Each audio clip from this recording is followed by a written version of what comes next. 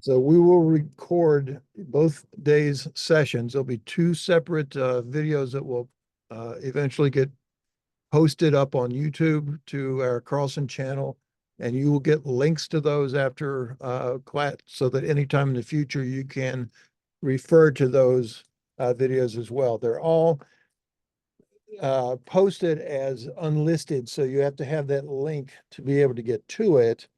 And once you do, you can actually add it into one of your own playlists or whatever, or, where, however you want to, create it. You don't have to always use the link, but it's always going to stay the same. So you'll get all that once you get it. But, people from your competitors, for instance, can't get to it. All right. So I'm going to go ahead and share my screen here, and you should be able to see those mountains down in Chile. Pop up our training manual. Let's get to, so let's talk about a couple of things here. Now, the manual has, as you possibly imagine, it's got excuse me, these table of contents areas in the front, but you may notice they're hyperlinked. So if you, for instance, wanted to look at, say, this exercise at grading tools on page 66, you can just go to there and jump straight to it. Okay, it'll take you there. And that's really about the extent. If you want to go back, there's no back button, but each of these is all hyperlinked to get you where you wanted to go. So a little bit of upfront information here. You can read about this. This actually should be 40 years now instead of 30. But a couple of things to point out and to remind you of. This right here is my email address. Of course, you've got it as a reply to, as well as my phone number in the emails that I've sent out to each of you with the links for the class. Keep those things handy. And if you ever need, in the future after class and you've got a question on something, get in touch. That's part of what you get when you get your training through IMSoft, is you get access to us as a reference in terms of technical support, things like that. So you can do it through email or through telephone. And so if it's something, and even if it's something that we did not go over in class, or something that you think, well, we did go over in class and, oh, I should know that, but yeah, we forget things. I know. I've gone through all that myself. So anytime you have a question on something, get in touch. I've got clients, people I've trained. There's a young lady up in Montreal, Canada.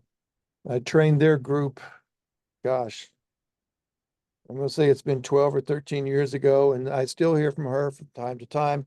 And she'll get into like a new area of work for her. She doesn't know how to do something. So she reaches out and I get, to give her a little help. Now, it's it's usually for a typical single type task. It's not something like, hey, I'm going to do a 400 lot subdivision and I want you to do all this work for me.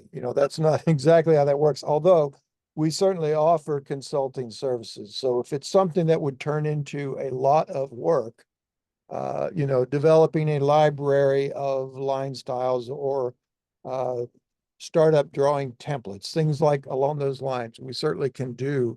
But at that point, we would send a proposal and talk about, a custom consulting type gig. But if it's generalized knowledge and questions and how do you do blah, blah, blah, that I can answer in a couple of hours, I'll be glad to do that. We've always got the ability to link the computer so I can see what you're doing, what you're looking at. So please keep those resources in mind and at hand. Okay. So the rest of this is essentially, how things look about the guide. some of the nomenclature on some things. You'll see these little icons, um, like if something's a good idea or something to take note on, you'll see these icons over in the margin from time to time. And now here's essentially, I'm not going to read all this to you, but this talks about this business over here of a bit about Carlson software and this in general. It's basically explaining that what you are doing when you're running this software is you're not running a separate, I mean, you are, but it's not like you're running some kind of a ground up separate program and all that. You're in essence, at the heart of it, you're just running your CAD system. This is all running on top of either IntelliCAD or AutoCAD or whatever you're using. And what Carlson has done with their software, and this is how Land Desktop also worked, and back in the days when it was called DCA, because the owner, David C. Arnold out of Henniker, New Hampshire, who made that software and eventually got bought out by Autodesk. But it basically is a series of routines and such that gather information from us as a user, and it gathers that information from us in terms that we understand. Like we know what an interior or an included angle is in a highway curve. We know what a spiral is by definition. AutoCAD has no knowledge of things like that unless we tell it to it. So it gathers information from us in our terms and then changes it into terms that the CAD system can understand. This is all done behind the curtain, hands it off to the CAD system. The CAD system takes it, does what it needs to do, and produces what we're after, and then hands it back. Carlson grabs it and says, oh, okay, well, what they mean is this, what they mean is that. This is it in engineering terms. And, it keeps track of all of that data, all of that separate information in these external files that it's going to be able to store our information. Now, there was one of you who said you'd had some excuse me, some Civil 3D experience. And so here's a big difference between Civil 3D and Carlson, and also between Civil 3D and Land Desktop as far as that goes. Civil 3D does much of that same thing, but it creates those civil objects. And when I mean civil objects, I'm talking about points in terms of like a surveying coordinate point, not just a CAD point, but so coordinate points, parcels, alignments or center lines, profiles, surfaces, pipe networks, all of those different things are known collectively as civil data objects. Civil 3D runs inside of the CAD package as well, the AutoCAD engine, but it creates those objects and keeps them inside the DWG file. And so to be able to use that DWG file somewhere else, the recipient of that has to also have Civil 3D with those extended tools, because AutoCAD by itself still knows nothing about a surface model or an alignment or a profile. It has to be enhanced up to the Civil 3D level before it can understand those things. So it has more than just your CAD, what are called CAD primitives or CAD entities. It's got those civil entities added to it. Now that's Autodesk's way of saying, well, if you want to use that file, we want you to buy Civil 3D. So they get another customer. That's their approach. Carlson, on the other hand, and the same way that Land Desktop did it in the early days and as it evolved, is it does all of the calculation on board, but it stores all of that data externally in external files. Now, the nice thing about that is I can take my DWG file and give it to anybody in the world that can run AutoCAD and look at an AutoCAD file. There's nothing in it they cannot use, see, and understand. Also, I can have a completely brand new file, or my file that I've been working in might have become corrupt and I can no longer open it, then I can start a brand new one. And from those external files, I can recreate about 95% of everything I had in the original file. I would not be able to get things like, just special text annotations and labels and such like that. But I could certainly rebuild that model that I had developed as I was doing my work. So that's a different approach. And that's basically what that page is talking about there, how it just runs on top of, and it's just gathering stuff from you in a dialog box, handing it off, and taking the answers and then giving it back. Okay.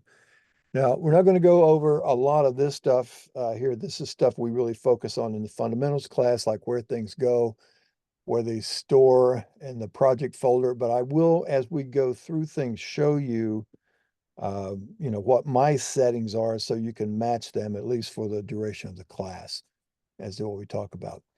We're also going to talk about the fact that there are two different types of menus. There's general menus and there's modular menus.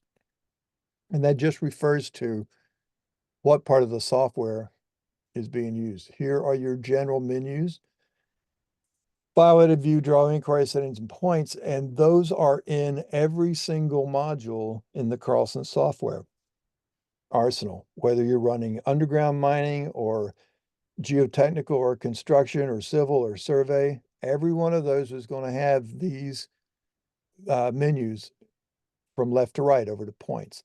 It's the ones that happen after these modular menus, are the ones that come after the points menu, which are going to be different when you switch into different modules.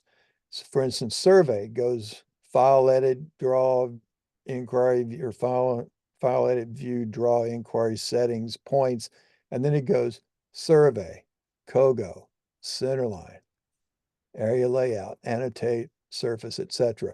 Civil, on the other hand, doesn't have a survey menu. It doesn't have a COGO menu. It's got 3D data, but it has surface. And it has a special one called SiteNet that none of the others have. And in fact, this surface menu has some of the same commands as Civil's surface menu, but they're not equivalent.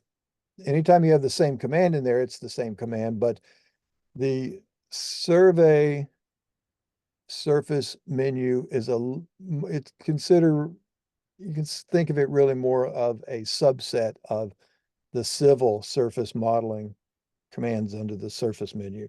Civil has probably the most extensive for the triangulation work, and the mining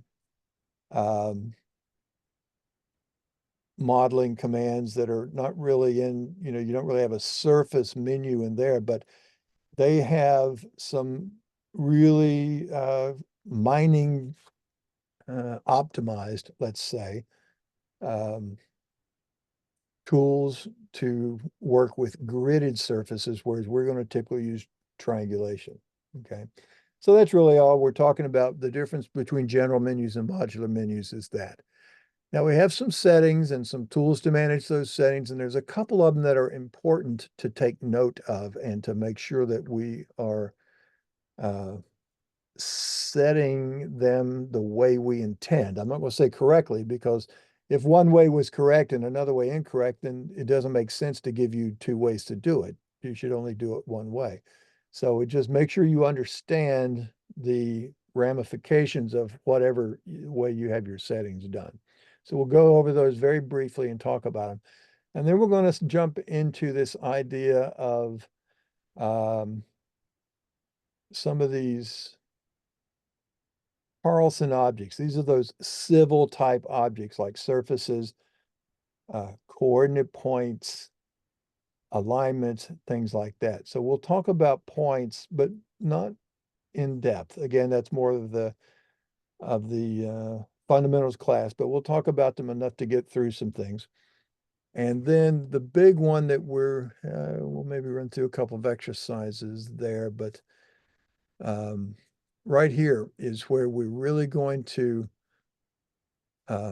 pick up and talk about this, because terrain modeling or surface modeling is going to be the absolute foundation and bedrock of everything that we do in our work.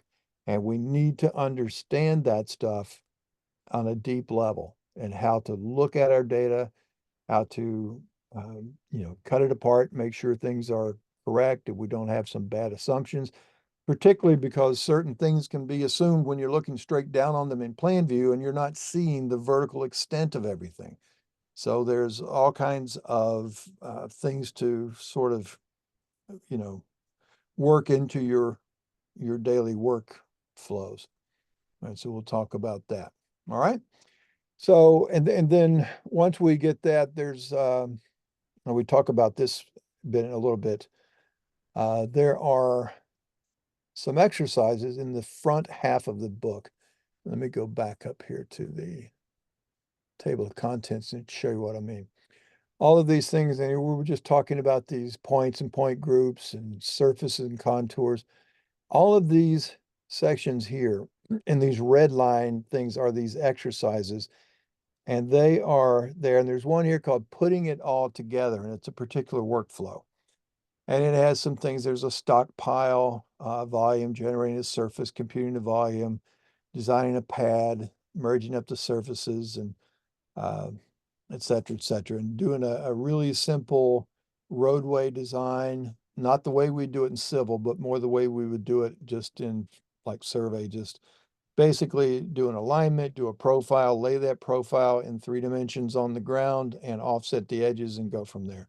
Civil, we're actually going to get into the cross-section material thicknesses and all of that. So, but these are all here, and they're also part of the fundamentals class that we spent a lot more time on.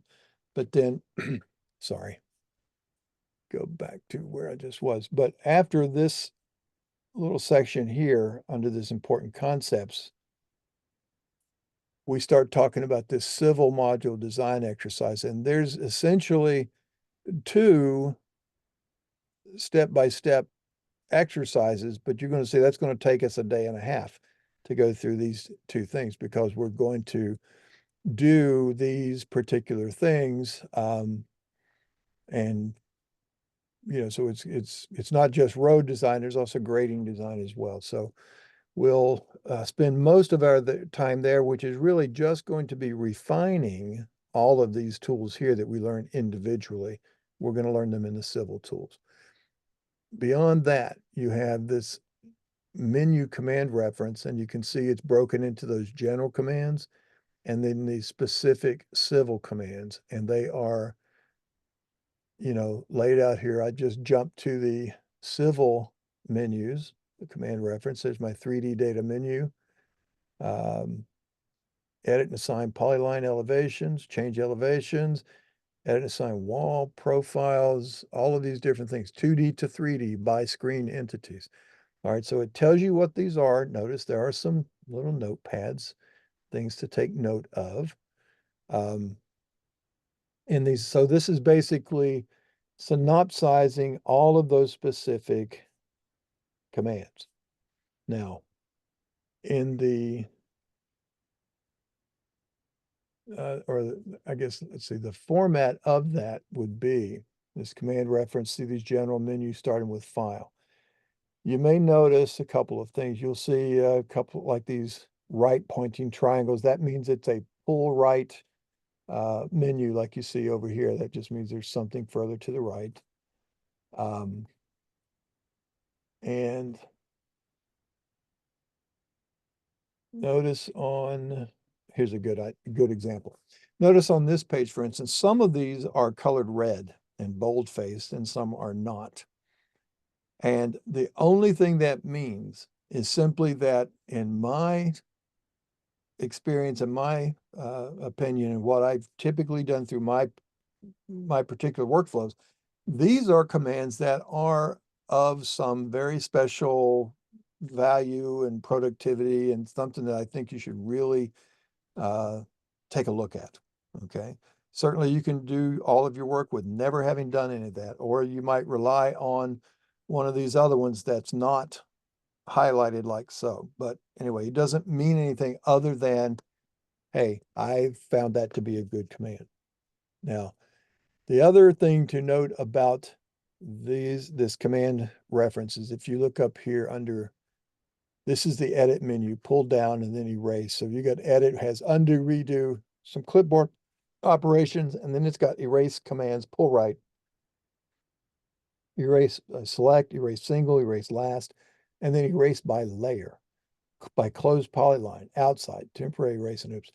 So what you see over here, the first thing you see is erase by layer. You don't see this other stuff above it. And that's because these menus will have, and particularly the edit menu, it's really heavy with this. That's where they put a lot of the CAD commands, and they're just standard CAD tools. So if it's not listed below here, then it is a standard CAD tool, and you won't see it there. So you're only going to see these Carlson enhanced variations on these particular things. See, some of these are, um, you know, like I said, standard tools like move, copy, trim, rotate. Others, though, like erase by layer, is not in AutoCAD or IntelliCAD as a separate as a separate fundamental command. So those are the ones you're going to see over here. If you don't see it described, then it's going to be a standard CAD command. And of course, they're always available in the help system. All right, so that's just a little bit about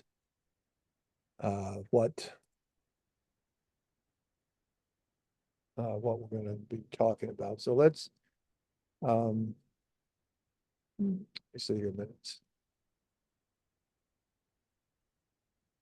Yes, we'll gear up to be there. And I'm going to switch now over to our Carlson software, and we'll go ahead and get things started up. So since most of you are running AutoCAD, I'll run the AutoCAD version as well.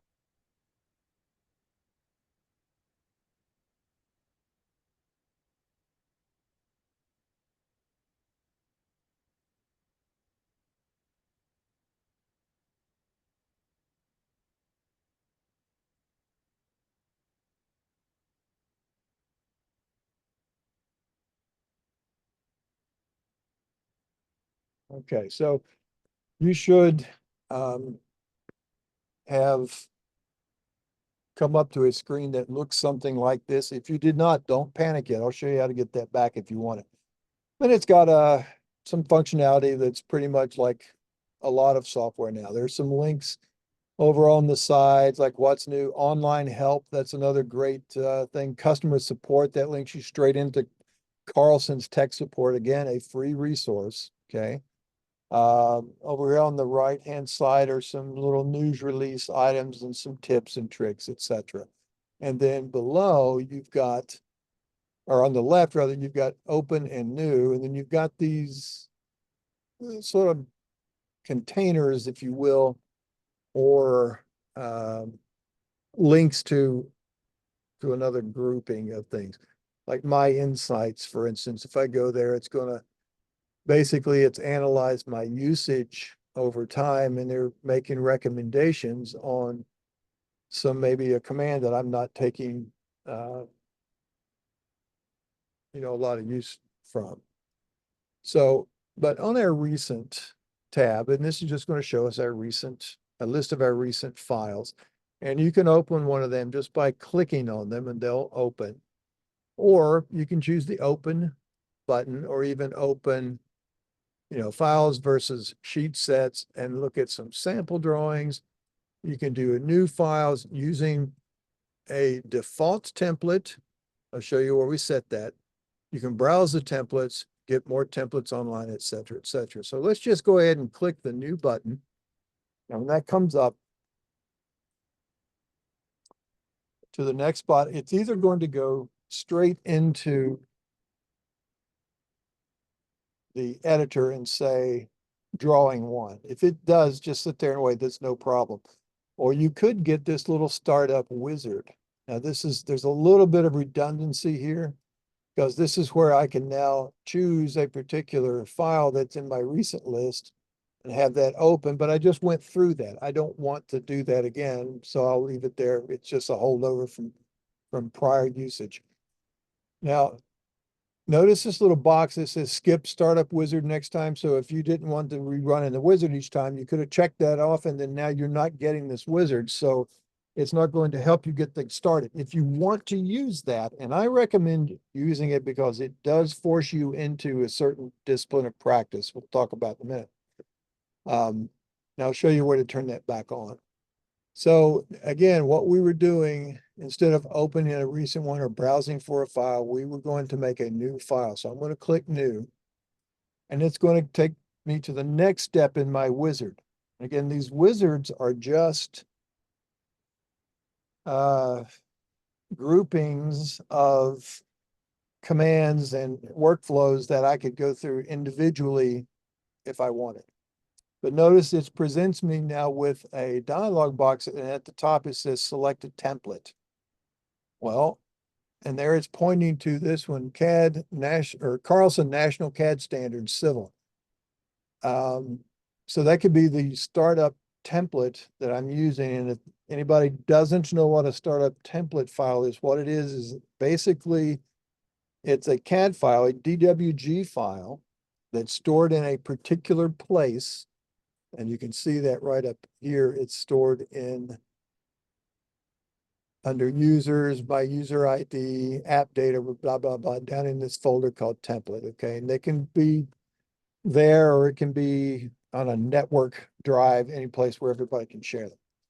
But anyway, that is a drawing file that usually has very little things drawn in it, but it has all kinds of settings that have already been preset. It has layers pre-built, layers with layer names and colors and line styles assigned. It has system variables set. Sometimes you'll also see the paper space layouts that are pre-built as part of the startup file, including, like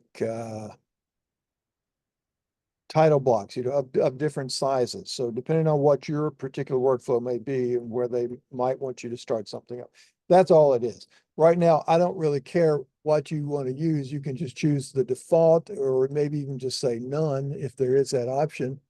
I think the default might be I don't know, called Carlson. There's a Carlson 24. So anyway, I don't care any of those ones you want to do, just choose it and go ahead and say open. And so it's going to now open that file, but instead of opening it under that name, it opens it under this blank name called, in this case, drawing 2, because I already had this drawing 1 sitting there open. So drawing 2 is sitting there waiting for me to give it a name, etc. Now, this is the part that I like about using this wizard, is if you look right here, this little checkbox right above the buttons at the bottom, that's where I could have said skip the wizard next time, but I'm going to leave it unchecked because it's going to force me into doing a couple of things. One of which is, you'll see here in just a minute.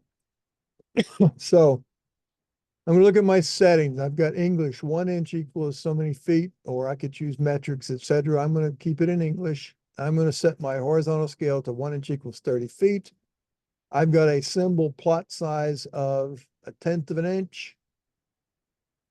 Text plot size, and these are just defaults, of 8/100 of an inch. And that right there is a keyword for you. Anytime you see the word plot size, or you'll see sometimes the word scalar or scalar size, what that means is if you output your drawing at this scale, the scale that you choose here, then these numbers, when it asks for plot size or scalar size, you don't have to keep calculating this number over here on the right. So that's how many drawing units it is. So 1/10 of an inch at 30 scale is 3 feet. So my symbols would be 3 feet tall.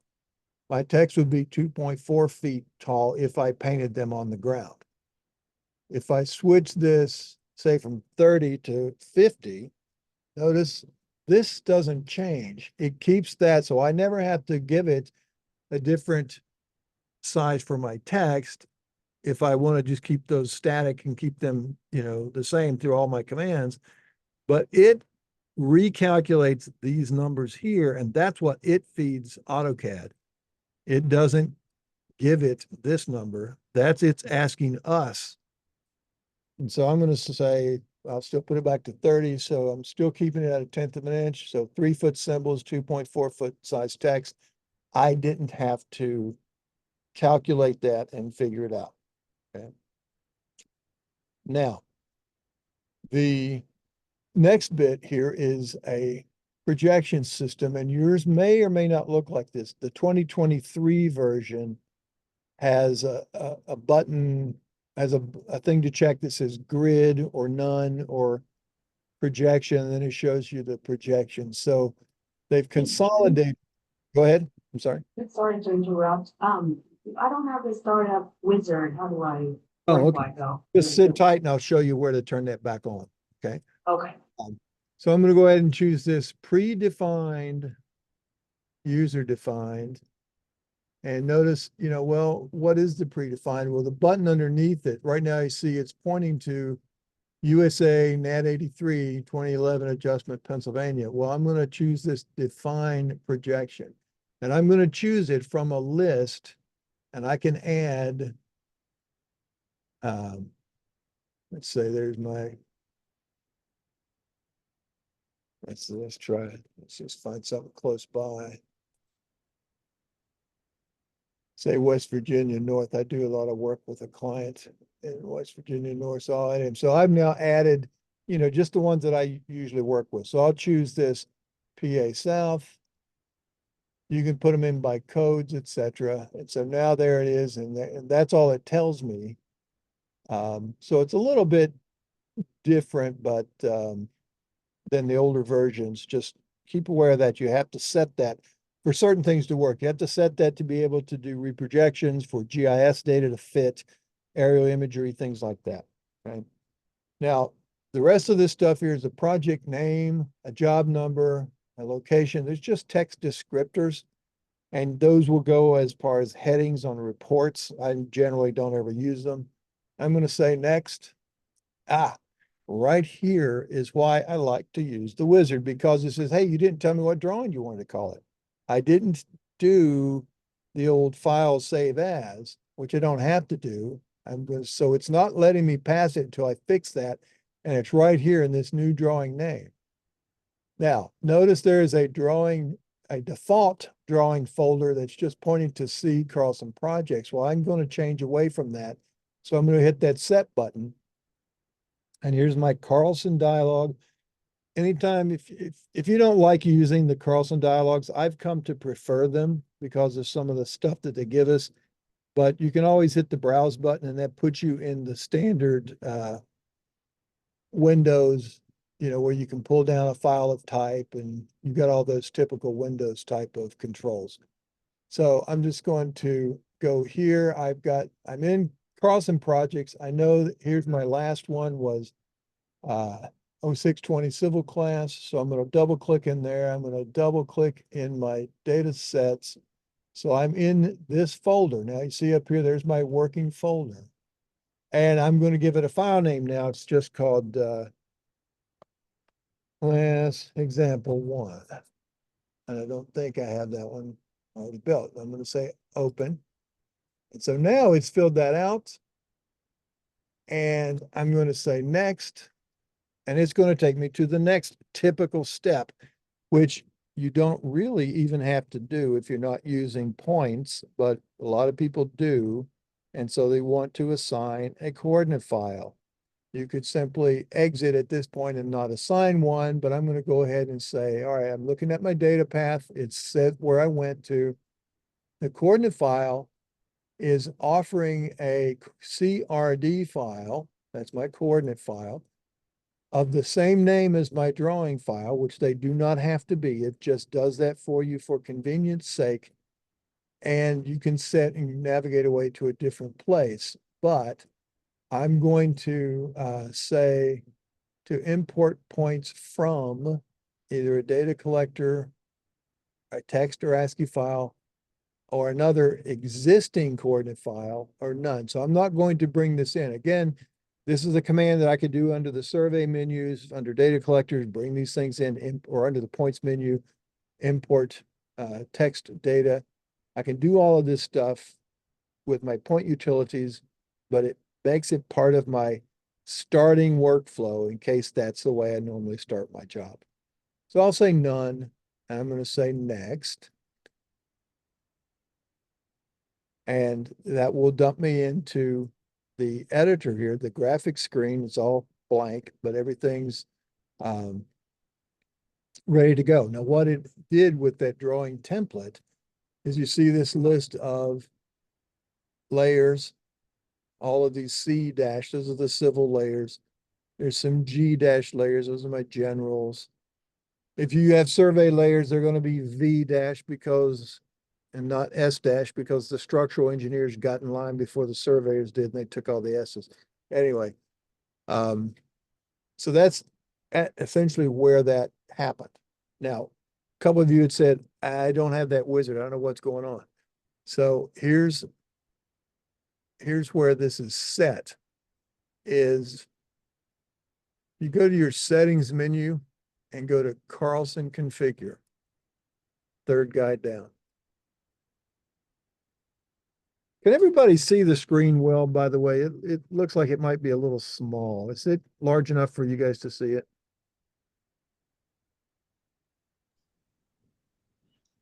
It's okay. It's okay, yeah. Okay. All right. If anybody needs, I can switch it up if we want, if we need to. It's it might just be that my eyes are closing in on my mid-60s, so that's a difference. All right, so now if we go to the settings menu and choose Carlson configure, there's a series of buttons here. Let's look under the general settings. And it is this uppermost checkbox that says use the startup wizard or not. If it is unchecked, that's why you did not have it. If it is checked and you still didn't get it, you might have exited the wizard at one of the early first stages instead of using the wizard. Okay. So if you want, go ahead and check that on. And I'm going to recommend that I'm going to uncheck this. Go ahead and set your screen to match this. We'll talk about these in a little bit when we come back to it, but I'm going to give you a few minutes to make yours match this, at least for the duration of the class. In fact, wait a minute, before you even do that, hit cancel before you change anything. Go back out to configure, and if that's gone, just go back to settings, Carlson configure. And before you make any changes, right on the bottom, there's this series of 4 buttons. I want you to choose Save As. And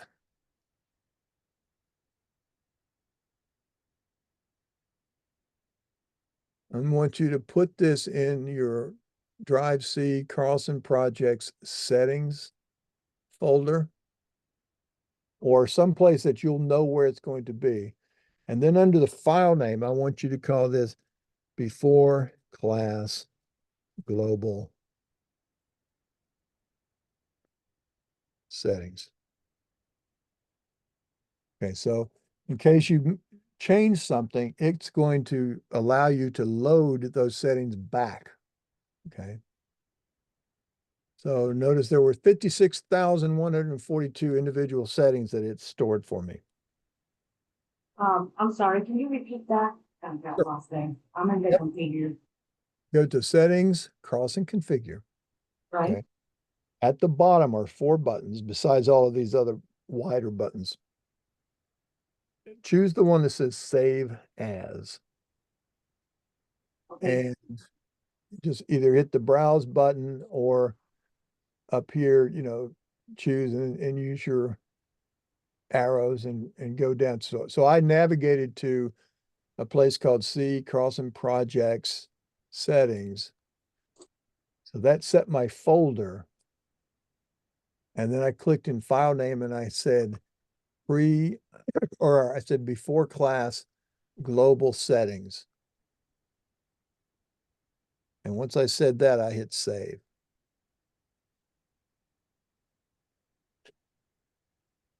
And so that way, if Okay, we've got thank some changes and if you need to put things back the way they were before class started, you can just bring this up and go down here and hit the load button and you choose. As you can see, there's one I've got for civil training, there's before class, there's global training, there's NCS layers, et cetera, et cetera. There's my stuff up in Windsor, Ontario, because they're using metric up there. So there's all kinds of different ways you can do this. So that's going to be a really great, handy way of doing things. You'll also see those two buttons, load and save, on a lot of dialog boxes for any commands. Like if you're going to draw the stationing along an alignment, things like the text style, the size of the text, how far off it sits from it, from the alignment, whether it's perpendicular to it or whether it's parallel to it. You know, what layers that you want the text to go on. All of those configurations, which can take a long time to set up to just your perfect, you got it tweaked just the way you like it. Once you do, go ahead and do a save and call it something that you can recall later, that you'll see later when you go to restore those settings. Like I have, do work for different agencies. For instance, PennDOT or Pennsylvania DOT, they've got certain file or certain font requirements for certain types of labeling and such. Now, to be honest, most of the work that I do for PennDOT and even for the Pennsylvania Turnpike Commission is done in MicroStation, but some of the things that are done in Carlson, which I can do, I can preset those requirements to put things on certain layer names and have layers named a certain thing, have their line styles correct. So all of those different things are important, and they let you save sets of configuration, sets of these configurations based on individual clients or what have you. Okay. So back to the general settings now. I'm going to click that. It's under Carlson configure, and it was the upper left button, general settings. Give you a minute or two to go ahead and set those up. In fact, I'm going to leave this up here, and we've reached our mid-morning break time. We're going to call a little 15-minute hiatus so you can answer some emails, some phone calls, take a restroom break, whatever, get you some coffee. And we'll come back at 1:45. Does anybody have any questions you may have thought of so far? I know it's a slow start, but we're going to really start to pick up steam in a bit. Everybody good? All right. So I'm going to go ahead and I'll leave this up so you can see it. I will pause that recording. Recording back on, and we'll go through these real quickly here. Use the startup wizard is what it says, whether or not you want to use that wizard when you start things up or not. And it's really the only place you can turn that back on if you would like to be able to use that for future use. Okay. The other things like save the INI files, those are little text files that go along with your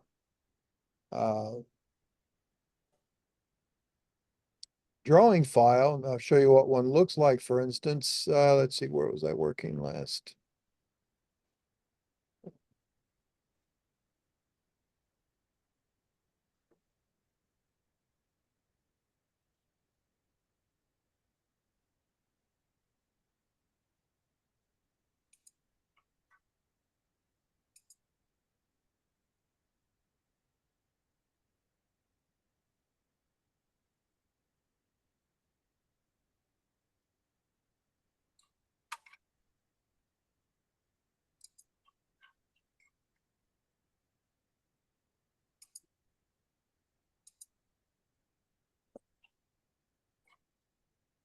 Going past it. There it is.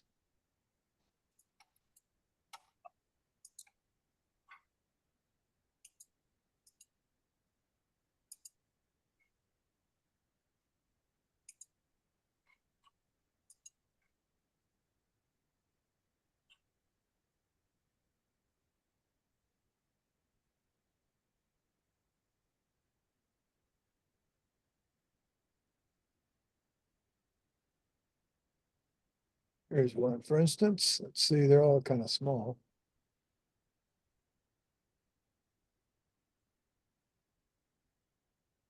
Yeah, so this was the project I was working on here, a file called Parcels and Streets. It tells you things like where you were, what directory you were working in, a current cell file library, that's my symbols. This is my field to finish file name, Carlson MCS, and my working path, my project path. Some of these are rather large. For instance, if I have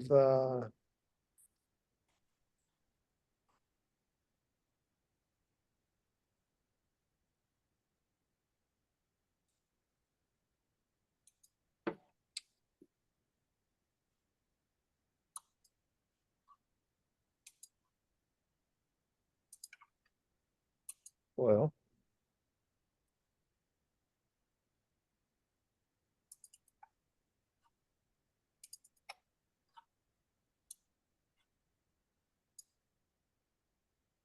there we go.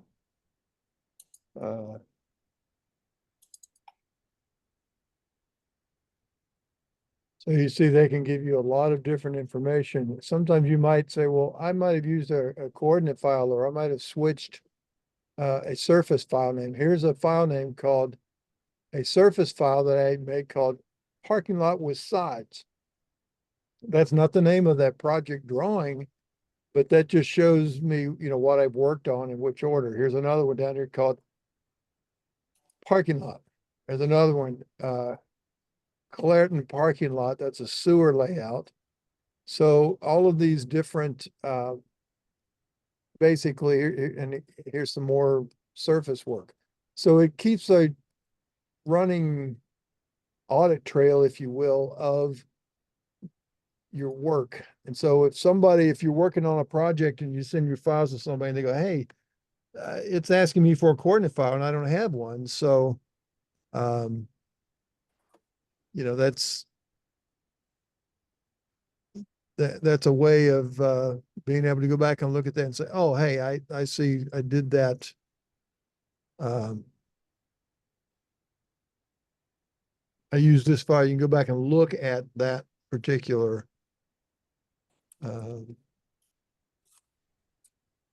workflow. And then, go back and find those files and send them on to whoever you're sharing your work with. All right. So that's basically what those are. They don't take up a lot of room. It's always good to save those with it. The next one down called ignore zero elevations. That's a nice little convenience switch for you when you are doing your terrain modeling. Because as part of that process, it's going to ultimately come down and ask you to select the data that you want to use to build your surfaces. So you have to select it in some fashion, draw a window around it, do crossings, or freeze everything except those things and then choose them, whatever it is. But if you did not have that checked on, and if you grabbed a window around everything, but some of those items are drawn down at zero elevation, meaning that you consider them to not have elevation, things like text or, line work where you've drawn, the outline of some area, it doesn't have any specific corresponding elevation. You don't if you have that unchecked, you need to make sure that you don't select those items because it will pull your surface definition down to that zero level.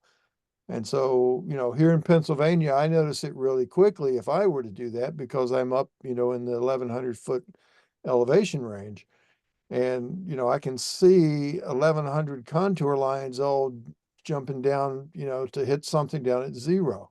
But if you're working down around the coast or in low-lying elevation lands, you're not going to necessarily see it, and you might have some bad data. But if you check it on, then you can leave those things displayed. You can even select them when you go to select your data. And if it has truly zero elevation, it won't be used to build the surface. Okay, so it's just a convenience switch. Nice to have on for you. The other things, the D view twist angle, dimension scale, and the A units to drawing scale, those are all system variables. They just correspond to the way it should match up to the normal default configuration. Now, this one here called use software rendering, make sure you don't have that checked on. I do because I'm running my installation on a Macintosh. I'm not on I'm running Windows on it, but it's running on a Mac. And it has to use the graphics system has to go through that graphics encoder, the software encoder, because it keeps everything isolated from the graphics hardware. So it's just something I have to do. If you uncheck that, you'll be able to use your hardware accelerators and your graphic adapters and all that. So that'll work better for you. This file selection graphic preview, that's when you go to open a file, you'll see a little picture of it on the side if that's turned on. Set your menu bar on startup, and that means that it's going to turn on this menu bar that you see across the top here. So it loads up that particular menu bar when you start. And under there is an AutoCAD menu that's reachable through this icon here. And what that will do is switch you into one of your given AutoCAD menu sets. Okay.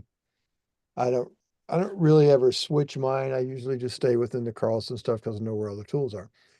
Annotative scaling has to do with when you change the annotation scale of your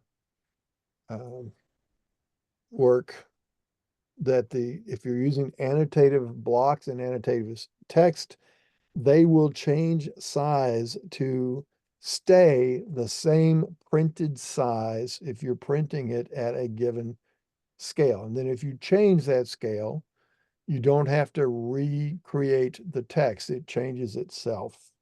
And you can reposition it if you need to get it out of the way of something, etc. Anyway, it's a little outside the scope of the Carlson stuff. There's some good videos on Carlson's YouTube channel about that. Obviously, there are some good AutoCAD annotative scaling videos, but it has to do more with, finished drawing production than it does. Ken, Yes. I have a question. I'm running in 2023, and I'm wondering, this is a difference between 2023 and 2024, but under use annotative scale, I have another button that says support all drawing scales. Yes. That would be where you see it here is under select. Okay, well, I don't have that select active scales button. Right. Yeah, they've just changed it to here. So now it lets you do this. And now that you see this up at the top where it says support all drawing scales, Carlson just incorporated it into a sub button at the new version. So that's really the only difference. Okay. All right. So I should definitely select it then. I would, yeah. I mean, it doesn't hurt anything. And what it does is when you are working is it allows you to, I'll show you when we get finished with this. It allows you to choose from a different scale, so you don't have to create each one as you go. It just lets them, you pre-build this list. In fact, you can add, to that list and choose which ones you want to make available. All right. So the option to set the annotative to the drawing scale, that's an option that when it starts up and you change your scale. Remember when we came up, when I started this, I chose to use a 30 scale with a 0.1 text scalar size and a 0.08 0.08 plot size for my text and a 0.1 plot size for my symbols. Well, that's setting my drawing scale. And so if I check this on, and I probably ought to leave that checked on, that's going to make my annotative scaling change every time I change that drawing scale. So I had mine off and it should have been on. I had it off for another reason. And I like to do 1 inch.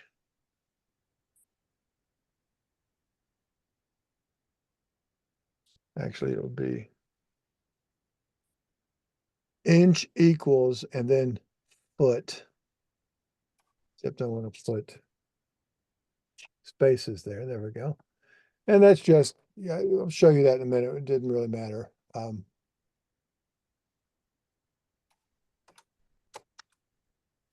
The rest of those are pretty well self-explanatory here in the middle. The coordinate reporting order, typically for surveying type work, we typically report our northings before our eastings, but that's sort of 90 degrees to our CAD world, which is mathematical and not survey, and it usually does X then Y. It's X, Y, Z, whereas survey is northing, easting, and elevation. And it just tells us which order they're going to come across in. The documents, I'm going to use a PDF for any kind of published document from those. My report viewer, notice you can run your reports, like when you do list points or do a profile alignment report. When it comes up in a report viewer, it can either pop into the Carlson viewer or you can put it into Windows Notepad or Microsoft Word. And you know the advantages of when you put a report in those other pieces of software. You can do a save as, all that. Well, the Carlson report viewer does the very same thing. It shows up in a window, but it also has a few extra buttons that allow me some more flexibility. Things like I can dump it to the screen as drawn bunch of text.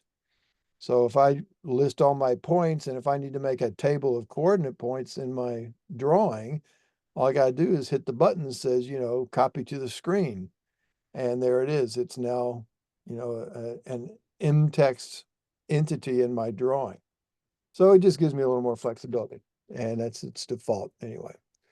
Now, the digitizer settings, most of you probably do not use digitizers. Some of you older folks who are talking about being around since LAN desktop days, you probably have used one. So there are certain commands in the software that typically say to digitize, particularly when you're working with cross sections. And but we don't tend to use digitizers much at all anymore because it's so easy now to take a scan of a drawing instead of taping it down on a table, an electronic table, and bringing it into the computer that way. It's easier just to scan the drawing and bring the image into the computer and digitize it on the screen. So we go heads up digitizing. So this just allows you to say, well, use a mouse, don't use a digitizing tablet. So it doesn't waste time going out trying to turn on a digitizing tablet if you run that command. Right. The Carlson file format, by default, it's Carlson alphanumeric. Numeric only means that point numbers are always numbers. Alphanumeric means they can have letters mixed in with numbers. So if you have points 1, 2, 3, 4, and 5, and you needed to make 2 points in between points 3 and 4, instead of making them point 6 and 7, you could then make it point 3A and 3B. So you got 1, 2, 3, 3A, 3B, 4, and 5. So it's just, and it's a more efficient format for the storing of that coordinate data to begin with anyway. Now the next one down is one that you would not going to be using a whole lot of right away necessarily, but it's really where things are headed. And it's a CRD, but it says B. Not really sure what the B is supposed to stand for, but instead of just simply being a digital format like the Carlson alphanumeric, this one is in what's called SQLite or SQLite, it's a Microsoft database format. And it's in that form, and it's an actual database. It's not just a data file. And it allows you to store directly in the coordinate file a whole plethora of other things like GIS data. That's its biggest use. So that then if you're also collecting GIS data as part of your field observations, everything stays within that file. If you do not use it and you have it set the way we have it shown now with just Carlson alphanumeric, then you can still collect all of that data. It just puts that GIS data in a separate file of the same name as the CRD file, but gives it an extension of GIS. So it's just a little bit of consolidation, and it lets you keep things together in that coordinate file. A lot of people don't use it. Most people don't use it now because, somebody that's running it, an older version of Carlson, for instance, won't be able to read it. And so it's, some of the legacy workflows have sort of dictated that we don't use it quite yet. All right, now.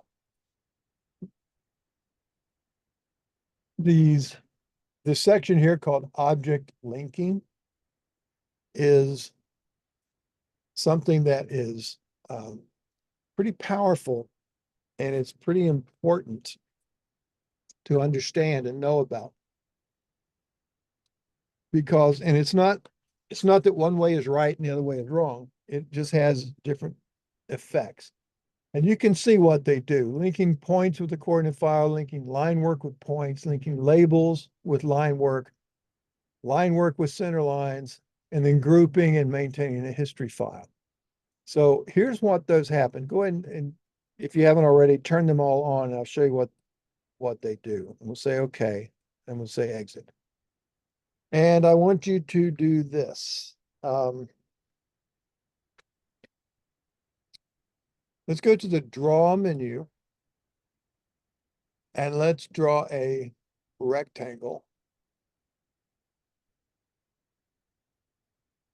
And when it asks you to specify a first corner point or these options, I'm going to click on that space, and I'm going to type 5,000, comma 5,000 and hit enter. Okay, so it's now started way up there at 5,000. I can't even get to it yet until I finish the command. But that's where I'm started, and now it wants to know the other corner or area, dimensions, rotation, etc. So I'm going to click that, and I'm going to go let's go 200 feet further east and west. So I'm going to say 700, comma 7, I'm sorry, not 700, 5,200, comma 5,200, and hit enter there. Now I've drawn it. It's way off the screen. I can't get to it unless I do a zoom extents. Those of you new to AutoCAD, typically it's called a zoom extents, but it's typically keyed to the wheel on your mouse. If you double click the wheel of your mouse like it's a button, instead of just rolling it, just double click it. It should zoom to those extents. Okay. Now, we should have a rectangle that's 200 feet side to side, length of 200 feet. In fact, to show you, let's go ahead and do something here. Let's go to the annotate menu, and let's just auto annotate. We choose that command. It's going to take a second to load it up. Okay. And under here, just take the defaults. If your preview area shows you that you've got a distance and an angle, it doesn't matter whether they're all, side by side or one over the other one. Just take the defaults, say okay, and click that rectangle, and you should see something like that.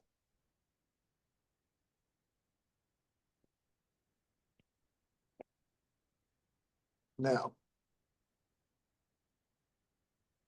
Everybody's got that. Go ahead and select, just click on that rectangle and hover the mouse over one of the corner grips.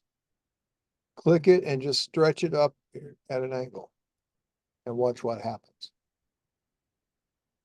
Okay, that's linking line works and that's linking labels with line work. Okay. Now, let's suppose that I didn't want it to behave that way. Let's say I'm a surveyor and I've calculated some things and I've labeled my drawn figure based on my calculations, my deed research, all of that. And I want those now to stay exactly like they have been entered and I've typed or whatever. But if I need to now reshape or change the line work, I don't want it to update the labels. I want to keep those there because they're the results of some other additional work, some interpretation. So in that case, you would want to have that linking turned off. Now, here's what I want you to understand about that linking. Let's say I don't want that. I want to be able to change this without having it recompute and redisplay. Well, right now it's not because I had linking on, but you can go to settings, Carlson configure, general settings, and right here, link labels with line work. If I uncheck that and say, okay, and say exit, now you would think that that would unlink that. However, go ahead and do that. Notice it still does that. Okay, so the lesson learned from that is this. Now, if I draw, I'm going to draw a polyline and let's make it red so you can see it when it shows up. And I'm going to start at that corner, go to that corner, go to that corner, go to that corner, and then close. Okay. And now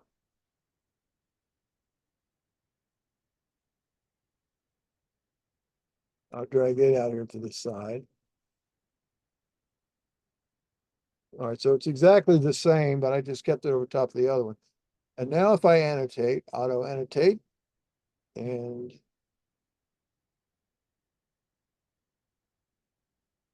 say okay.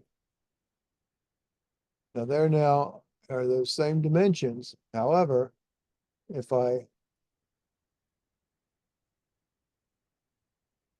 grab those, the old dimensions, the old labels stayed static. Okay. Now I can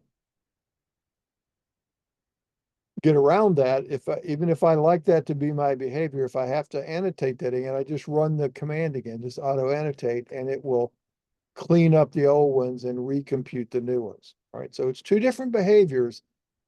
One's not right, one's not wrong. It just depends on what you want to happen. But here's the takeaway. That setting, along with any of these other linking settings, only affect things that are created after this is set in a particular state. This does not toggle on and off the settings for a given entity. The state of the linking controls the entity at the time it was created. And so if you need to turn it off, you have to recreate it. Or if you need to turn it on and it wasn't on, you need to recreate it so that it then has that turned on. Okay. And the others are similar. There's linking line work with center lines, where if you have a center line that is you've just drawn a polyline, you've turned it into a center line file, you can, in fact, just do one here.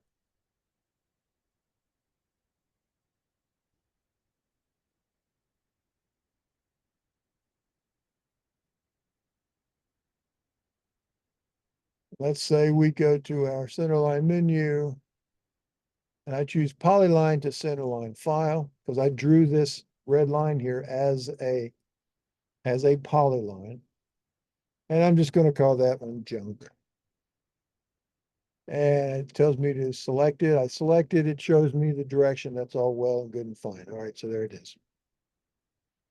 Now, because I've linked my center line with my polyline with my center line, if I double click that, which now that's not the linking, okay, double clicking that polyline as an alignment brings up the editor, whereas double clicking one of these other polylines, all that does is it runs the p-edit command down on the command line. See down here at the bottom of the screen. Okay. So two different behaviors. Carlson, again, it's still just a polyline, just exactly like this one is. However, we told Carlson under the centerline menu, we said polyline to centerline file. I wrote a file and it saved the file. And so now I can double click it and it knows it's associated with that file. Okay, so I've got these items. I'm going to sit on that first and I'm going to say fit a curve. Let's put a curve of 100 feet radius in that curve. Notice you can link to speed tables, etc. So there's now that one. I'm going to come down and go to here and I'm going to fit another curve of say 125-foot radius. A little bigger curve, see if I've got enough room. There it is. All right, now look at the shape. If I save, and when I say exit, see what happened?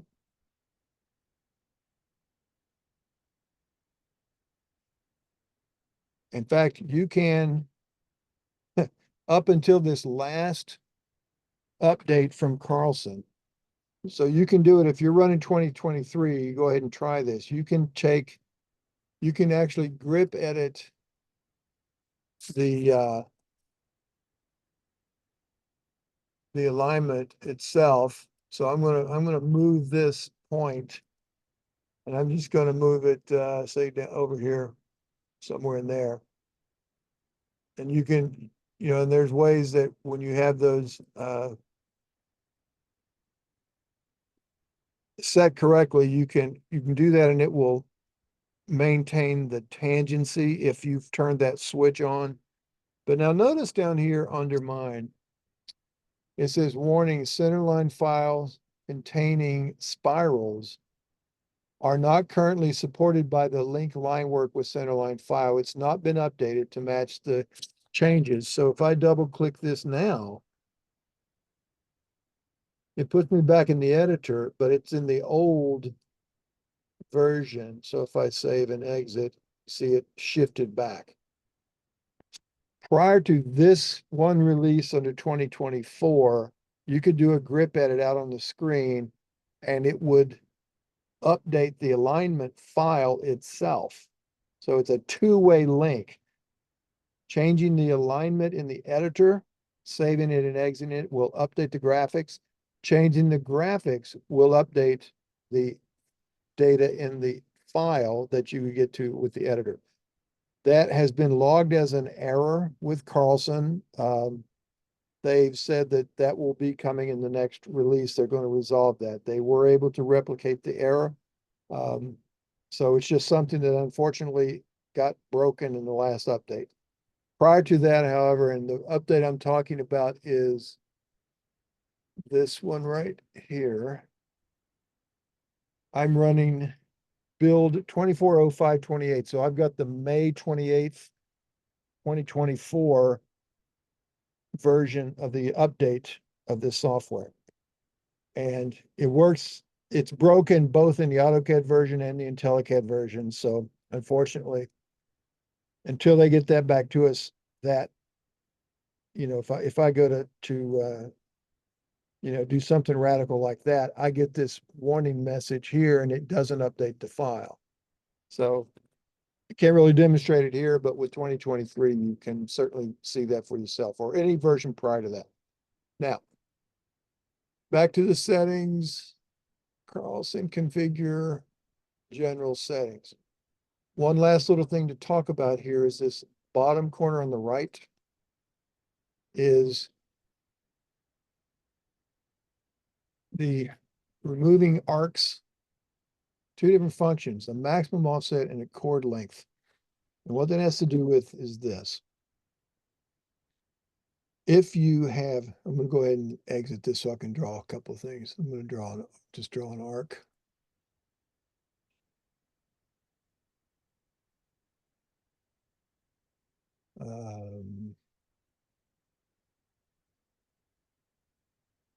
First, I have to do this. Yeah, down. I'm going to continue that a little bit here. I'm going to say C to continue. Let's just go up to there and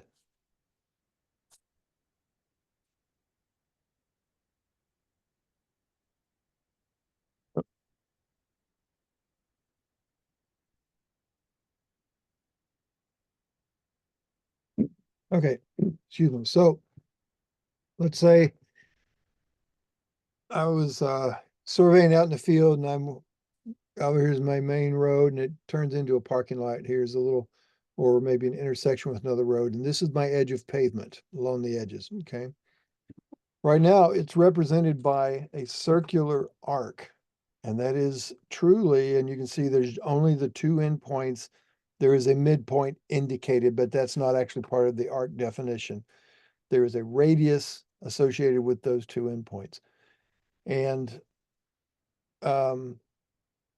so I can do things like dimension it and show it on my map as say a 25-foot radius on my edge of pavement, for instance. But in reality, even though and you see that it is a 2D polyline because it's got square grips and it's got those little squashed half grips in the midpoints. So I know it's a 2D and it can be at any given elevation. This one happens to be at 0 elevation. But in the real world, if I'm out there surveying the edge of pavement, each one of those vertices, each one of those square grips is going to have a different elevation, right? Even if it's only slight, but it could be severe. I could be down at the start at say 99, come up here and it goes to, 101.5. And then by the time it swings up here into my parking lot, it might be sitting at 102.32. And then maybe it comes back down to 101.7. So those are all at different elevations. Now, if you are looking straight down on that and you were to reach down there with your fingers and grab that point of the edge of pavement and you pull them up and set them at those given elevations, and then you look at that figure, well, it's not going to look like this anymore. See, right now it's all nice and flat. It's going to have a varying elevation. So this can no longer be an arc. You can think of just the arc portion. If this stays at 0 and I pull this up to 100 feet in elevation, when I'm looking straight down on it, it still looks like an arc. But if I were to look at that, what they call normal to the plane that that figure lies in, then it would no longer be an arc. It would be elongated, it would be stretched way out, and it's stretched the most when it is, the furthest or the biggest, the change in elevation, the bigger the distortion. Hang on a quick second. It looks like I missed. Okay.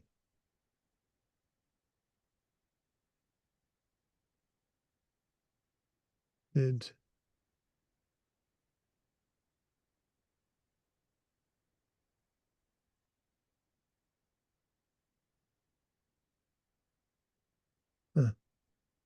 I'm sorry, I had a chat indicator. I didn't see anything further come in. So if somebody sent me something and I missed it, I'm sorry, but send me again or unmute and let me know. But anyway, so Carlson needs to be able to work with that arc that has differing elevations, but it can't do it because it can't create that geometric figure. There's no such figure in geometric space that can be created as, other than to mimic it by a series of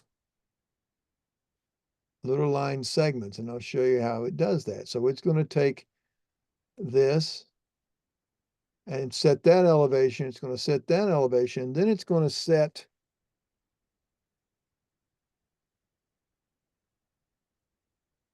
I'll do a couple things here.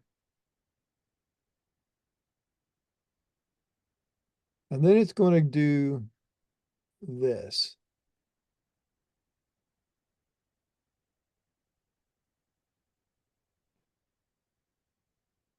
Let's go back.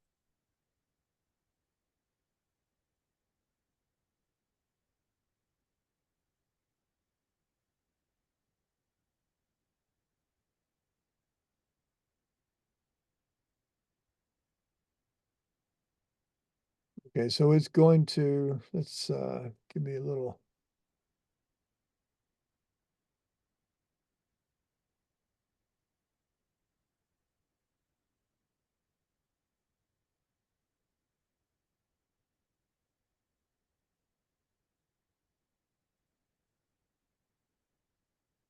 So what Carlson has to do to be able to work with that figure is approximate that circular arc with little line segments, okay?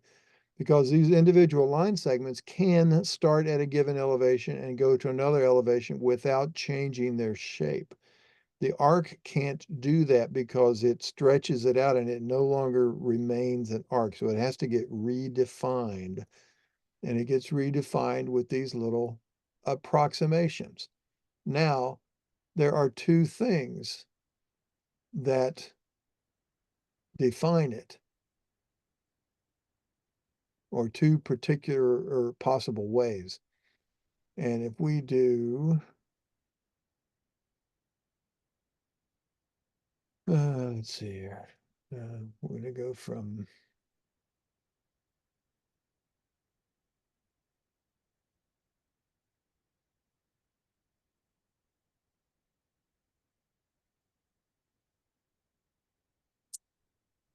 draw these. I tried to.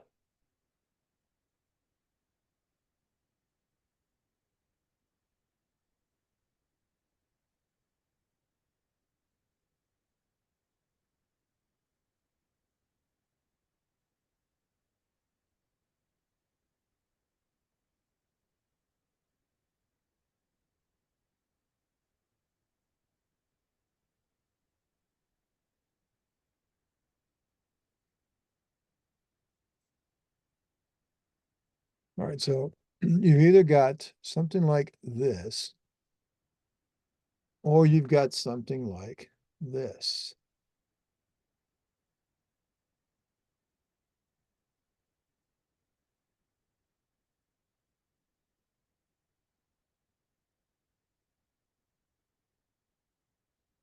So now obviously my numbers are much um, they're large for the geometry here. But so what this is saying now is let's let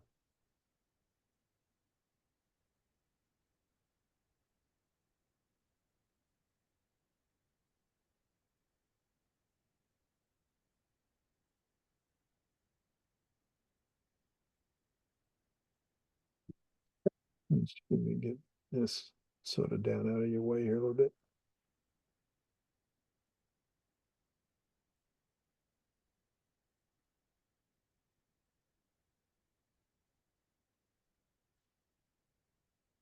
All right, so these are your two possibilities.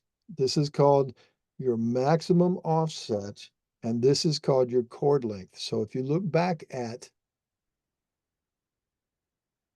this section here, because when it needs to remove arcs, that's what it means, is to change this arc into a series of segments. When it needs to do that, which method do you want to use? Which method do you want to set up, and what are some numbers for that?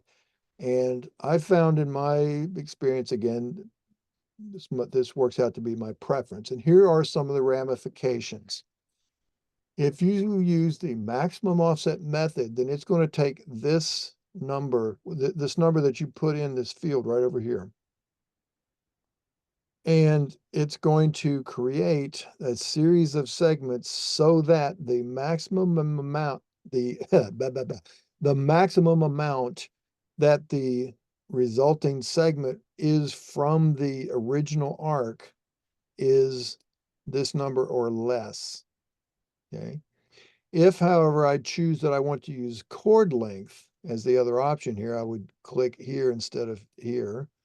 Then it's going to take this number and it's going to create these such that the chord length is that distance or less. Okay. Now, resist the thinking that, wow, if I make that really tiny, like 0.00001, it's going to be almost indistinguishable from the original arc. Yeah, that's true, it will.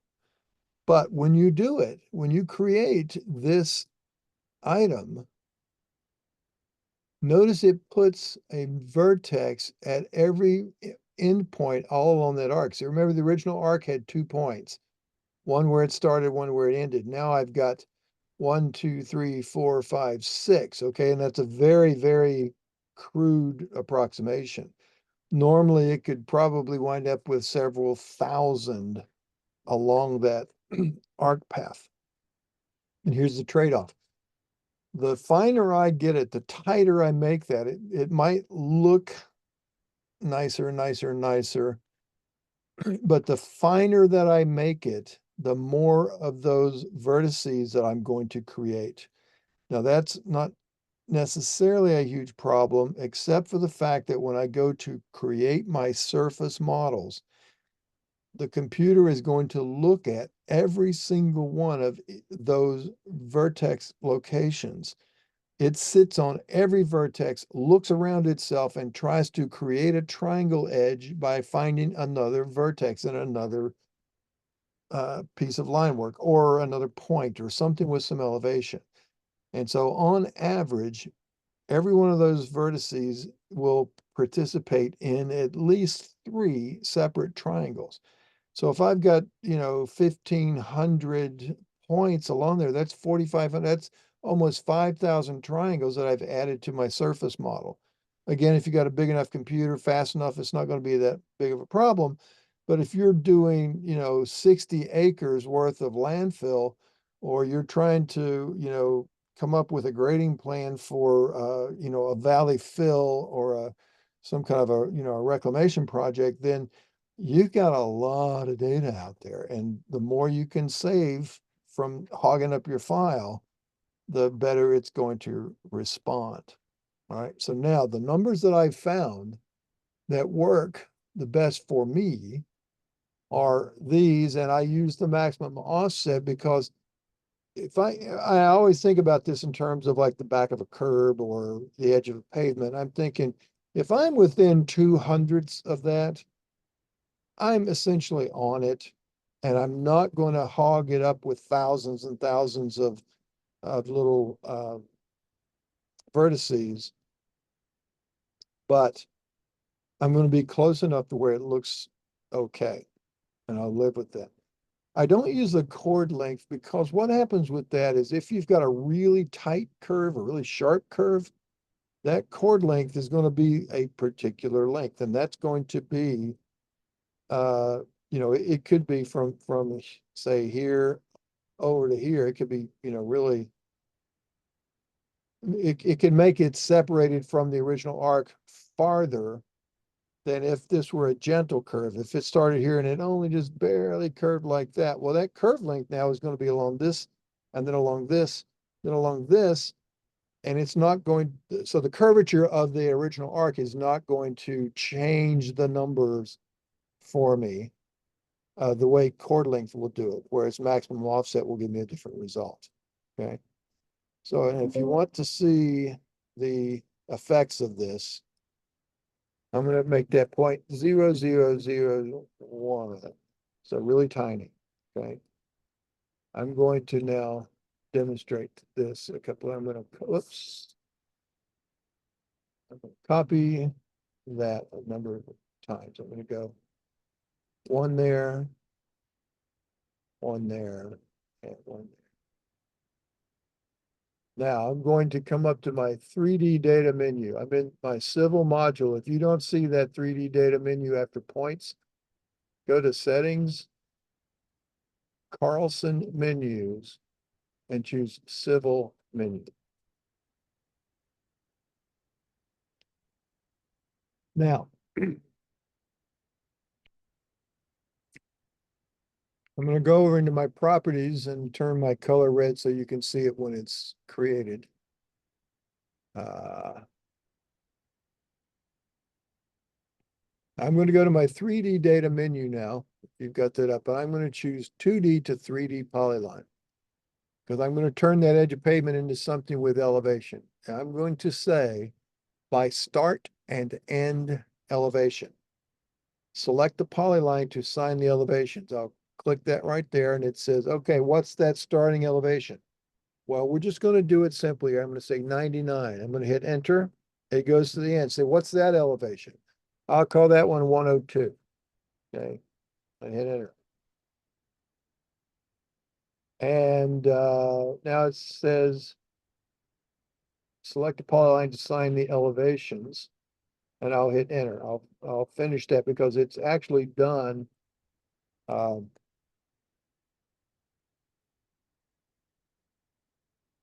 I can find it.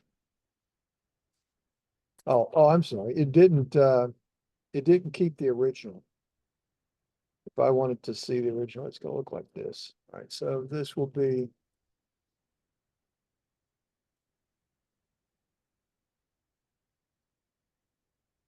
That's resulting, this was the original.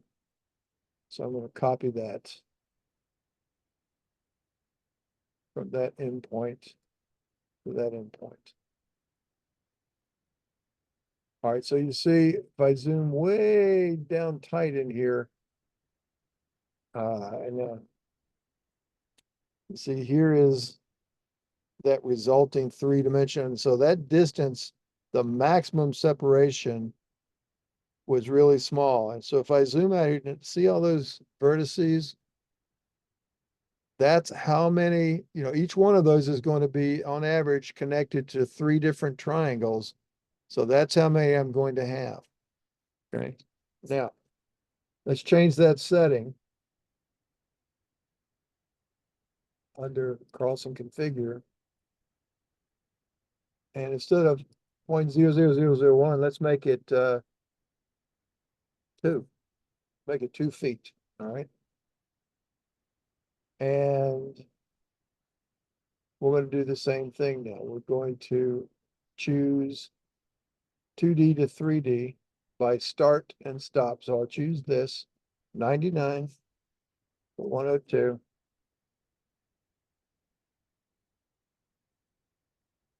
And we'll make that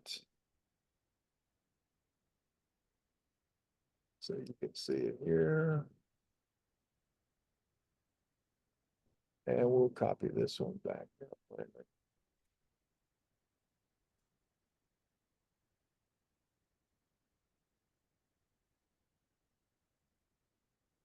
All right, so now there is an approximation, and this distance here now is 2 feet or under.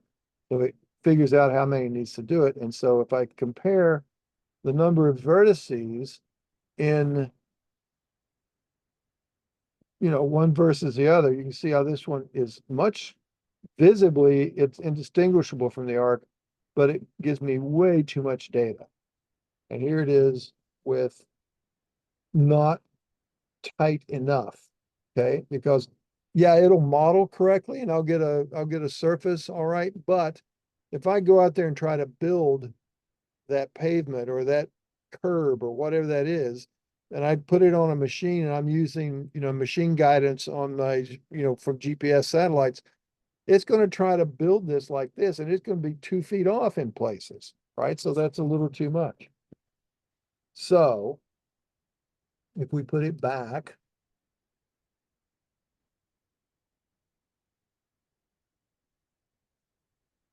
I usually use 0.02, so it's 200ths. It could even be a little bigger if you wanted.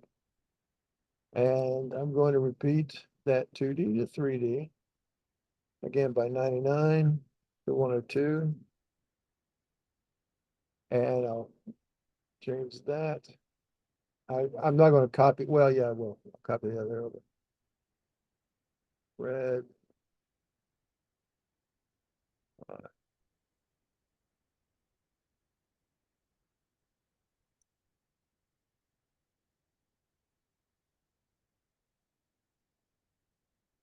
And so I'll take the original polyline and put this.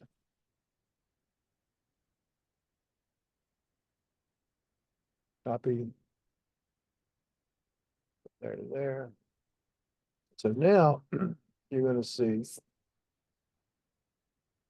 that with 0.02, I have to get in pretty tight. In fact, it's so tight that the video is rendered incorrectly. This red line should be, oh, I'm sorry. No, it's not. The white line is the original arc around it. And that distance right there is that maximum separation.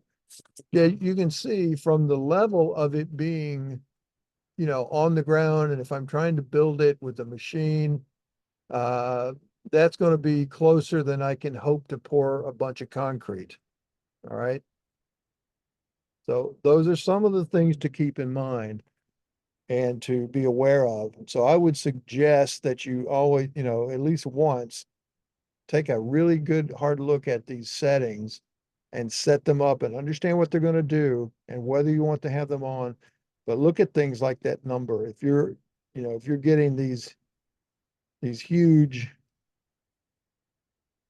numbers of vertices, you see that one there has 748. The one with 2 foot had 8, right? The one that was back to the way we normally do it with the 0.02 has 55. Okay, so about 150 triangles versus 2,100 triangles versus 25 triangles for the Kruger. All right, so that's how that kind of stuff works. All right. The linking line work with points. Now, there's a couple of things. I'm going to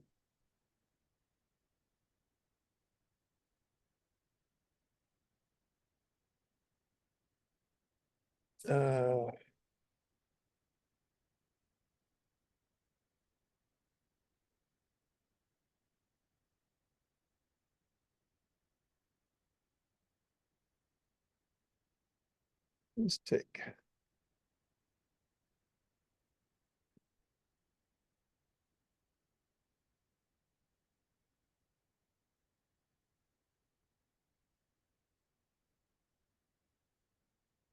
Let's clean up a couple of things here. So I'm going to have this guy be sitting around. And let's go ahead and convert that to a 3D anyway. So I'm going to say 2D to 3D polyline by start and end elevations. I'm going to give it here the 99. Give it there at 102. So everything just like we've done before. And let's do another one.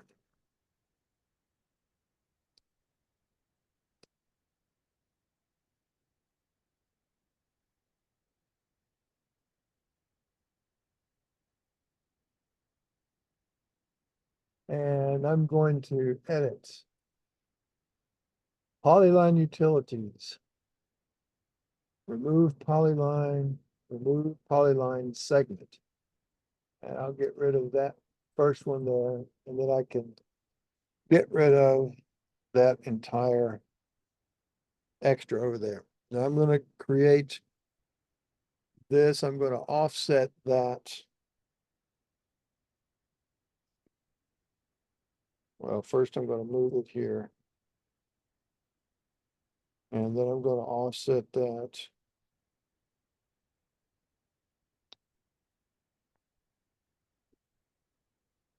Say here.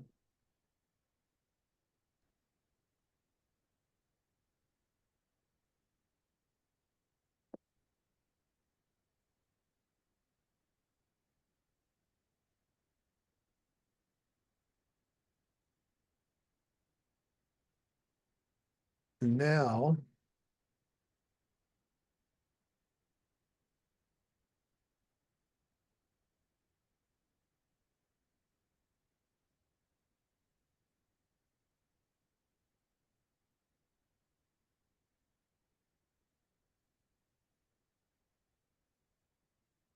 there's a couple of things for you to look at, to consider. Right now, I have this guy is three-dimensional. I can select it, I can sit over my properties, and I can step through each of those individual ones, and you can see the elevation is changing. Okay, so that part is verified. These others are 2D, so they're all at zero elevation. But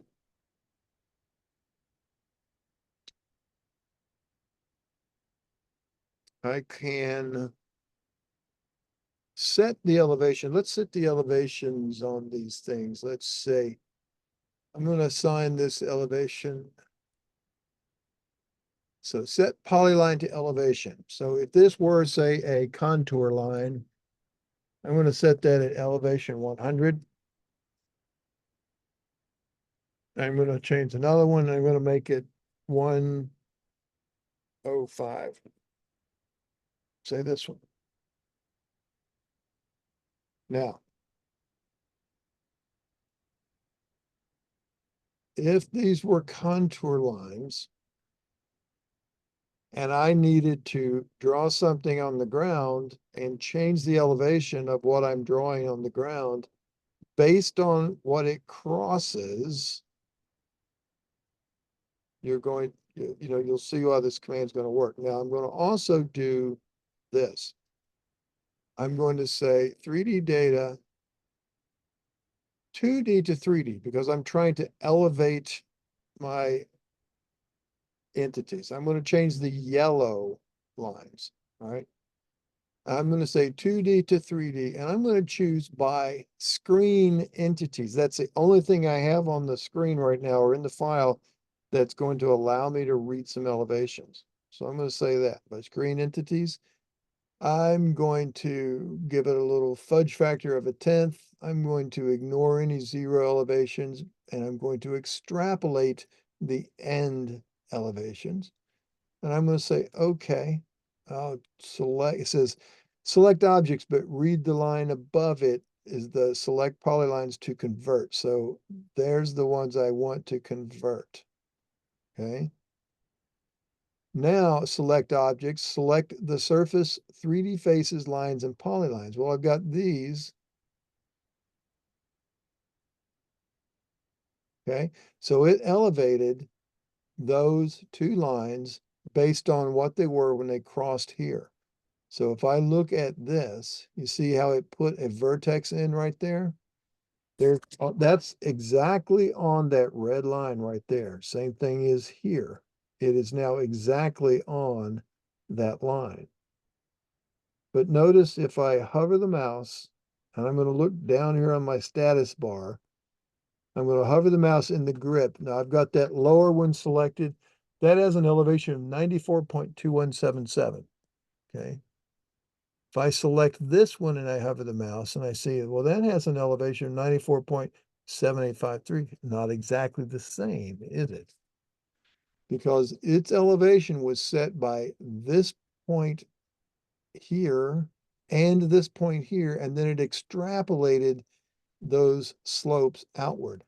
But see, I'm looking at it in plan view, so I'm thinking to myself, hey, that's the same point, but it's not. In fact, I'm going to take a look at all this stuff and see what it really is.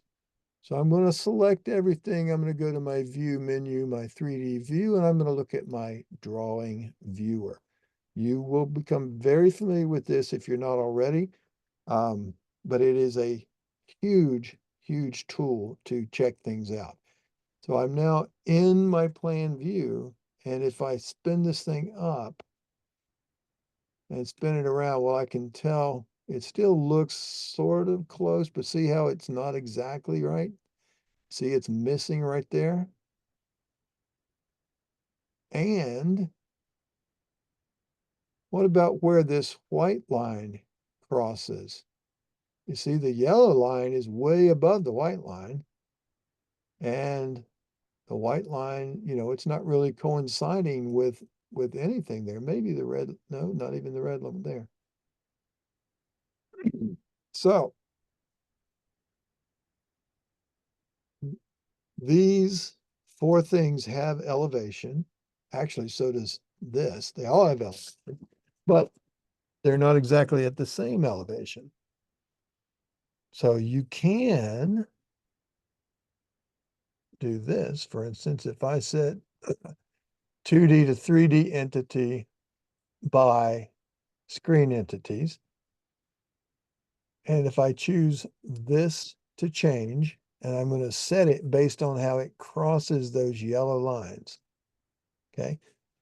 It converted one polylines from two intersections. Now, we don't see any visible difference, but look at what it looks like when I go back to my viewer.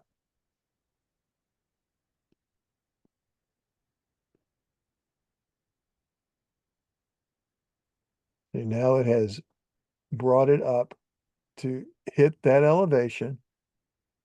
And then you might see how this arc in the middle is still sort of poking down because it set that elevation, went over here and set that elevation and then interpolated in between. Okay. Now I don't have elevations set where it crosses the red line yet. I could have, and I can do it with that same command. 2D to 3D by screen entities. I'm going to select this to change, and then I'm going to do a crossing selection and get everything there. Now it's done, and now let's take a look at it one last time.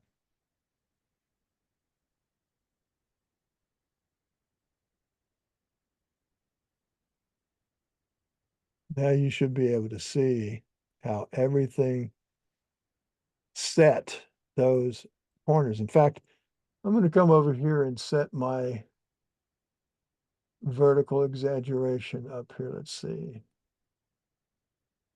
I'll give it a 3:1 vertical exaggeration. So now you can see how it indeed set a point at every one of those crossings.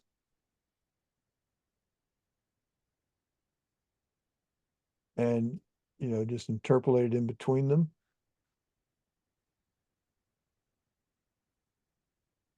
Put that back to 1.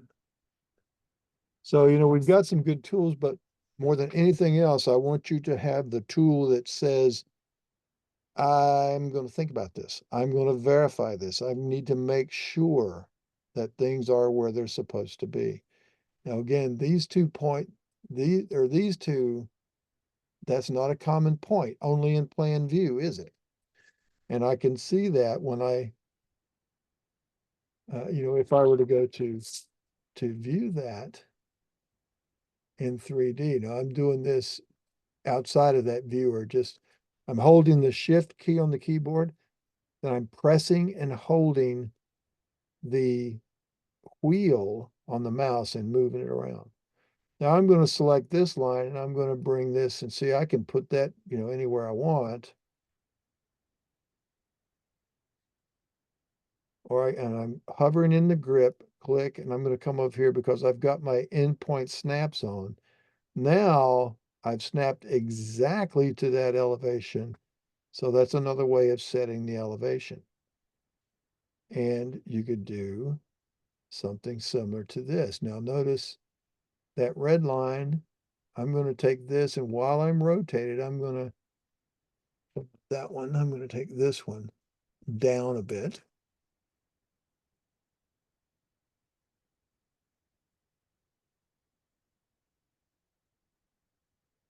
That's elevation 100. This was elevation 110. So it's a 2D, um, but it is at elevation. All right. I'm going to come back over here and go back to my top view. And there's that point. If I hover in that grip, I look down here on my status bar and I see that that has an elevation of 94 and it really should be 110. So how do you change that? Well, with it selected, I'm going to, if you don't have your properties palette up, select the item and right click and choose properties. You're going to use that so often you want to have it up and docked on the side. So I'm going to select that 3D polyline and I'm going to click in this vertex counter here. You see I get a little marker. And if I click the little arrows, you see how it scrolls through? And I can go forward and backwards. So there I'm at 94.2177. I'm at 100. Now that should be 110, but it's not. It's been changed. And then it goes to 114. So if I wanted to make that 110, if I know what it is, I can come right here and click and type 110. Okay. Now, when I look at that, again, I'll go back to this viewer now. And don't worry, we're going to learn all these controls later. So now you see it does cross it, or I'm sorry, what happened?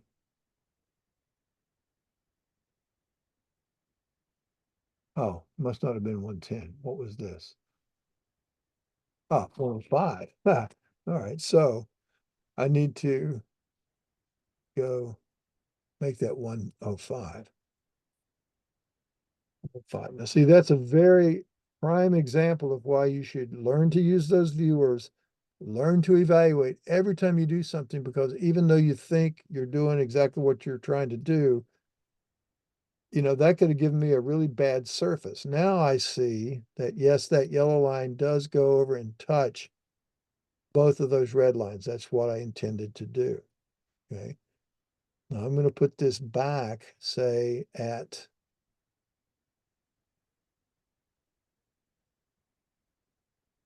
let's put it down at, say, 90. Okay. Again, no visible change. If I'm expecting it to go straight along the way, then I'm going to be mistaken when I go to model my surface. And I may not see it. It may just give me bad surface data and it would give me bad um, volume computations and that sort of stuff. So I need to learn to take a look at stuff and I go, oh, hey, that shouldn't be there. I need to fix it. Okay, so the way you do that is by taking a look at certain aspects of that. That was one way you saw in the 3D viewer. There's another one under the inquiry menu, and this is the drawing inspector on and off. So if I pull down inquiry and I choose drawing inspector, it turns on. And you see it has a little outline around the icon to tell me that it's on. It also says in my history here, it says inspector on, right click to activate the pop-up menu. Okay, so I'm going to right click and I'm going to choose all of these different things that I may want to look at. Well, let's look at display elevation.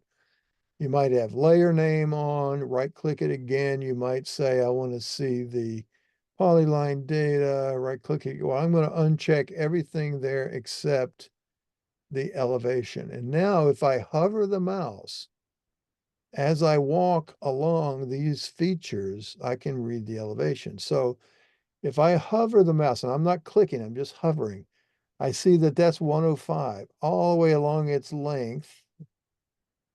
I see this one is 100 all the way along its length. And I come down here to this one and I expect when I get close to that red line, it's going to get close to 100. And sure enough, it didn't. And the reason why, by the way, is I pulled this down and it stretched that out. But if I look at this one and I come up here and I'm sorry, not 100. What is this? Yeah, that's 100. Yeah, so you see as I cross right there, see how it flips up into, now it's above 100. It's going to get up here to 105.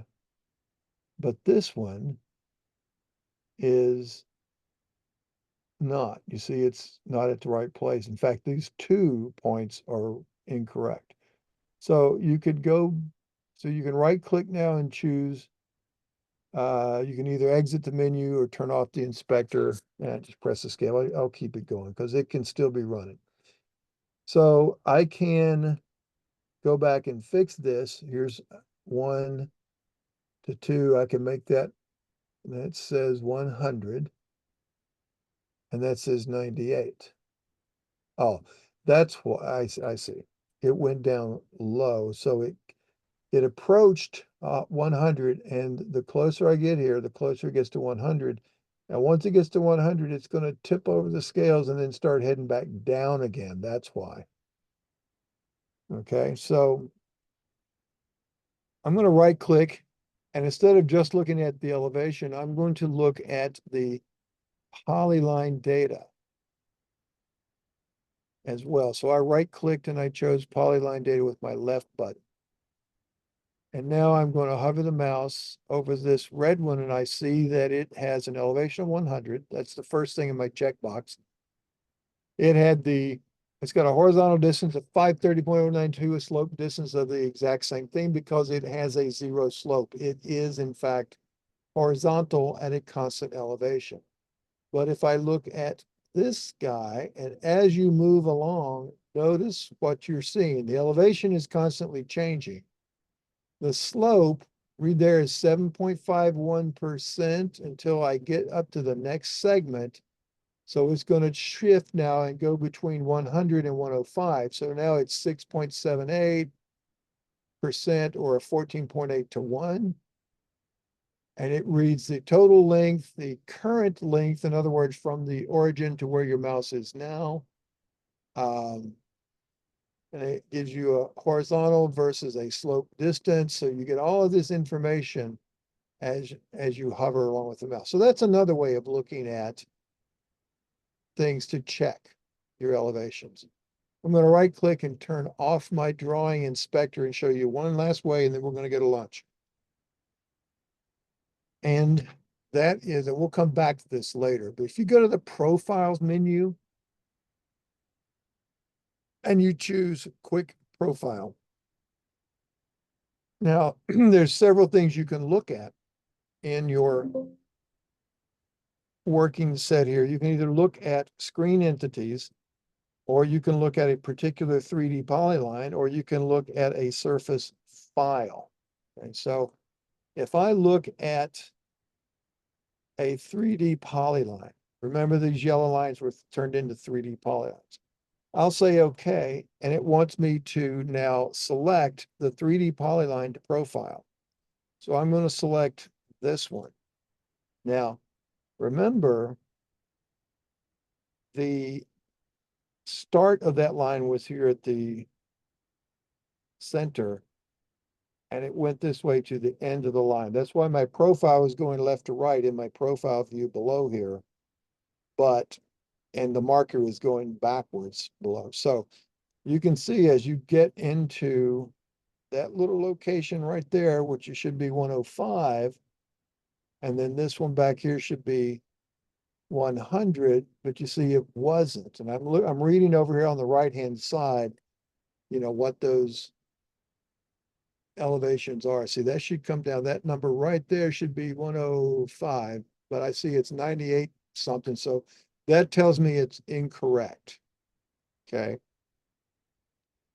And you can change the vertical exaggeration. There's a scale of 1, or you can make it even more exaggerated, sort of different things. All right, that's one aspect of it. I'm going to exit that and just repeat the command. I'm going to right click and choose repeat quick profile.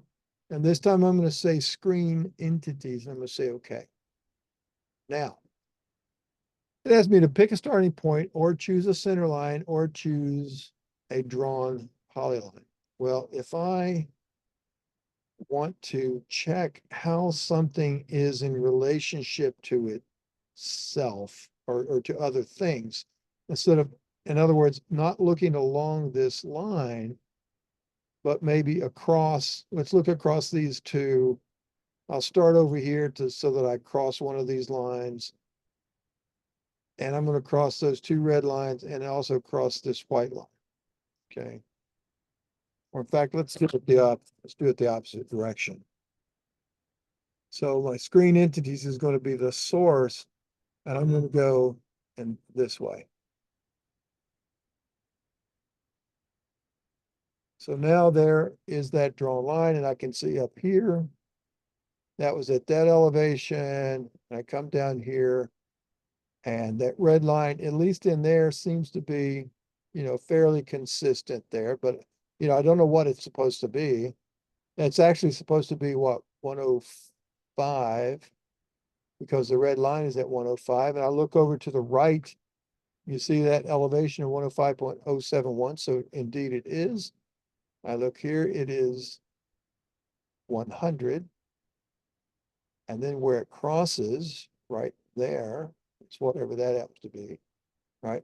So it just gives me another way of looking at things to check, how they're created. One very clear example, and I'm going to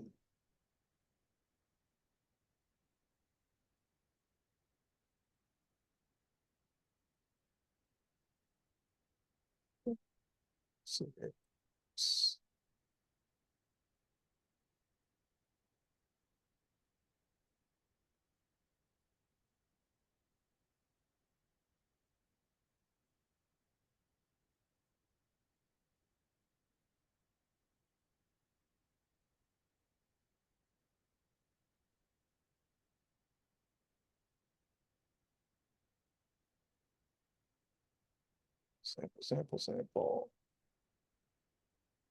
All right, here we go. So this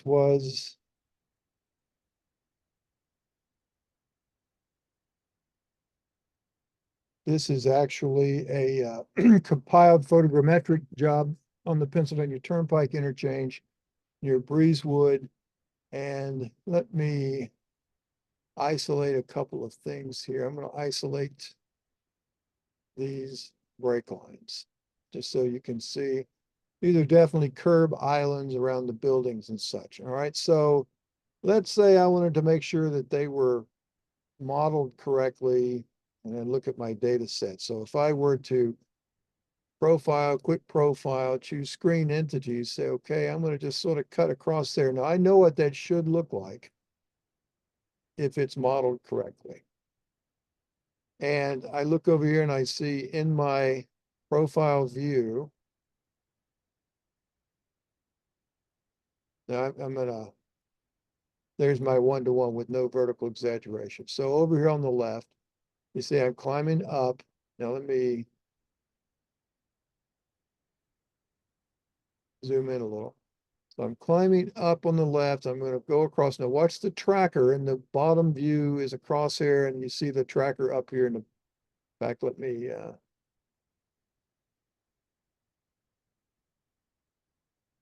there we go. Now, as I get right here with the crosshairs in my profile view, you see that's the back of the curb. And I'm going to come down here to the pavement. You see how it comes down that 45-degree line right here? All right, so here's something that's a really great example. And then I'm going to come across over here and I'm going to hit that. I'm going to go up here and start picking things up. Now, this is probably not just slanted like this. It might be, but it could be that there's a crown in here, but I didn't have any kind of data in the plan view to cross. I've only got these edges that I'm looking at. Okay. But now here's a perfect example of something that happens quite often. And in this particular case, I believe this was done this way as well. I'm not sure. I'd have to check that out when I go back there. But this is showing those 45-degree slants as if that is like a rolled curb or a slanted curb, usually done with like asphalt, where they just press it down into a little triangular shape. And that might be correct, but a lot of people will make maps and then hand you the data, and they'll, let me exit this. So instead of, this being a figure that has, they'll give you the back of curb and they'll give you the face of curb, but there is no top of curb, and which would be something like this, or should be, as you would, let's do a 3D offset 3D polyline. And we're going to go just 0.05, just half a tenth, and we're going to go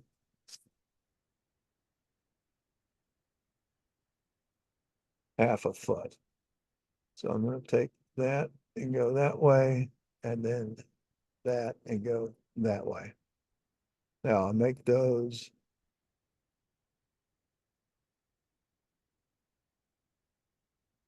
red so you can see them. And now let's go back and do that. A quick profile again. So now I'll go ahead and come all the way across and get everything together. Oops, something I did wrong. Screen entities.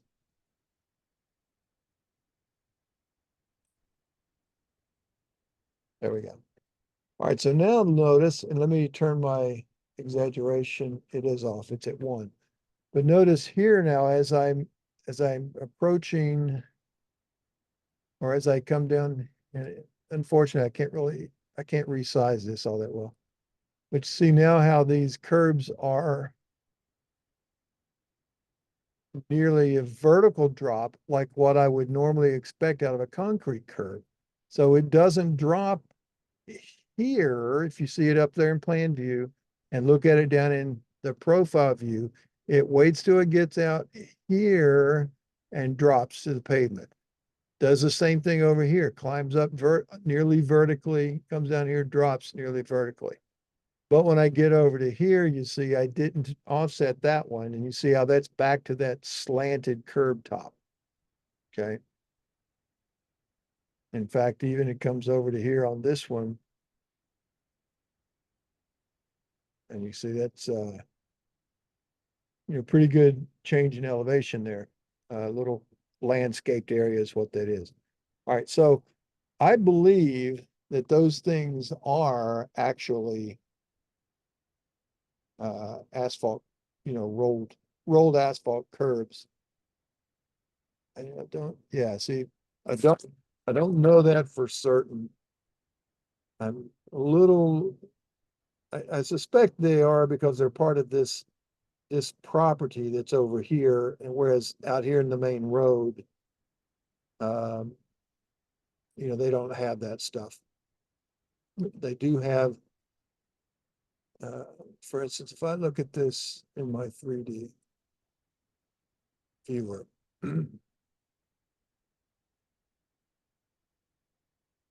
so you see how they did give you the bottom and the top of the wall, and then it's got the back of the wall, but down here where the curb is, it's only the face and then the top back.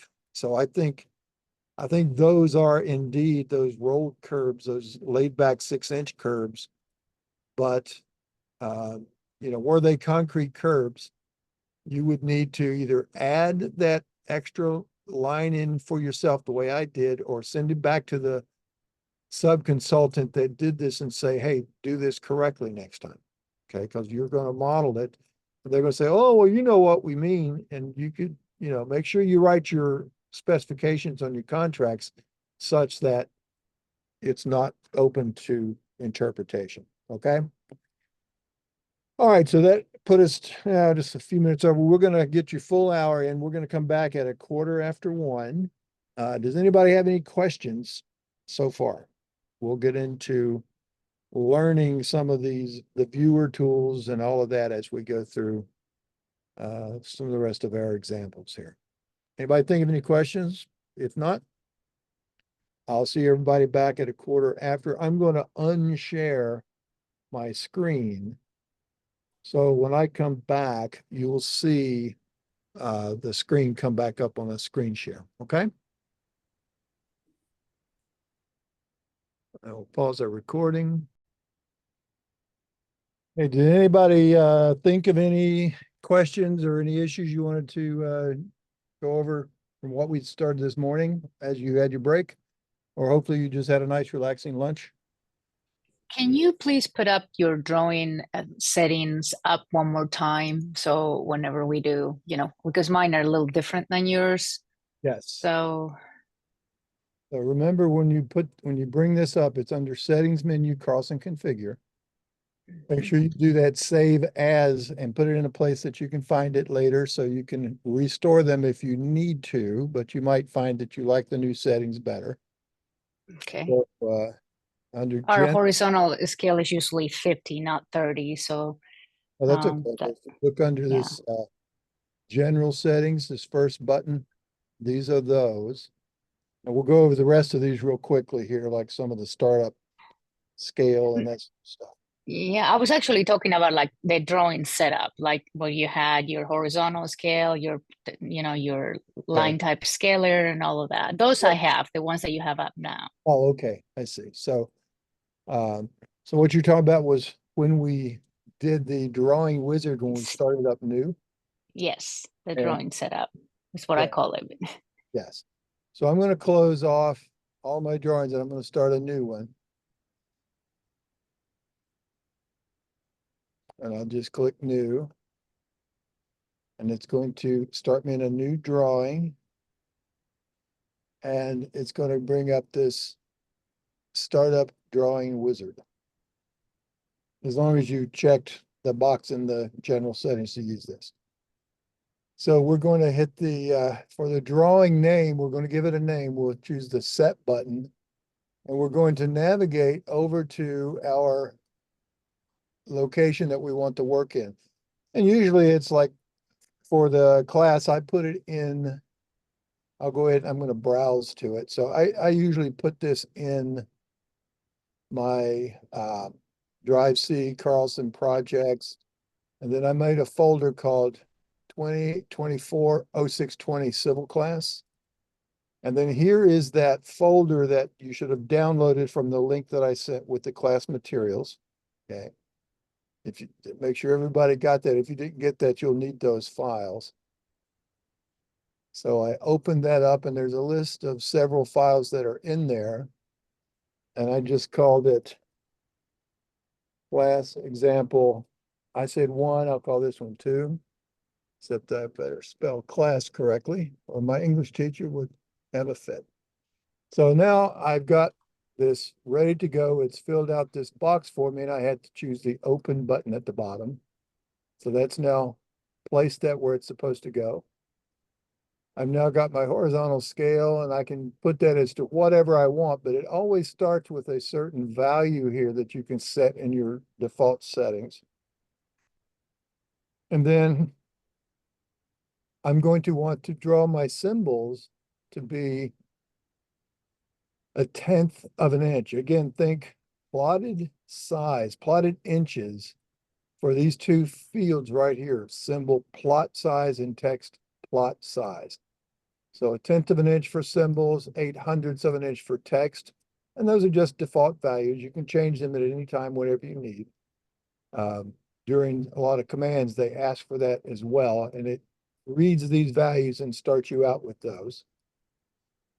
My projection, I chose this predefined user defined, and I chose my define projection button, and I chose, whatever state plane system I might be working in. And you don't have to use one, but that just sets you up ready to work with other things that might be geolocated. Then I choose next. And it'll go to the next step where it's going to ask for a coordinate file. And again, by default, it sets it to the same name as the drawing with a CRD extension. If you choose set, you'll come to another dialog box. And this is where you can choose either a new file or an existing file. So make sure if it's new, you choose new. But if you choose new and then choose one that's already there, you'll overwrite it because it's set to go new. So if it's existing, make sure you choose existing. If it's new, it'll be new, and you can name it anything you want, but by default, if you just hit enter back here, it saves the same name as the drawing file with the CRD. And I'm going to import points from nothing right now. And I'll choose next. And so now we're ready to go. And it has, if you look up here at the top, on this tab, you see where it says class example 2. So that's now my drawing. It's ready to start working. Okay. So now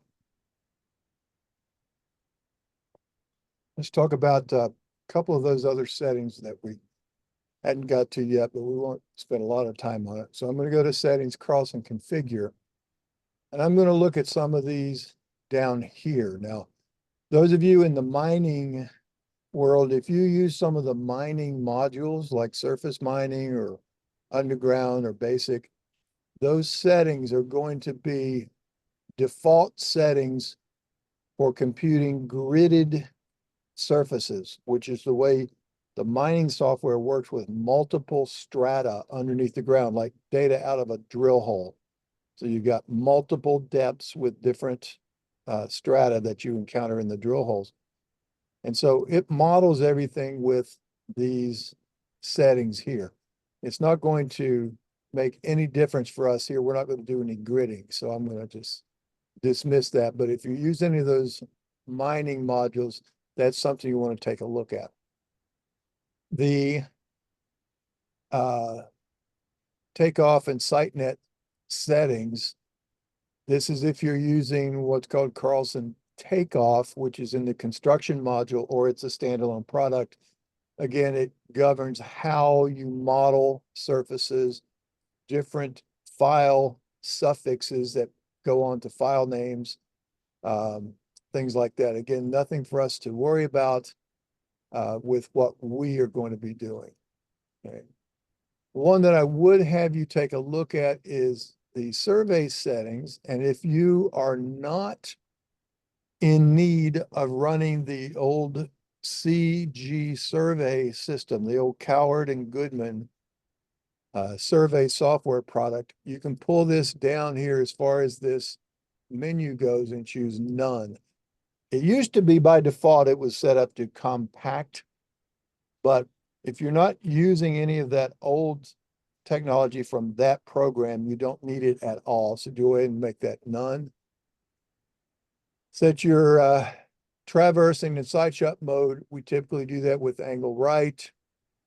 And so these various settings down here, I would go ahead and leave those on. I would uncheck this automatic compare drawing points with coordinate file and startup. It's just a little thing that runs a check on your files to make sure that the points in your drawing match the points in the coordinate file.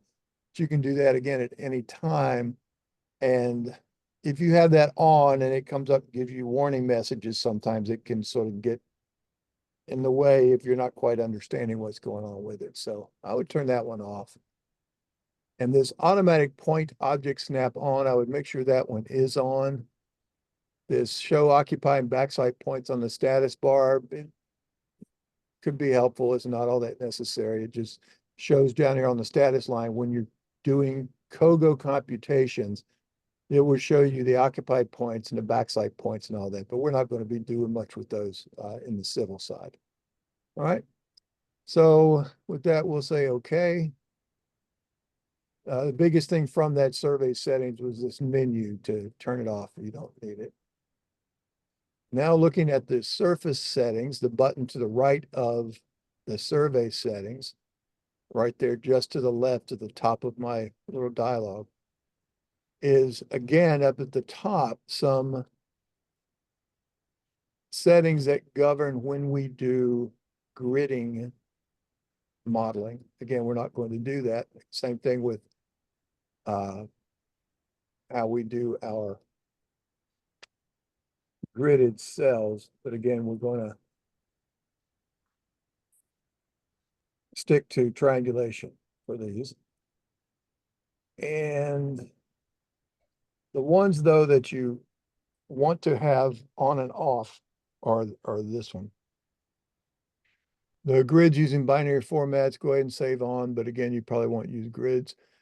You want to uncheck simplify differences tens to reduce size. There's really not much of an impact on those difference tens. So we don't really have to worry about doing that.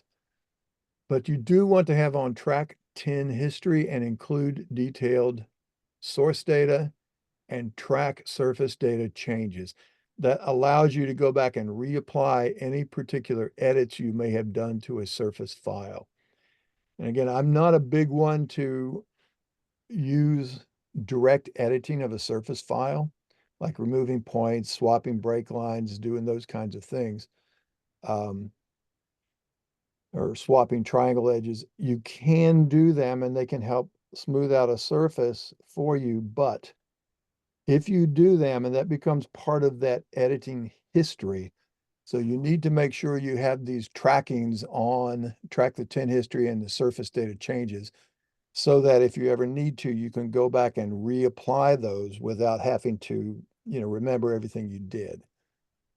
Again, my approach and what I like to teach is, if you model a surface and there's something wrong with it, don't just go and edit the surface, which is just, in basic terms, a series of points and triangles.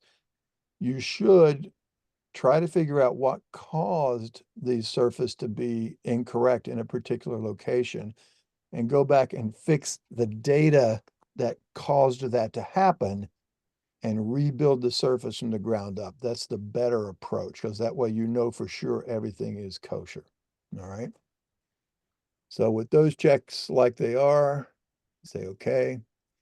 And now we've got two more. This project data folders, it's in the first part of your book there. That's if you are using a project folder approach or the fixed folder approach, but we're going to, for the class purpose, be using this drawing folder, meaning that by default, it's going to start looking for files in the same folder that your drawing is stored in. Okay, and we'll get through the class quicker that way if we're not hunting for all our data.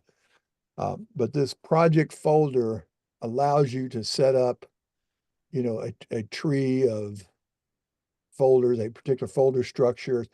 It creates that when you create a project, and then you can assign all of these different file types to different locations in that folder structure, like a coordinate file, for instance. A CRD, you might say, well, I want all my coordinate files to go in my project/data/point. So whatever the project is, and then that folder that was from these subfolders, that was my project, whatever it is, under data and then points. So it would go here, and that's where that would go.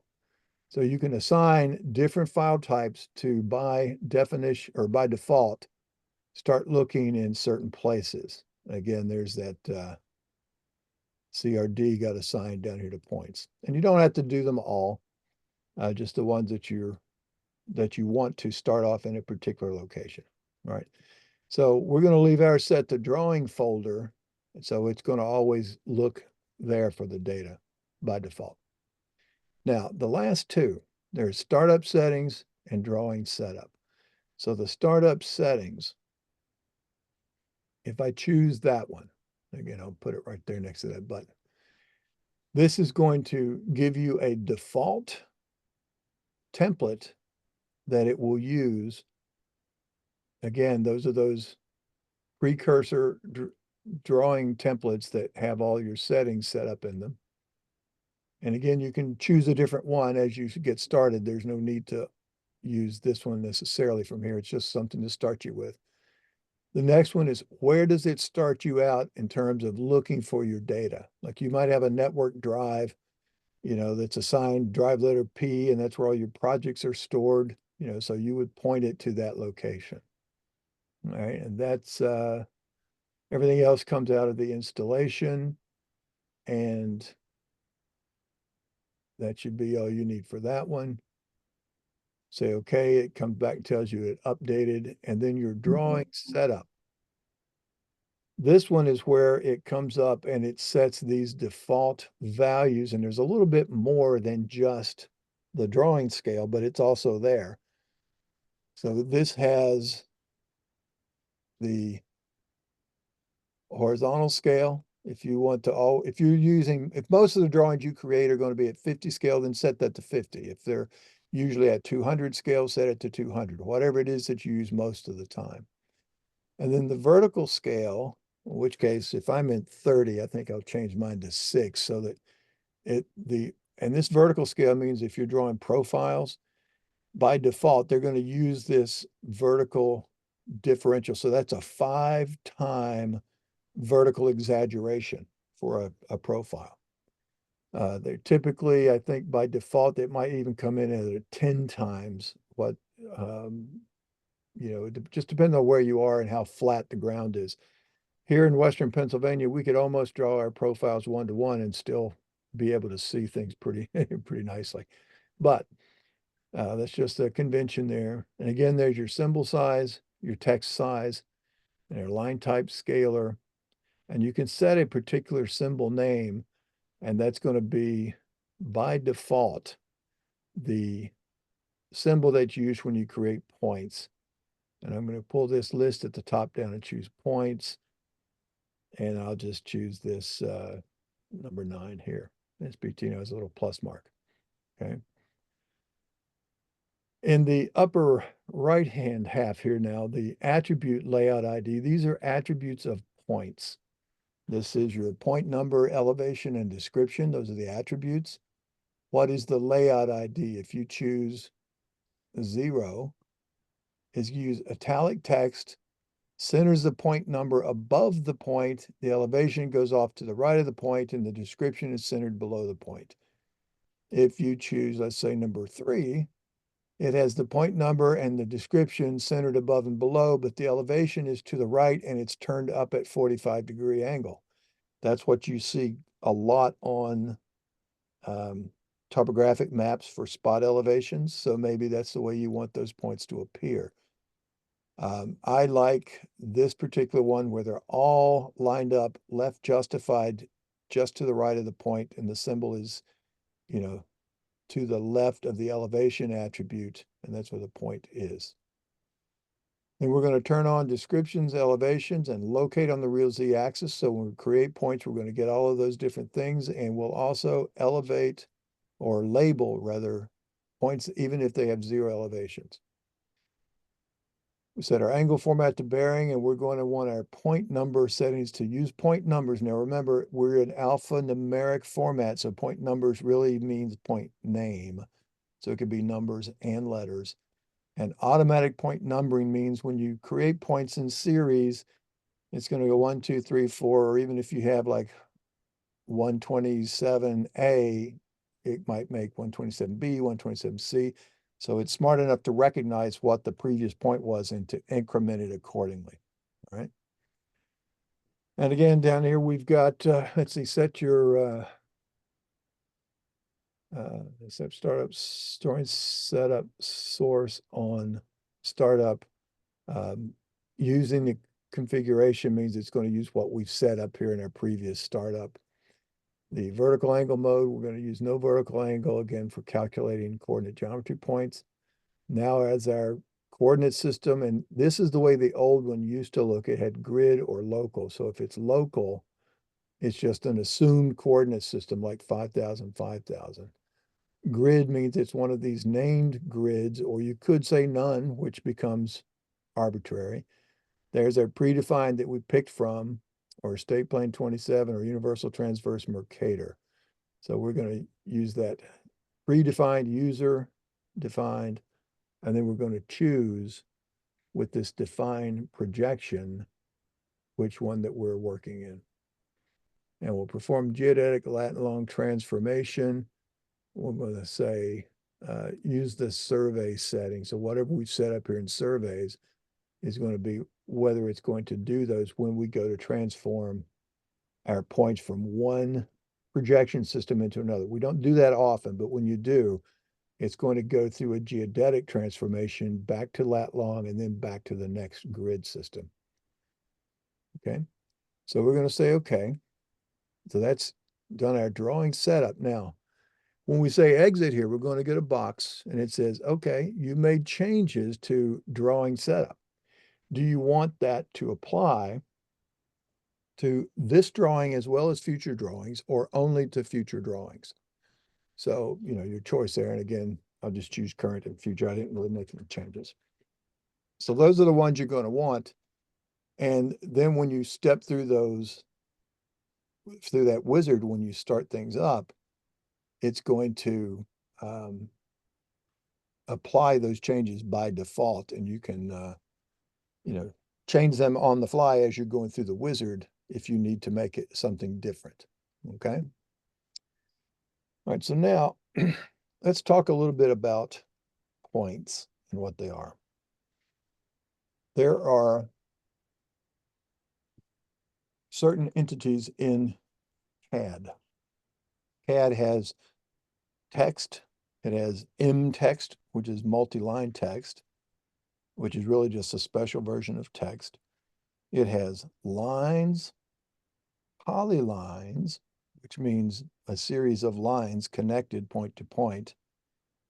Like you see this A, B, C, D, that can be, if you connect those together, that becomes a single entity called a polyline, and it has vertices in it. So every letter here is at a vertex of that polyline. And Carlson really, really, really likes working with polylines. In fact, when I draw things in CAD now, even if I'm not using Carlson software, I almost always use polylines to do it with. I've just become so habituated to doing that. You don't have to. You could always use individual lines, but then if you wanted to move that or copy that, you have to, select 3 different things instead of just picking it once and getting the whole line. So anyway, so that's one of the other options. Then you have things like circles. You have blocks, which are pre-drawn and predefined things, just a collection, like a little mini drawing. In fact, an entire drawing can be used as a block. But you basically just have something that's pre-built and you give it a name so that then when you want to place a block somewhere, you can just use that name and just click a location and it puts that entire pre-drawn thing there and you don't have to draw it over and over again. It just puts it there. It has one definition for the block, so it doesn't take up as much storage space in the file as if you had everything in its constituent components. It also behaves like a single entity. You pick it anywhere and it grabs the entire definition of that thing. So when Carlson makes, and there's also, I'm sorry, there's also an entity called a point, a CAD point. And it's exactly what you think. It's a line that has 0 length, technically, if you get right down to it. And so it has a point location and it actually puts something in the drawing. It is a point, and you can view those points in different modes as they show up. But now that's not what we're talking about in terms of Carlson points. Carlson points are, as you can see, I'll show you on the next page. But here's a concept to sort of get your head around as well. Right here it says, are there points at these locations? Well, you know that, technically, yeah, that defines a point in space, but in the drawing, if all I've got drawn is that polyline, there are no points there. They're just a vertex of the polyline. If I want a point there, then I have to run the CAD point command. So see down here, you'd have to issue the point command. And then you would snap to the endpoints of all of this geometry and put a point there. Okay, so that would be a point. Now the points don't have to go on objects. They can be out here independent by themselves. And they have an X and a Y and a Z location. Now, what Carlson talks about in terms of points, though, is this up here.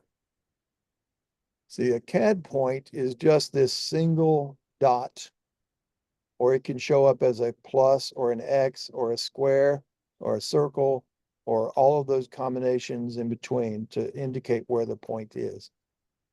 Okay, but a Carlson point is composed of three things. One is it does indeed have this CAD point entity as part of it. And it also has this block that is, it's got two blocks with it. One of them is a block of text attributes, which are the point number, the elevation, and the description. And then the other block that's part of that point is a symbol. So whatever symbol you choose to use to represent your point, and those three things together become a Carlson point. Okay, so it's think of it as a Kogo point or a coordinate geometry point. Okay, so I will let you explore some more of this differentiation here if when you get a chance on your own. There's not, it's not all that often necessarily that we as civil engineers use points. That's really mostly the surveyors who do that. And they do that because they're out in the field and they're observing specific point locations with their instruments. And that's what they bring back in the office. And then to create the mapping, they connect those points by drawing lines and geometry, maybe a circle centered around a point or something. They draw all those things up by looking at the points, understanding what the point description says, and creating those geometries by connecting those points. Now, the chief advantage to using points in Carlson, particularly in that guise, is right here. So we'll get our points. So you can create your drawn geometry. Now, when you draw a polyline in CAD, it's just going to ask you to pick a point or type an X, Y, Z location if you want. But you're going to show it a point sometimes on the screen or whatever. Okay. But if you already have some points in your file, and they don't even have to be in your drawing, they only have to be in the coordinate file that is open with your drawing, then you can also specify points by using those point numbers and ranges. Like you could say, start at 0.5 and go 6, 7, 8, 9, 10, 11, 12, 13, then skip to 0.21, 22, 23, 24, 25, then jump to 30, then jump to 35. And you don't have to click your way around, you just go by point number. Okay. Now that only works on commands that are Carlson commands, like there's a Carlson command to draw line work. There's also a CAD command to draw line work. Either one is fine. They still result in polylines and lines. But the Carlson commands will say on the command line, enter the point where and AutoCAD's expecting you to click a spot on the screen or type in a coordinate value. But Carlson will say enter a point or point number. And that's what allows you to use these point numbers. And they're very quick and handy to do that. Okay. And this little exercise below here in these point groups, or I'm sorry, the exercise for points is to show you how that works pretty quickly. So you can do this. We'll step through that little exercise. Let me see where it starts with. So we're going to open up we're going to associate a different coordinate file with our drawing other than the one we just started with, okay? And we'll do that from the points menu, points set coordinate file. And here it is. So let's go to the points menu. We're going to set coordinate file. And we're going to look, now see there's new or existing, so make sure we say existing. And we're going to make sure we are in our folder where our drawing is. So that's my civil class set, data sets for civil class folder. And here is that file, exercise 1, coordinates CRD. Notice it tells you a little things about it over here. And if it's a graphic picture like an alignment or something, or a profile, it will show you a picture of it so you can make sure you're on the right one. So this has 22 points in it, all right? So we're going to choose that and say open. Now, everybody's done that. If not, I'll go through it again. Just to go to points, set coordinate file. Make sure you're on the existing tab. Make sure you're in your folder that your data sets are in, and you're going to find exercise 1 coordinates.crd. Okay. Choose open. Now, nothing happened in our drawing because we did not put the points in the drawing. They're just in a coordinate file and they are now associated with this particular drawing at this particular time. In fact, if you look up at the top stripe of your computer, you're going to see the name of the software that's running. This is Carlson Civil 2024 with AutoCAD. And then it's going to say in brackets, CRD. And that coordinate file that's now assigned is exercise 1 dash coordinates. And then the name of the file, the drawing file is over here called class example 2. So you see they don't have to match. They did just a minute ago, but it was empty. And now I've chosen one that has points in it, and it's now associated with this drawing. So what can we do with that? Well, look at your points menu. Here's a couple of things. You can set up some defaults on how these points behave. We already saw some of those earlier, like the attribute layout and what symbol to use. But you can draw or locate points. So that's going to be the command that we're going to use quite often if you're using points. And it does two different things. It can draw points into the drawing by reading the coordinate file, or it can allow you to create new points, and they'll also be created in the drawing, but they'll also get added to the coordinate file. And when you create those new points, you can place them in the drawing at very strategic locations by snapping to endpoints of lines or going to a particular known coordinate. You can type a coordinate value and all that kind of stuff, all right? So you can also do things like there's your import and export. You can list your points. Let's choose that one, list points. So the file menu, or points menu rather, list points. Again, it's asking you what coordinate file, in which case I'm going to choose this exercise 1 coordinates. That's the one I want. I'll choose open. And I can, again, restrict by certain range, certain area on the screen, or by a selection set. I can use point groups if I had any. I don't. I'm just going to hit the all button. And I'm going to hit OK. And there now is just a real quick text dump of my coordinates. Notice some of my coordinates are negative values and some are in the hundreds, not thousands. So these are not state plane related. But it gives you a little summary down here, the minimum, maximum, the number of points, and that tells you what they are. There are no descriptions on those points, even though they could have some descriptions, but there's none there. All right, so that's what's in my coordinate file. Again, not in my drawing. If you want them in your drawing, that's the next step. Go to points, draw, locate points. Now, here's where those presets have come into play. First of all, at the top is the file. That's my exercise 1 coordinates. I've got this symbol name. That was what I set by my default.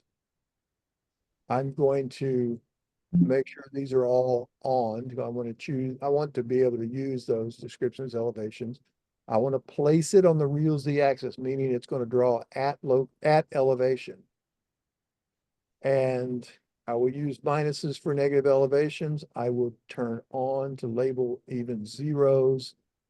I will turn on my point numbers, and I'll have an automatically increment and starting point number. Now notice that's 23 because the highest point number I just have in my file that we just saw with the listing is point number 22. So the next point number is going to be point number 23.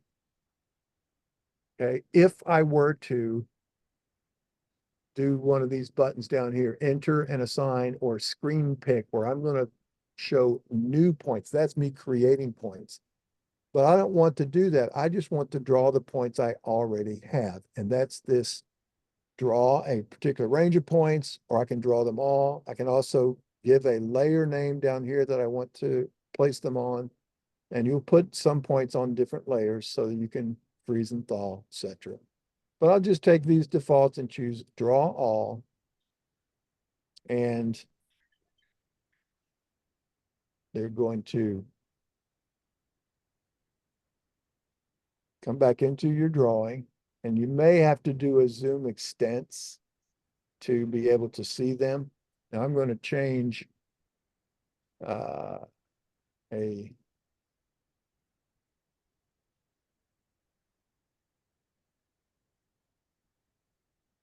color here so you can see it a little better. There's my point elevations. They're not quite so dark. Now you can see them. All right, so now there's all those points. If I select it, you see it's got everything all gathered up as part of my point. Now, what can you do with that point? Well, again, if you want to draw some line work, let's choose that. If we choose, let's go to draw, come all the way down toward the bottom where it says polyline, and let's choose AutoCAD polyline. So it's going to run the polyline command. It says specify the start point. Now I can either click down here, type a value, or I can click a point in space. But if I want to use point number, what is that, 3? If I type 3, that AutoCAD doesn't know anything about that. See, I type that and it just comes back and says, give me the next point. Well, actually, it went 3 units in the direction my cursor was pointing. All right, so it didn't do what I needed it to do. I can undo that.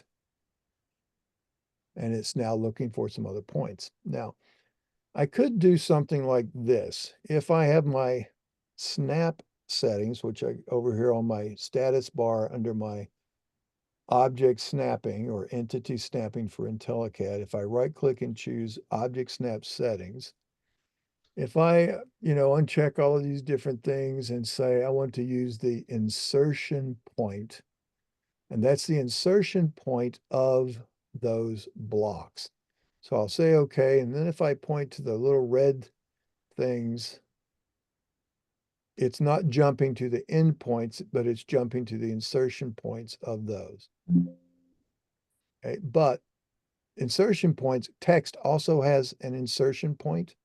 So if you accidentally point to just the text and you missed the block, notice the difference. This goes right to that insertion point. This goes to the insertion point of the text attribute. So not really what we wanted, right? So there's a couple of ways around that.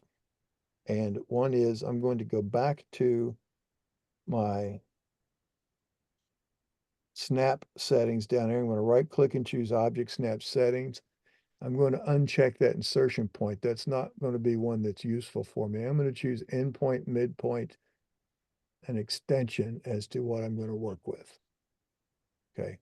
So they're going to be always in play unless I turn it off for a particular job. Now, there's a command under settings called point object snapping on and off. Now that also got set in settings, Carlson configure survey settings. right here where it says automatic point object snap on. Excuse me. And so that is on, but it's a toggle. I can come here to settings, click it, and you see now it's down here. It says point object snap is off. Or I can come down here and click it again, and it says automatic point object snap is on. Okay, now here's how this is going to work. If I repeat the command, I'm going to right click and choose recent input P line, just standard AutoCAD polyline. I'll click a couple of points and maybe now I want to go to point number 1. If I hover the mouse over any part of that point attribute, notice the little glyph that shows up over the plus mark. That's where it's going to find it and use. And it also pops up a little box that tells you the point number, the coordinate values, and the coordinate file it came from. And also, if it were created by a particular command, it would list that command underneath there. So if I click that, and where was that? There's 2, 3, 4. Now be careful, because even though when you point to, say, here, you see that lights up in the middle, but because I have in my object snap settings, I have endpoint and midpoint running. If I happen to point to this instead of just the text, it could go to an unintended location, because that's not the location of that point. So make sure instead of pointing to that, if you have any of those other linear snaps on, always point to the text. Okay, now that was not what I needed. I wanted to go, there we go. So you notice it was an undo. And now I'll hit enter to finish that. But you see, I missed a point. So how can you change that? And it's as simple as selecting, getting your grip, picking it up, moving it around, and then go back and point to the right location. It'll pop it into the right spot. Okay. Now, again, this is a polyline. It's a 2D polyline. It has elevation of 0, and it could have a non-zero elevation, but it would all be the same elevation. Now, all right, so that's using the standard draw polyline, but look at the Carlson version of that command and what it can do for you. If you go to draw, instead of down here under polyline where we drew an AutoCAD polyline, let's draw a 2D polyline. And if you don't see this box come up, look down on your command line. You should have a series of options, one of which says O for options. Click that and you'll get this option box up. And so you can assign it a specific elevation, or you could tell it to set the elevation by the first point it is the first point that you show it. So if you pick something that has an elevation, it will take on that elevation and stay level from that point on. You can tell it to, go offset. You're going to draw the center line, but you're going to draw something, say 10 feet to the right instead of following where you pick. You're going to, you can even have it automatically annotated if you close it. You can auto correct for 90-degree corners. So if you're drawing buildings or sheds or things that are supposed to be squared off corners, you can turn that on. And even if you're just sort of close, it will force it into being 90 degrees. So keep your eye on that, because sometimes you don't want that. Then you can tell it to use the current drawing properties. That's whatever is currently set. This would be layer 0. Color is by layer and all that. Or you can uncheck that and you can set it to, we can select a particular layer. Let's put this on C. It doesn't matter, C road center line. All right. And because our, we're going to set our color to be by layer. So whatever that layer is defined, it's going to be that color. Whatever line type that layer is defined, it will take on that line type. Okay. I'm going to say, okay. And I'm going to, just do a couple of things like we did before. But remember, we went 1, 2, 3, 4, 5. Well, I can type 1, enter, 2, enter, or I could type 3-5, or I could have typed 1-5, and it goes all the way around it. And so now if I wanted to jump over to, let's say, what are these? 6, 7, 8. Let's do 10, 11, 12, 13. So if I just say 10 to 13, now there's a gap here because it's using a line style that has a gap in it. It's one continuous line.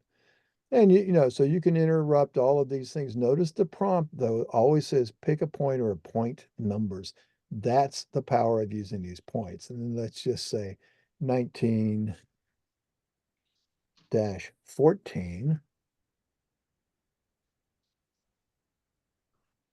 Did I?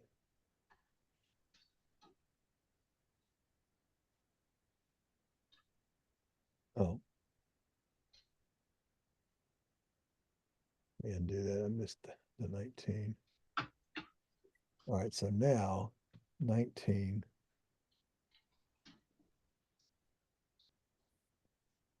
dash 14. So you see it works backwards as well as forward. And then you can do various things. You can type C to close if you wanted it to be a closed figure, etc. Now I'm going to type my LT scale and set it from, instead of 30, I'm going to make it 1 so you can see that a little better. There's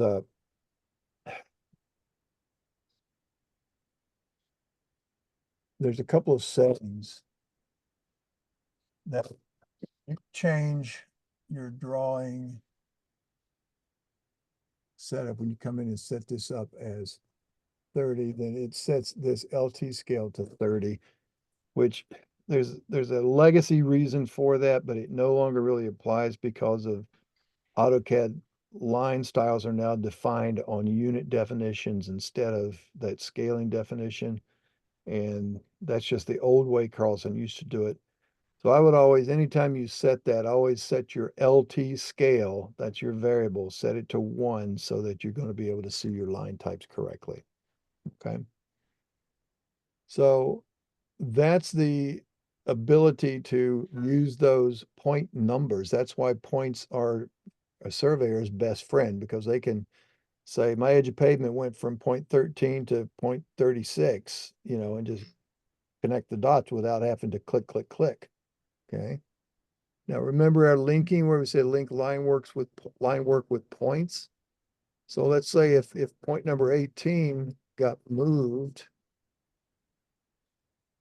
So I say, do you want to update the coordinates? And I'll say yes. Notice it pulls the point with it. Okay. Now, if however I grip edit the line, even though that point was set by using point 2, if I grip edit the line, you notice it does not pull the point with it. However, if I double click the point so that I edit the point, and let's just put I'll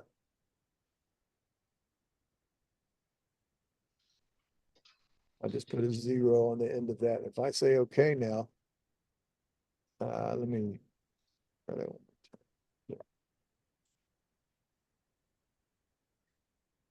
I had to make a specific change. So if I change this from 103.5, I'm just going to put a 1 on the end of it, and I'll say okay. It's supposed to be coming. Do I not have it set?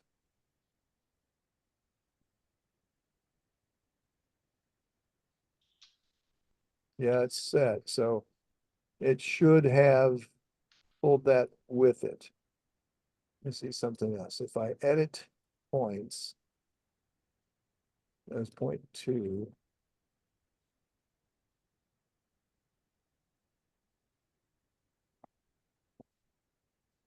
Well, 3.4, for instance, save. and exits. Yeah, see, that pulls it back. So the linking works as long as there's something that makes a change to the coordinate file. And I'm gonna put that back to 103.5 like it was. And say, okay. All right, so that's really about all we need to deal with in terms of points, because we need to spend most of our time on the civil side of the world. But that will be here, and there's a really nice exercise. That's basically what that is. Those are those points that you just saw. But there's another thing about using point groups that's really nice and handy if you find yourself using points a lot, because you can refer to a specific subset of your total points. Let's say everything that has a description of PCOR for a property corner, then that can be a group. And so every point, no matter what range, what number, whatever, if it's got that particular description, can be addressed by that particular group. For instance, and I'm going to just come down here and get rid of all of this stuff that I've drawn in my drawing. Now, I haven't erased the points from the coordinate file. They're still there. But I'm going to switch. I'm going to set my coordinate file. And you don't have to do this. I'm just using this to show you point groups quickly. So we move on. So I now have that. And if I list my points, I'm going to go to my point group manager. I don't have any groups there yet. So if I create a point group of corners, I'm going to say choose on my P-core points.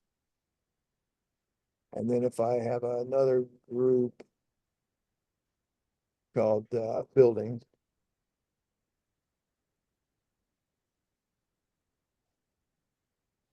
check that, choose my description. I choose maybe one of those. I say, okay, all right. So now I've created two groups. And of my entire points, if I list my points, all, there they are. I've got boundary points and some radius points. I've got buildings. I've got edge of pavement. I've got more buildings. I've got P-core and more buildings. Okay. So you can also list your points, and instead of doing that, you say, well, I just want to list my my building points. Okay. So okay, there they are. Nothing else. But it tells you that there are 84 points listed, even though you've got more points than that in the file. Okay. So that's a way of doing that based on a point group, and you can manipulate those. In fact, you could even draw locate points, change your symbol. Let's use a little circle, and let's put these on a layer called BLDG. And by the way, when you're putting these on, when you're assigning commands that ask for a layer name, if you type a layer name, if that layer does not yet exist, that's no problem. Carlson goes ahead and creates it for you. But if it does exist, it puts it there. So now I want to draw that point group, and I'm just going to draw my buildings. So it's going to draw them to a zoom extents. And now there's all of my little building corners that were, see if I did a 2D poly, and I went,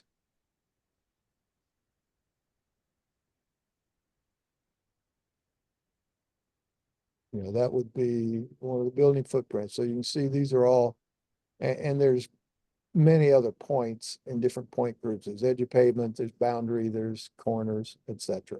Okay. So this little exercise shows you another little handy example where we drew the points, but instead of drawing the point numbers, elevation, and description, we only drew the symbols, and we made a group out of all the points that were at the ends of these, all of the P-core points and the BDY points. We called them corners, and it basically just drew in little circle markers for all of our point groups, okay? Any questions on any of that? Okay. So, let's close this. Well, you can leave it open for now. It doesn't matter, but I'm going to discuss some things about surface modeling. Now, some of you folks, especially the ones with some land desktop experience, or even the Civil 3D stuff, modeling a surface is done by gathering up things in the drawing or point data that may or may not be in the drawing, but it's in some kind of file somewhere.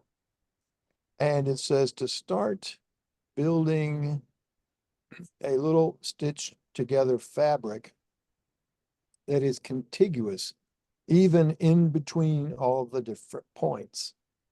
Now, the points can be something like, say, the vertices of drawn line work, like what you see here, or they can be actual points, like what you see here, the actual Carlson points, and it's just showing the elevations. It doesn't have the point numbers and such. Or they can be CAD point entities, which, you know, you would not necessarily see them with any labels on them.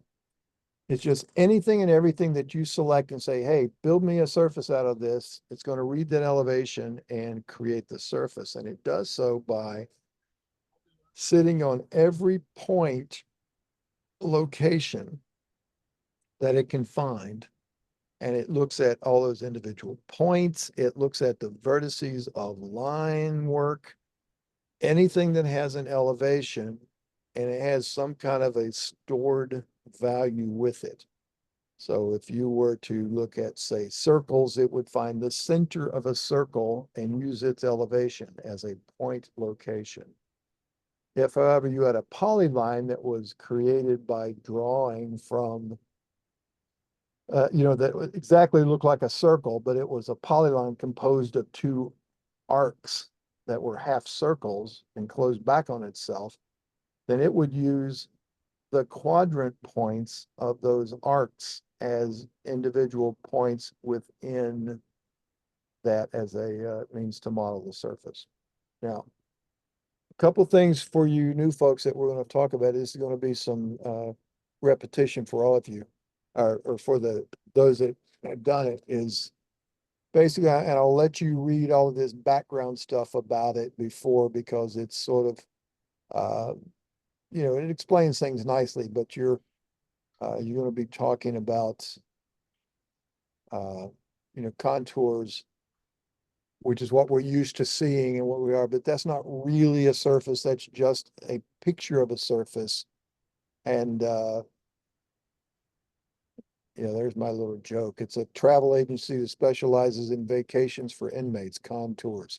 All right. So, but really what a contour, what a contour map does. Let me see if I can find some contours here. Yeah, like this. Of course, a contour map shows you that all along a particular line is the same elevation. It's the elevation of that contour line. And so the implication is that between this line and this next line, halfway in between should be halfway that, you know, the average of those two elevations. Okay. And so they're usually drawn at specific even intervals and all that, but we're experienced with what we do to be able to look at this, and we can, you know, we know what this looks like. This is a road. We see these contours that are sort of arched up, and there's a little squiggle around the center line there because there's an island or something. But we know generally, you know, that's a hump in the road. And because we know that valleys point uphill and crowns point downhill, then we know that this is high going to low in this direction because it's pointing down the hill. And over here on the edges, those are our little ditches on the side of the road, and they're pointing up the hill. And you can tell, it goes right in here. If you were standing there in the ditch, that might be, this is 100, 102, 104. But you come down a little bit and there's 106, or I'm sorry, if this is 100, this would be 98, 96, 94.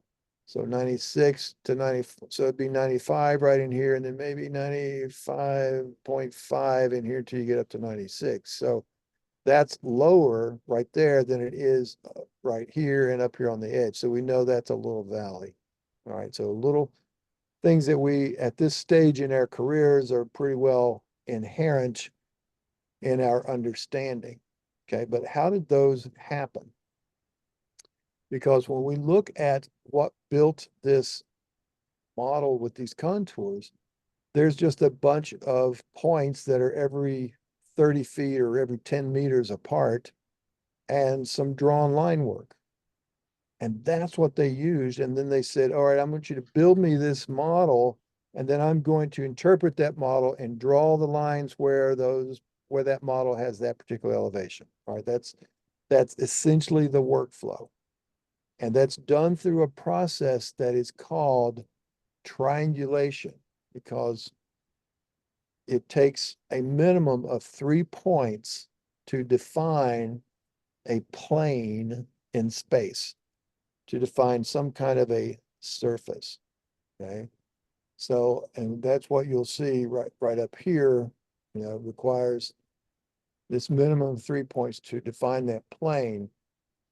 And so because we're doing triangles, then we talked about this being a triangulated irregular network, or a TIN. You'll see that term used as well. And what happens is that the assumption is made, and it's all done with some mathematical algorithms. In fact, the one that's in use is called Delaunay's criterion. And it says, go and sit on every point you find out of your selected data, whether that's a point by itself or part of a line work that has vertices in it. And you sit on that point and you look all the way around yourself, 360 degrees. And if you see another point candidate and there's nothing between you and that point candidate, then go ahead and connect that line up to that point. So in the case of what you're looking at right here, let's say I'm sitting on this point 110, I look up and I can see point 100. So I draw that line. I look up here and I can see point 110. So I draw that line. I can see point 100. So I draw that line. Then I'll go around and I'll maybe go up here to this upper left point 100 elevation. Well, I look around myself and I see 110. There's nothing there. So I draw that line. I look down here, I see 110. So I draw that line. But I look over here, I can't see this point now because this line got drawn in from the previous step. So that is keeping me from seeing that point. So it doesn't connect there. That's breaking that triangulation process. And that's why we call that a break line. Okay. You'll also hear that called lines that represent a break in grade, like the top of a slope, the toe of a slope, the center line of a ditch, the back of a curb, face of a curb, things like that. Those are all break lines. There's really nothing more mysterious about it, though, than a particular rule of thumb that I'll show you here just on the next page. But here's what I want you to think about, and why you need to understand what break lines are and why they're important. Because some people might make the approach that, well, I'm going to go out there and get a bazillion points and they'll be so close together that I'll make a good surface. And in fact, that's what LiDAR and laser scanning, all of that kind of stuff does. It gets a blue million points, puts them all together, and assumes that they're close enough together that you won't get any particular errors necessarily. And it's not always 100% correct, because look at these 4 points. If I form these two triangles the way you see them formed here, what does this piece of ground now look like? If I'm in my lower left corner here at this 110, I'm going to look across, I see that other 110, and I'm going to make the assumption that that is a change, a linear change from 110 to 110. In other words, it doesn't change. So it's 110 all the way across that piece of line work. The one on the bottom goes from 110 down to 100. It goes from 100 back up to 110, then down to 100, then back to 110. And there's a ridge that connects these two 110 points. Okay. And that could be exactly what it is, but it's no less correct to make this assumption. Same 4 points, but this time the computer started over here and found this point first, and it saw over here. So now I've got 100 goes up to 110, down to 100, back up to 110, down to 100, but it's 100 across this line. So that's the bottom of a valley. And it rises up on the lower left and rises up on the upper right. Whereas the other one had the ridge across lower left, upper right. So it dropped down to the upper left. Hello? Was that a question? No, Oh, okay, sorry. All right, and then so either that is correct or this is correct. And there's no guarantee that you're going to get one or the other if you just use a bunch of points. But if it were in fact the bottom of a little creek bank or something, then what you can do to guarantee that you have this result is you need to connect before you do the surface model. You need to connect those 2 points with a pre-drawn piece of line work, and that would be your break line. And so here is really the rule. That's the rule of thumb right there. Break lines really are nothing more than edges out there on the ground. And if it is an edge on the ground, then you need to make it an edge in the data.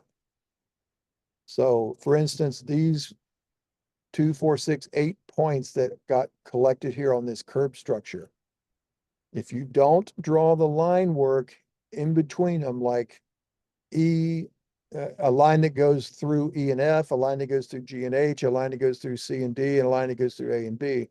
If you don't do that beforehand and you just gather up those points, you run the risk of doing something like this. It sees all the points, it tries to connect to all the other points it sees. There's nothing in between it. So it goes, oh, okay, so I go from point A up to point E, a straight linear change, and therefore halfway in between there is that, halfway up the height of the curve. Well, that's not true. It goes down and then comes back up nearly vertically on this face over here. So that's what we need to do. And the only way to keep that from happening is to draw that face of curb line in there, same as the top of curb and the back of the curb and the edge of the pavement. So when you pre-draw those in, now they're going to, and you see these dash lines now, A can no longer see E. It can see C, and that's valid. It does go from A down to C without interruption. It goes from A over to B without interruption. But I've had jobs where I've worked on, we had a surveying company go out and prepare a topographic map for us to do our design work, and they're out here shooting points down here in the gutter or maybe out here in the middle of the street, and they go over here and they get a manhole or a tree back in the property, but they don't put any break lines in between it. So they get part of that surface goes from that point here all the way up to that tree or manhole over here. And so I lose the definition of these edges. So always make sure that if it's an edge on the ground, make it an edge in the data. And that means you're going to have to draw some things in between or use a process like field to finish to draw them for you. Okay. All of this discussion tells you all about that and the modeling process. So again, here's the rules. Evaluate, look at this stuff. Remember the things we did this morning with those little polylines that we turned into 3D polylines by crossing other things. We put that into a 3D viewer so we could see it like this. We rolled it up and we looked at it and we said, oh, okay, that looks good. It looks like these road edges are located, you know, vertically where they should be. But if we did something like this, and you'll see maps like this, where they'll give you all the contours and everything else up at elevation, but they'll put these edges down at 0 elevation, and you won't see it in plan view like you see over here on the left. But you spin it up like this and you'll see, you know, maybe they've drawn in the stream center line down at 0. The road edges, everything's drawn out here at 0. So that tells you that you need to take those drawn edges and elevate them to match these things where they go. And then they'll become useful as break lines. So that points over here in these gray lines, these data, they won't be, or even on the edges of that roadway, won't be able to look across on the other side and start making triangles that go through the roadway or go in the air over top of the roadway, depending on, you know, what's going on with that. So use your eyes, do that evaluation. Here's another example of a particular issue that we might have is as you've got all of this data, and you can see that along this edge here, and you see those black lines in there, the ends of those lines are all, that's where the data ended. And it came down here and it came around and went out to the east a little bit and went this way. But look at all of these triangles in here, because when it sat on the ends of this line, it looked all around itself. It made, you know, some connections up here in these little small triangles, but it also was able to look way over here and start connecting to these other triangles. So it makes these long, skinny triangles, what we call edge triangles. And there's several ways of handling those. One is that you can simply ignore them if you want, but it makes an invalid surface. But for instance, okay, so that's what our surface would model like. It would look like this. But, you know, I know that I don't really know anything about the ground out there, but I've created triangles in there. And so you know, I've got now a triangular patch of ground that I can query and find out what its elevation is based on those triangles, which may or may not be correct. I mean, there may be a big hole in the ground right there or a big rock pile. I don't have any idea what's out there. So I could either create this as it is and then go through and delete triangles from the surface. But again, if I have to do anything else back with the surface file again, and I don't have that edit tracking on, I'm going to lose those edits and I'll have to do it again after I've rebuilt it. But the best way to approach that is to draw a boundary connecting up all of these exterior ends of these little ends of those black lines that have all the data in them, and just draw a little wrap around all that data so that these point can't look across and see these others. There's now that line in between. That's what's called a boundary. So you can draw that, and we're going to go through some exercises here and see about how we can do several different approaches. There's several things. You can tell it to analyze the triangles, and if they're longer than a particular value, to don't use them. Or we can say, draw the boundary around it and say, don't, you know, you can't look outside of this. You can't jump across that space if you're not within. Or you could edit the individual triangles and take them out. Again, not my recommendation because there's other things, but there's other ways to draw that boundary. You can very meticulously go and draw, snapping to the endpoints of all of those little pieces of line work. Click, click, click, click, click, and draw that boundary around there. Okay. Or you can just draw it sort of willy-nilly without necessarily snapping to the edges of anything, and just sort of get it close, and close enough might prevail. Or there's a command called shrink wrap polylines or shrink, draw a shrink wrap polyline around your data. And what that's going to do is it's going to prompt you to select some data, which you will select, and it will create that boundary around the edges for you that you can then use when you create the surface to prevent those long triangles from happening. Okay. So let's give it a whirl. So back into Carlson. I'm going to go ahead and I'm going to close this file.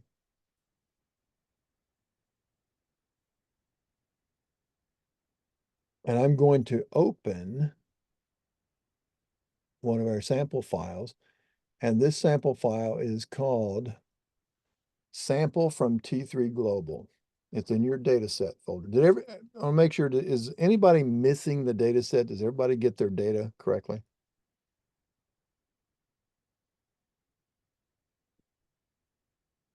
Okay, so as long as you got that there, now select that sample from T3 Global and choose open. Now you may get this, in which case there were some shape files that was used, as a symbol or a text file. We don't have it, we don't care. I'm going to say ignore them and continue. And this tells me saving the drawing will update any objects because it was originally a Civil 3D file. That's all fine. I don't care about much of that. So now you've got the file open. That's that same file we looked at earlier with those curb lines out here. And in fact,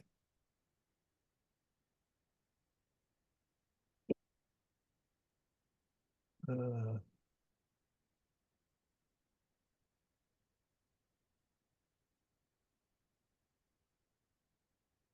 didn't think I saved that. No, okay.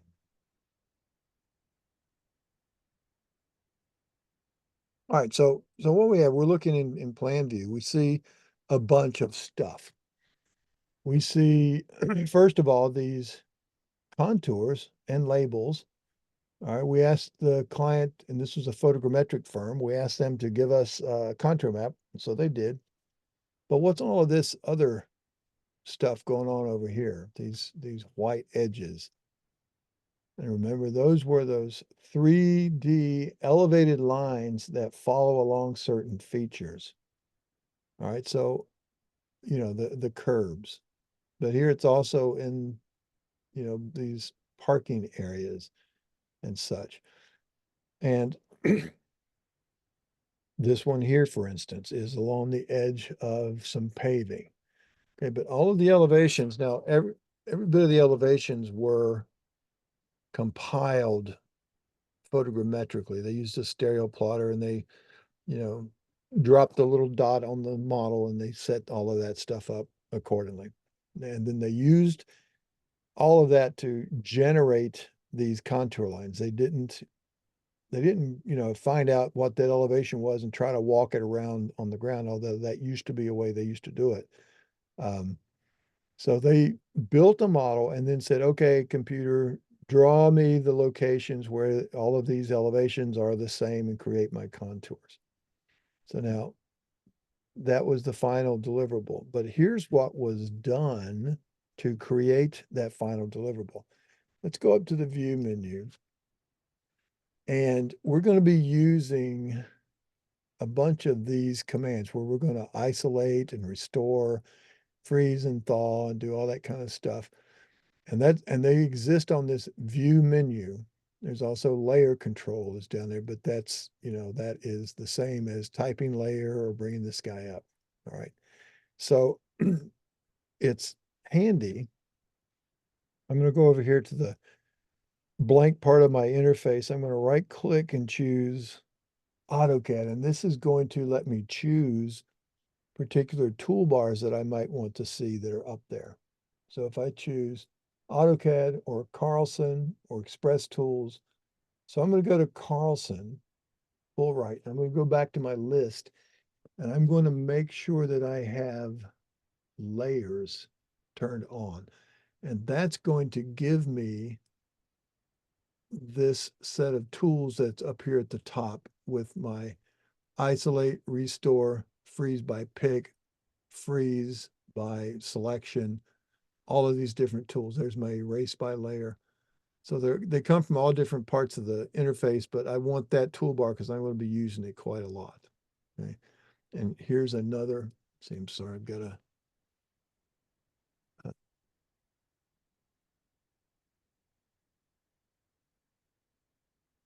okay, keep getting a message for chat. Okay. So, here's another little trick to keep in mind when you're learning things. If you look under the view menu again, which is where we just were, you see some commands have little icons next to them and some do not. And here's, for instance, if I go down to my edit, polyline utilities, remove polylines, you see two of them do and two of them don't. What happens is when you see a command that has an icon next to it, that tells you that it lives also on a toolbar somewhere. Doesn't tell you which one. But in our case, since that controls layers, I'm going to make sure layers is on. And so that was handy for me. And so you can also under settings, you can do like the toolbar manager, which lets you load and save toolbars. There's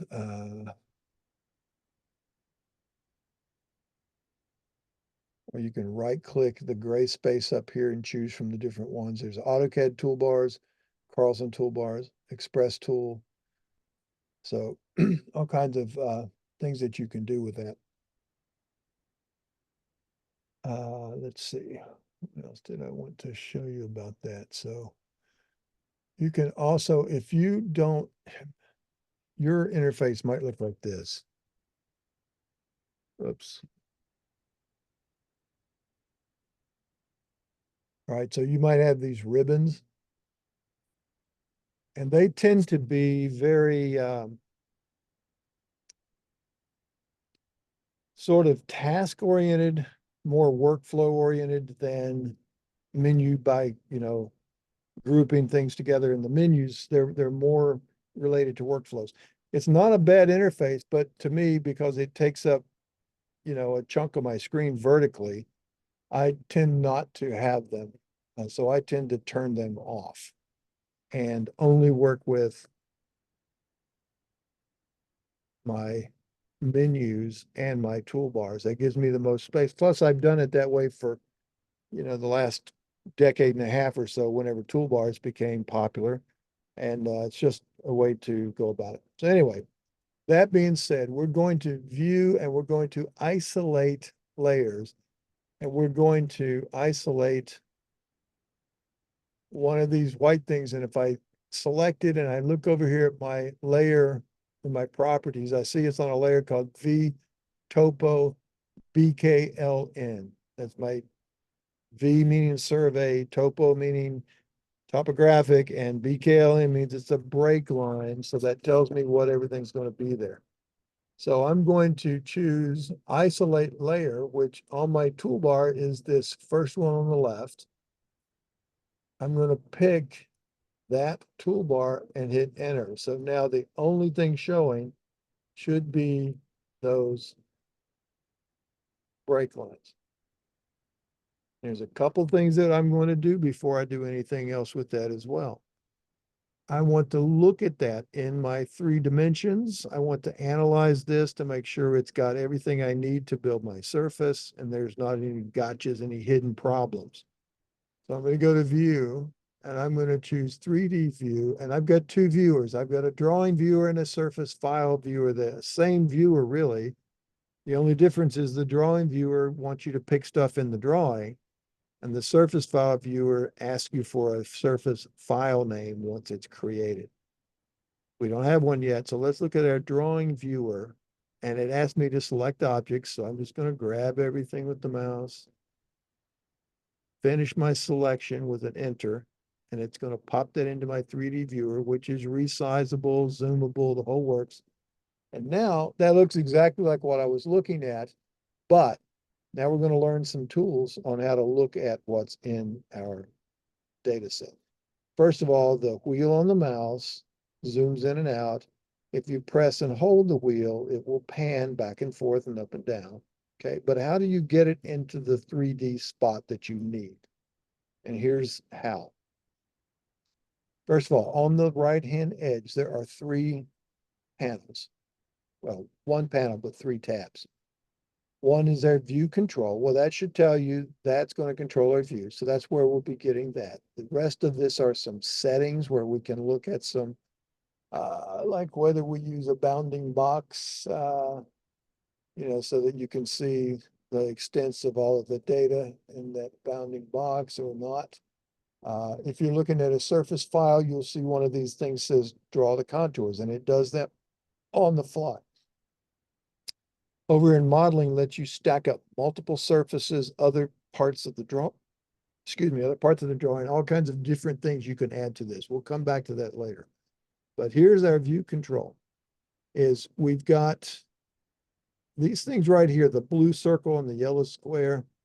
That's going to be more for once you get 3D faces, which is what a triangle is from a surface file. Once you have anything that's represented in the computer as a 3-dimensional face, it's going to give you this little icon below it here that looks like a fishnet. That's going to toggle those on and off as far as being able to see them as solid. Okay. We don't have any of that yet, so it's not going to do anything for us to do that. But that also is this blue circle and yellow square. Think of that as the sun where it sits up in the sky. And if you go out to the edges, you see that I'm down on the horizon. And if I go right to the dead center, I'm dead high noon, right straight over top, so it wouldn't cast very many shadows. So we tend to think about things we've been conditioned to think about things as 3D. We always see our drop shadows cast down and the right. That's just pure conditioning because we think of the light source as being up and to the left. So you can do those and play around with it. And sometimes it's nice when you've got those surfaces in there to drag that around the different spots so you can see how the shadows will interplay. All right, so for now, I'm going to leave that alone, but here's how you do your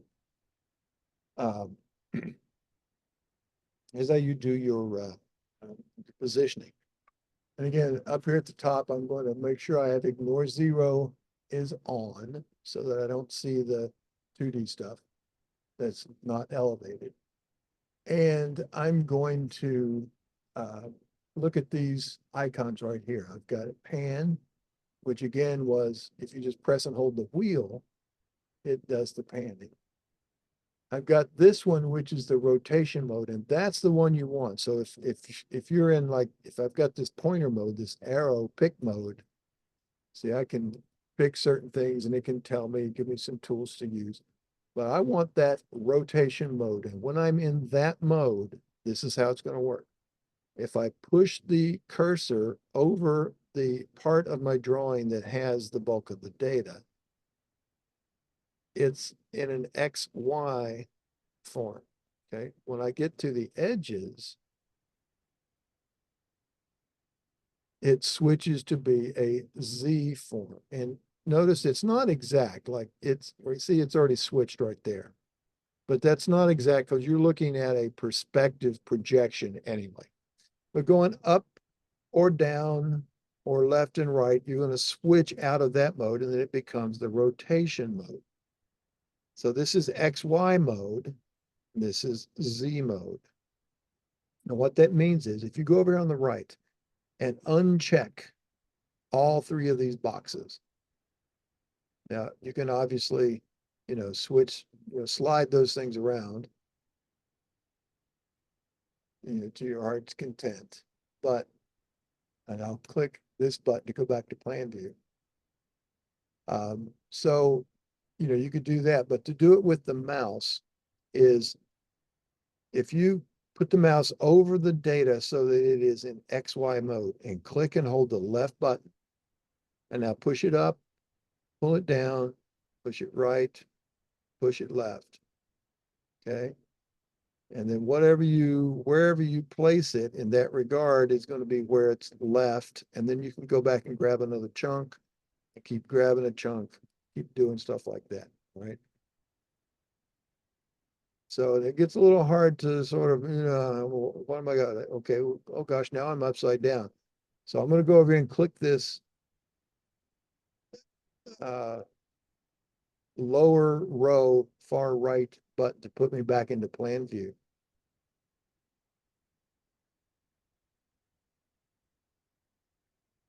And now here's the trick. If you lock this middle axis, the Y axis, and choose the rotation mode, which is that 3-colored cube and the circle around it. Now, again, you've got the 2 different modes of the circle, and here's how you can line yourself up to look at your data from any perspective, excuse me, without fail. What you have to do is think about you're standing in your driveway and you're looking at your garage door. Okay, so the data that you're looking at, this is that's painted on your garage door. Okay, so that's what you're looking at. You're standing in your driveway. You'll walk up to that garage door and you're going to put the cursor down toward the bottom, but not, do it while it's still in XY mode before it's in Z mode, and click and hold the mouse down and only push up. And notice if you go left and right, there's no motion because we locked that axis over there on the right. So we're only going to push this up. And then if you need to get another bite, let the button up, come back down toward the bottom and get another bite of it. And you're going to push it up to where it's lying back at this fairly oblique angle. So it's almost like you've raised your garage door up and it's sort of, it doesn't go all the way dead level. We're just sort of up like this. So once that's there, let the mouse button up and then pull the mouse down only to the bottom, even though it'll work all the way around it, but only think about the bottom. Click and hold the mouse and only go left and right, because if you go up and down, you see it's also locked because it's only going to let us to spin around the Z axis. So go back to plan view. If I want to look at, say, this road across the top up here, and I want to look down the edges of it so I can see these structures. In fact, I'm going to go over here on the right-hand side and look this way. I'm going to do that same thing. I don't care about where that is right now. I'm going to just grab and push it up, get it fairly oblique.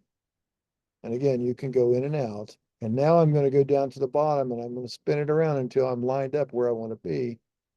And then I'll zoom in, and if I need to sort of fine tune it a little bit, I can do that with those things. And that will quickly become very second nature to you.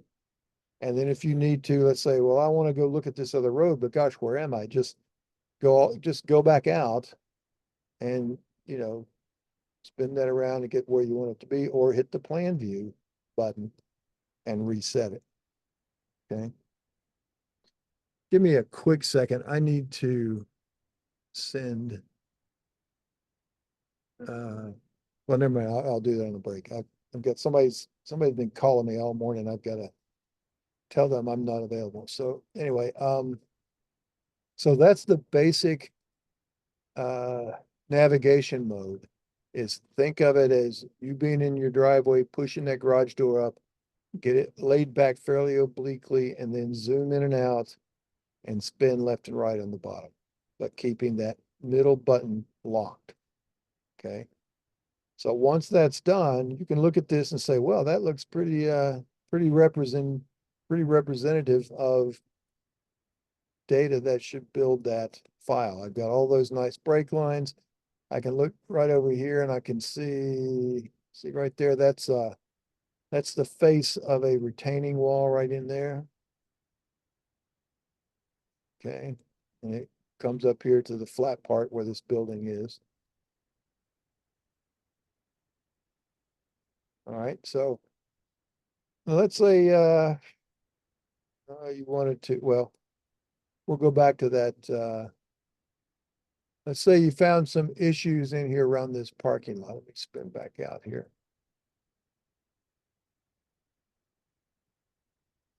And you noticed a couple of things in here around, oh, right in here, that you wanted to work on in 3D. All right. Now, you could get things positioned like you're seeing them here. And then if you go over to the right and choose the settings button,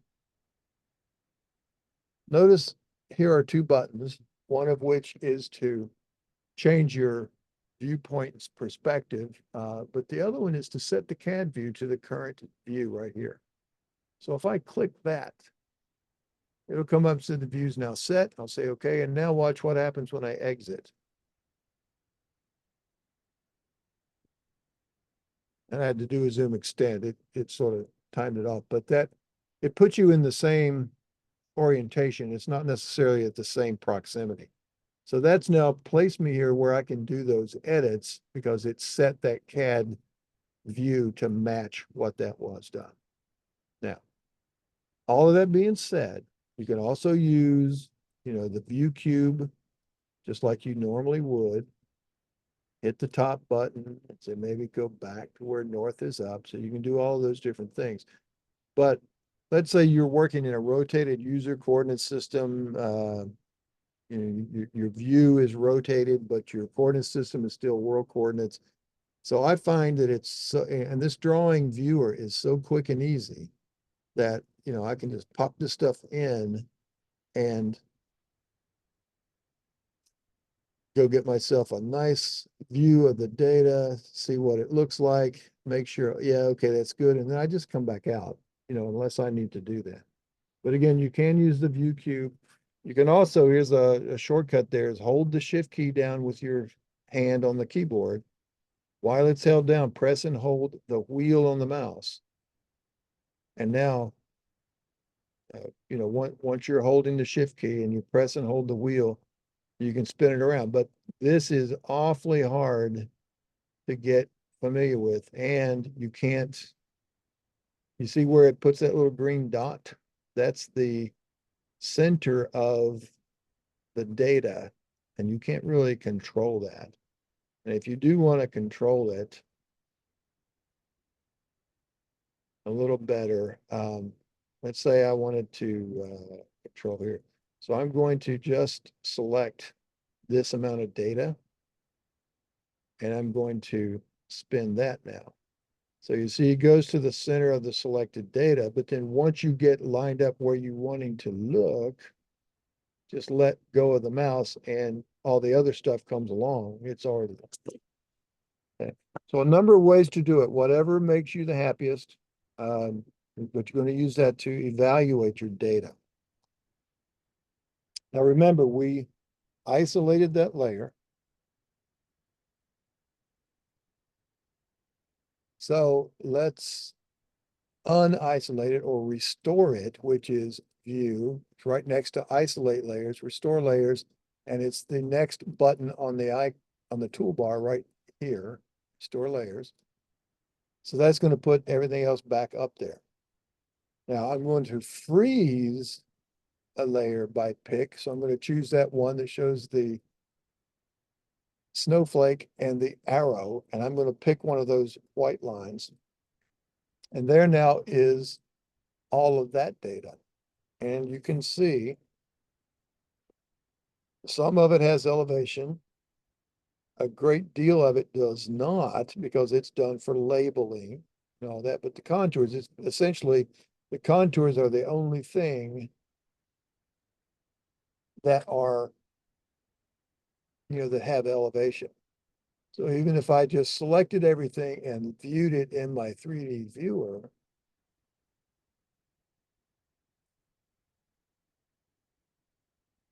here's another reason I like this viewer, because look at all this. In fact, I'll go back to plan view and I'm going to uncheck ignore zero elevation. And now look at, see, there's the stuff that's zero, but notice it doesn't line up. It looks smaller. And that's because it is in a perspective view. See, that's why it looks smaller. So it's not in a projected view, it's in a perspective view. All right.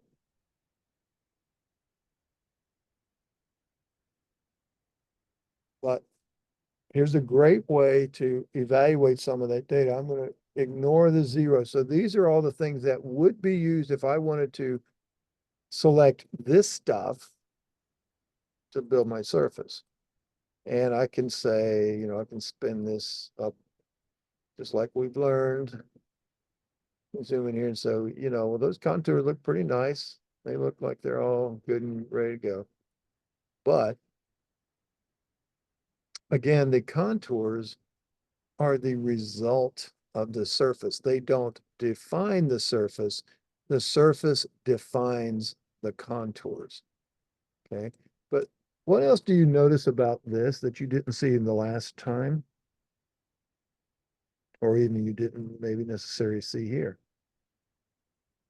Can you see those very faint purple colored, magenta colored dots? Those are points. Those are just standard old CAD points. They're not Carlson points, but they are point data nonetheless, and they have elevation. Now, if I wanted to see them, and sometimes you'll get a file in from somebody else like this. If you go to the settings menu, go all the way down to the bottom next to the last and choose AutoCAD settings, point style. Right now, you see the point style is just to show a dot. You could turn it completely off, a plus, an X, or a vertical tick, or a circle combined with all of those things, or a square combined with, you know, you get the idea. So I'm going to just set it to be an X, and oh, let's make it a foot units tall, and we'll set those in absolute units. We'll say okay, and now I can see all of those places where the points were. And you see there's that regular space, that 10-meter grid that the guys in the photogrammetry shop, they load up that model and they just start dropping that floating point on the ground. And chink, chink, chink, and the computer drives it to the next location. So, so they use that to help make this model as well. Okay, so I'm going to go back to settings, AutoCAD settings, point style, and I'm going to go back to that upper left, which is just the dot. And so here's another reason I like this 3D viewer, because even though I couldn't necessarily see those dots there, and I may not have known they were there, when I go into the Carlson viewer, they show up rather prominently. Okay, that's just to show you, hey, you've got some data there. All right, so that's it's a nice little way to evaluate your information. Now, so we froze that layer of break lines. So let's go back and choose view thaw/on all layers. So now it's all on there. And this time I want to only look at the break lines and the points. So in other words, I want to isolate the white layer of those 3D break lines. So I'm going to go up here and isolate, and I'm going to pick one of those, and I'm going to pick one of these magenta points, which I don't know if you can see them. I'm just going to draw a crossing. So now I got those selected, and I'm going to take that. That's now isolated. I'm going to do my viewer, view, 3D view, drawing viewer. Ask me to select everything. I'm just going to type all, hit enter again to finish. And now this is everything that the photogrammetrist used to define this model.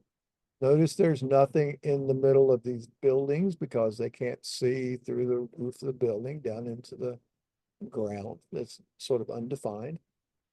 Notice along the banks of this little creek channel right in here. Over here, the bank is fairly uniform and smooth, so they laid down a bunch of points. But on this opposite edge, you see, it was pretty convoluted, and it was all covered pretty nicely with those break lines. So they didn't need to put the points there. It was covered with some nice density of those break lines. Same thing over here with the roadway. They've walked down the edges of the road and created all the break lines there, right? Now, remember what we did this morning, another way to evaluate some of your data.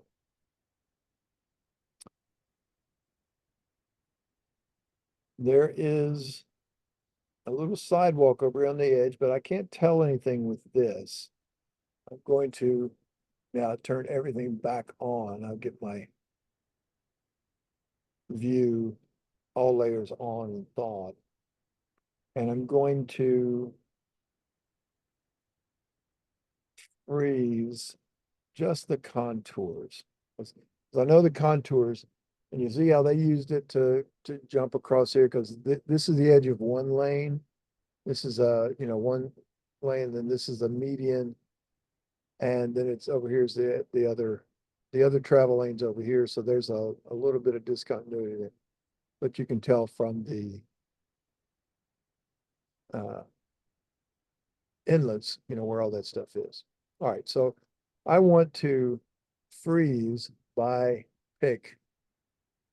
So go to view, freeze layer by pick, and I'm going to pick one of the index contours, one of the labels, one of the intermediate contours, and I'm still letting it run because I've got two other sets of contours, and those are these obscured areas. So I'm going to pick one of the index, one of the intermediates, and that now gives me everything in my drawing so I can see, I've got some posts along the line here. I've got a signpost there. I've got this. So I sort of get a sense of what it looks like. I've got a fence up here. But if I wanted to take a look at whether or not they compiled the edges nicely, again, I can look at it in 3D, or if you remember from this morning, go to Profile and choose Quick Profile. And now again, remember the source of our surface model, or what we're looking at with this viewer, is going to be screen entities. These are these things that are drawn up here at 3D space. So I'm going to say, okay. And now it wants me to either pick a starting point or give a center line file or a drawn polyline. So I'm going to just pick, I'm just going to go here and drag across to the left. Or I'm sorry, drag across to the right, but staying sort of perpendicular to the road. Now I can keep going, or I'm done. I just want to look at that one slice.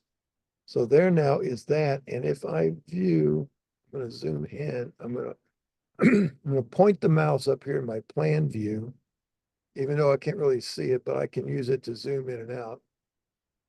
And then I'm going to come back down here to my profile view, and I can press and hold the left button, and I don't want to use the wheel, that affects the plan view. But if I click and then press and hold the left button and push it back and forth in the plan or in the profile, that zooms in for there as well. So now I can see over here, I'm coming down off of a bank. I hit the edge of the pavement right there. Come across the little roadway, and you see that little discontinuity right in there. See it in the profile. And then I'm going to come over here to the other edge, and I see, right there is the edge of the pavement, and it steps up a little bit, and then it comes back flat across here. So there's a little bit of a sidewalk in there. All right, so those are ways to evaluate some of that data. Another couple quick ways to do that as well. If you, let's go back to, let's just turn everything back on. So view, thaw / on all layers. And now if I were to view my 3D viewer again, drawing viewer, grab my data. Let's say you've tried to model this and you had some errors and maybe it generated some contours like there was something like a negative 20,000 feet or something really goofy. And you couldn't really figure out, what was going on. There's something that's causing that. You don't know what it is.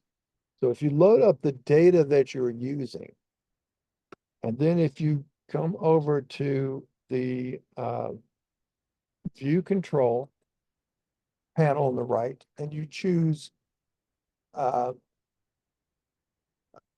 color by elevation, instead of none, say all, you're going to see, hopefully, and what usually happens in most cases, if it's an average type of site, is you're going to see a distribution between high areas, medium areas, and low areas, and you're going to see a spectrum.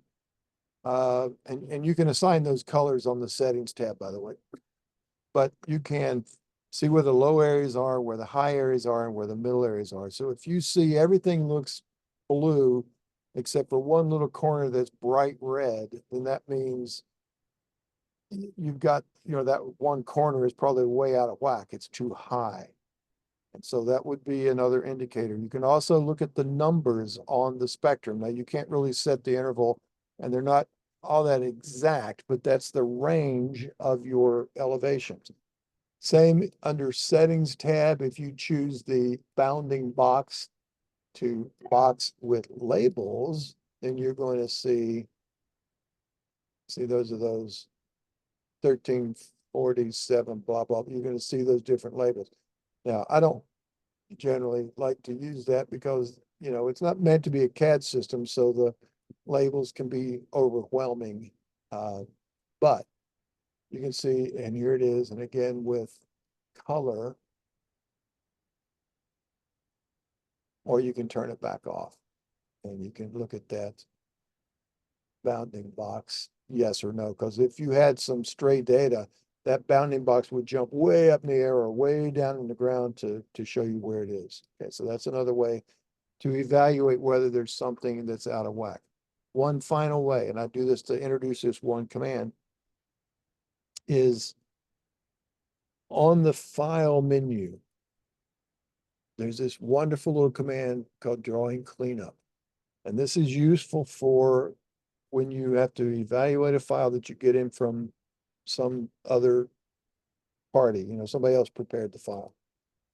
So if you run this command, take a look at some of the things that it lets you do.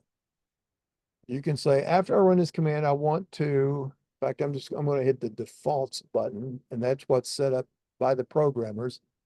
They're going to say, all right, I want to set user coordinates to the world coordinate system. I want to convert architectural inches into decimal format. Well, be careful with some of those. Because sometimes an architectural file is supposed to be a 12-time factor. But then some of the things here is like remove layers with no entities. Well, that's just like the purge command. You can remove any unused blocks, line types, and styles. Again, the purge command. Removing duplicate line work is really handy if you get stuff that's all stacked over top of each other. And it's not like you've got a line or a line work that's 500 feet in total length, but for 235 feet of that 500 feet, there's another line that exactly lies over top of it. That won't be considered duplicate. It has to match in length as well as, extent and everything else. So length and elevation. But sometimes you get things that are just doubled up and it's hogging up your file and you want to get rid of them. Same thing, duplicate points. You can convert any splines, multi-lines, and regions into polylines. Sometimes it's just easier for Carlson to work with polylines than those other entities. Depends on how complex they are. And notice there's also convert civil 3D or land development desktop contours and points into Carlson format. So if this file had been sourced in either of those products and the contours that are in here are a result of that, of those programs, it would break them out and create a TIN file and a CRD file and store them separately. Now, all of these commands that you see here can be done at individual other commands in the drawing, okay? There's erasing blank text entities. Like sometimes you might have a piece of text, somebody edited it and made it a space instead of letters in it. So all of these different things that are possible, but right now I want you to hit the clear button and get everything turned off. And this is something I use almost every single time I open up a file from somebody. Is one of the options to do is I'm going to come down here at the bottom. It's the last checkbox for me anyway. It says set elevations outside a range to 0. And if I know that I'm sitting at elevation, 1200, I might set this down to say, 1000 to 1500. I would put those down, and anything that has an elevation that's outside of that range, instead of erasing that entity, it's going to just take that entity and smash it down to 0 elevation so that it doesn't give me erroneous problems in my data. Now I could do that if I knew that kind of stuff to get done. But what I want to do first is I'm going to check that box on, say that's my intent to do this, and then I'm going to hit this scan drawing button. And when you do that, it's going to read the drawing, and while ignoring zeros, it will read to you the minimum and the maximum elevation. And if those numbers look reasonable, there's nothing you have to do. You can just cancel. But if one of these comes back and says negative 40,000, or it goes up to something like, 25,000, as a max, and you got those weird ones, then you're going to know the site well enough to say, well, take everything from, say, 500 up to 1200. Anything outside that range, I want you to smash it to 0. And that will help you to avoid errors when you're modeling the surfaces. Because plenty of times I'll get text labels and leaders and things like that that are sitting at, say, minus 1.5 feet because somebody put them there in the wrong elevation. And yet if they are selected when you're modeling your surface, they will be used. So make sure you do this to get a good sense of what is in the drawing and whether or not it's going to cause an issue. Okay. So I'll just hit cancel. There's no need to do that. But a lot of times you'll get a whole host of problems with some kind of file, and you can clean it up rather nicely with that one command. It'll go through and do all those things at once. Okay. So that is a means of evaluating and looking and seeing and doing all kinds of stuff. So we're going to take our break here in about a minute. And then we'll come back for the last hour. We're going to start building this surface and seeing the results of whether or not we have break lines in play, whether or not we have those boundaries. How do we create the boundaries? What are those different options? Okay. So we'll come back at 3:30 to pick that up. Anybody have any kind of questions so far? Everybody good? All right. Well, I will. I'll go ahead and stop the share. And then when we come back, I'll restart the share and you'll see that. I'll pause our recording. All right, I just realized I had not restarted the recording. So we are looking at creating the surface from data from elements that have elevation, except I've managed to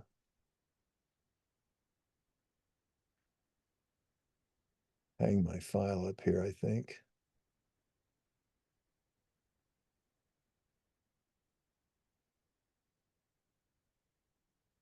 Oh, there we go, finally. select a triangulation file to write. So I'm still in my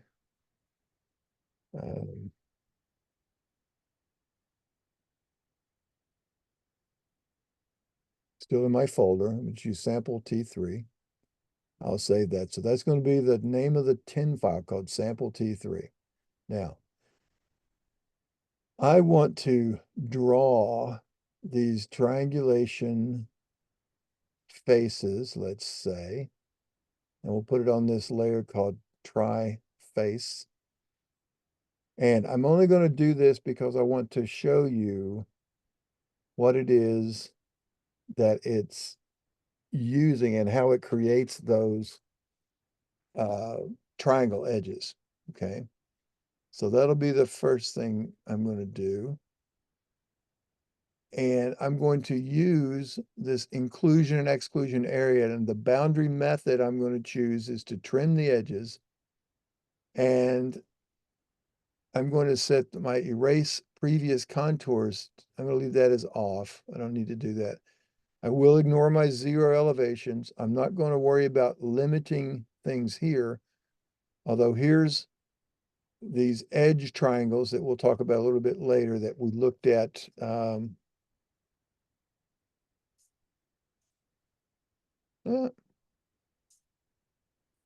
Right here, these kind of triangles along the edges. That's another way of controlling them, is give them maximum length.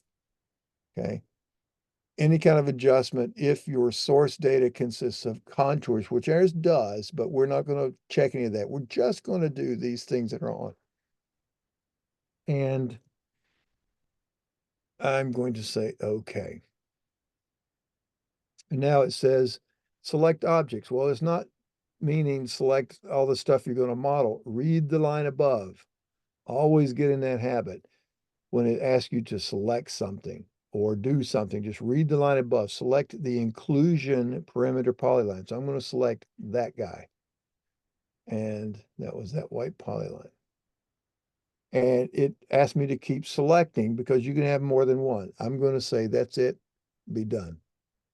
Any exclusions or enter for none. So enter for none.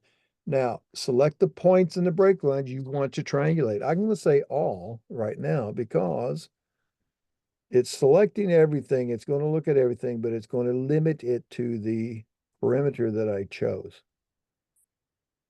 And there you see the triangles that got drawn, and it also found a number of errors. We came up with this data problem log. There were 143 crossing break lines. There's one vertical edge, and if I open that up, I see there's a vertical edge, number one, right there. And you see that number 1299.871? Well, that happens to be exactly that elevation. And that's the difference, however, that it found. It found the difference of 1,299.9 feet. I've also got some crossing break lines. There you see there's plenty of them at, 1,300 feet elevation. Well, I'm going to say exit because obviously I've got something wrong. But let's say I didn't have something wrong and I just wanted to look at this. So I can look at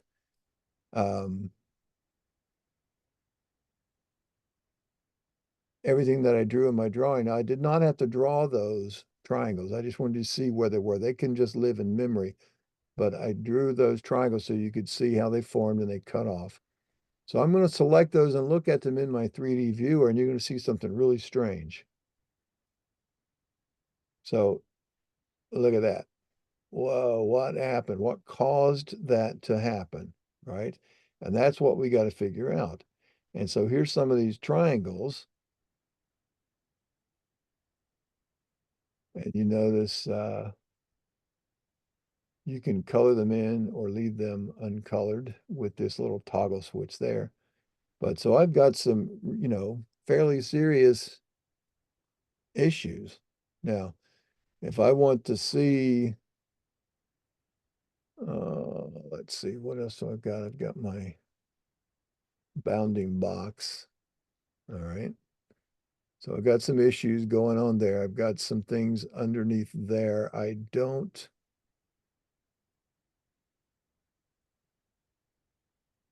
imagine, or I do imagine that they're all going to be related to these blocks. So I've got these, I'm going to look at what these are. So I've got this one elevation is 1301.2. And if I look at that and it has an it has a position of 1301.25. So that's all right. It's at the right elevation, although it's not really reading that text. We didn't tell it that it was elevation text. But if I look at this block, I see it's also got this elevation at 1301.25. But what it does when it's trying to read that as a block is that it's in memory exploding that and dropping going back to the original definition, which is at 0. Okay, so if I look at this triangular face, I'm going to select it. And if I hover in that grip and look, I don't know, that shows. Huh. Hey, there's something else going on. So that worked as it should have, but something else is afoot. I suspect, I think I know what might be. It might be that I did not successfully ignore 0. So let's take a look at that. So the first thing I want to do is get rid of these pink faces. Now you can do one of two things. You can isolate that layer, select everything and delete it, or do that all in one step under Edit, Erase by Layer, also on the Layers toolbar. I'm going to select the layers from the screen. I'll pick that one and say, okay. Now they're done. Now let's try that one more time. If I go to Triangulate Contour Surface, Triangulate Contour. Yep, see what happened? See that right there? I must have clicked that accidentally. I did not ignore 0, and so it read 0. Now, had I not drawn the arrows or had I not seen the error messages pop up, I wouldn't have caught that. So I'm going to say, all right, let's try that again now. Okay, yes to overwrite the file. I'm going to choose my inclusion, no exclusion, select all for my data. Much better. Now I've got some crossing break lines, however. One of them's even 18 feet across or 18 feet difference. So if I select, any one of these, you see where they're finding it.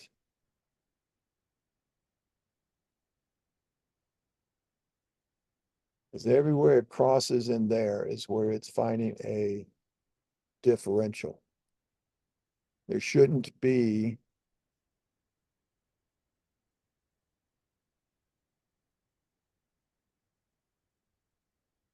something in there. So what would be causing that? Now notice that as I looked at this,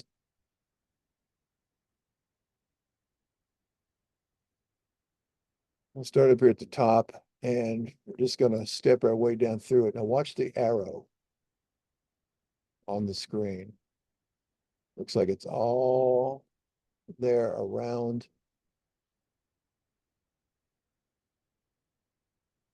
the edges. So there's something going on up in here and down in this corner.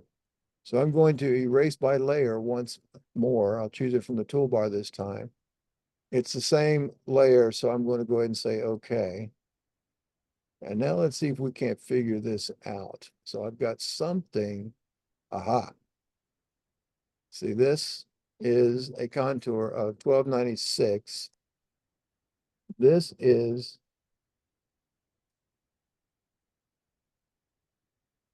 actually nothing. It's 2D.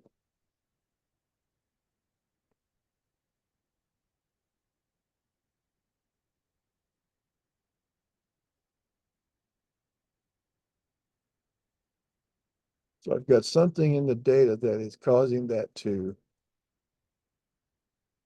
give me a problem. And it's right in there compared to where it's crossing this. And if you look at that, remember we noticed all of the little things that happen to be right where it crossed it along these edges? Look at that. Remember when we drew it? I snapped it to one of the contours, and it's just a AutoCAD polyline. So when I drew that, I snapped to that thing, and it read the elevation, and it was back up here. It read the elevation, and it established that elevation at 1300. So that should be a dead giveaway as to what caused that problem. So if I see this now, you're going to see this in my 3D viewer, not looking at the surface file, but looking at this and the data itself. Well,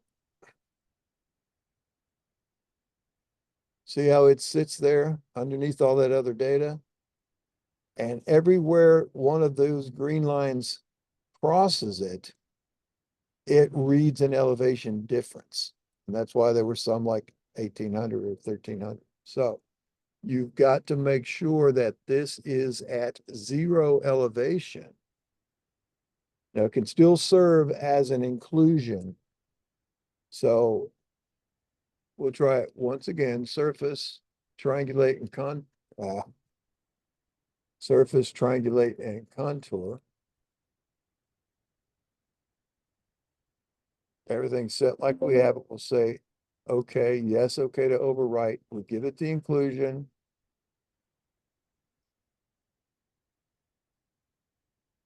There's no exclusion. We type all and hit enter and enter again to come up with the surface. And now, look what happened. No errors. Okay. And in fact, this is the resulting data along with the points and such. But because they're trying their 3D faces,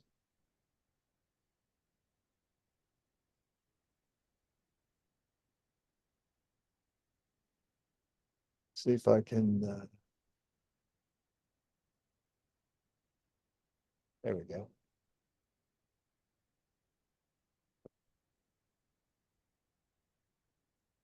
Now I can, tone down some of this.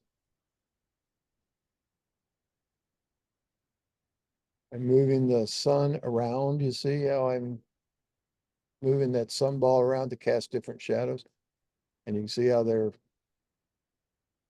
really sort of working.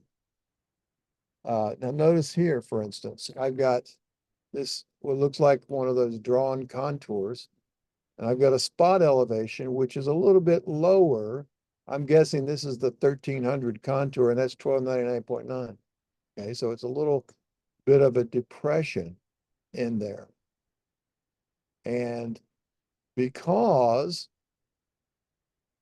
it's reading the contour line, it's setting that elevation all around the edges, and it's jumping down to that. I'm going to turn this off and you can see the triangles. So it sort of went down and had a little depressed, piece of that surface. So a couple of things you can do about that is I'm going to erase one more time these drawn triangles, but I'm not going to, and there it is. So that is a depressed inlet. So there should be a hole there. That might be correct, right? So one of the things though that you can do is, if you knew what, say, a closer elevation was around here, you could draw that in, say, call it, 1300 might be, something here. There's also a command that says when we do that, another switch, it says We'll go back to surface, triangulate and contour. But notice down here on this, on the triangulate tab now, and we're looking at this block down here toward the bottom that says adjustments for source of data being contours. And right now I'm just reading the contour lines, right? And this is why, contour lines are the worst possible source for your surface information. Sometimes it's all we have, but it's really terrible to try to generate surfaces if you have any other means. But one of the options I can do right here is to interpolate summits and pits. Now, I'm not sure if that's going to give us a visible effect, but we'll see. We'll say, okay, whoops. Say up here, I'm going to uncheck draw the triangulation faces. I no longer need to draw them. I'm going to just view the surface. And so here's my inclusion. No exclusion. I'm going to type all, except now you could, in fact, I will type R to remove, and I'm going to take these guys out. So that point will be gone. But you're going to see that still had some crossings.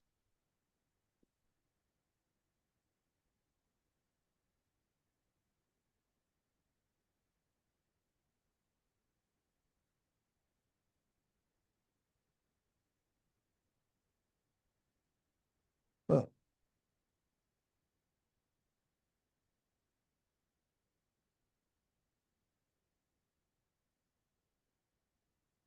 Two polylines. That's a polyline.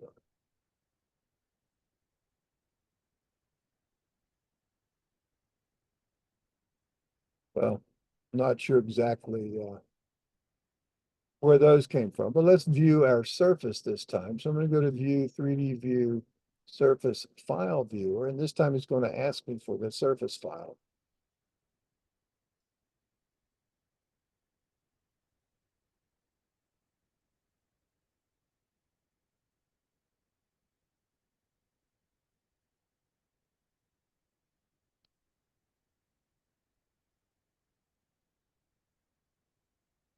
He says, expecting it to.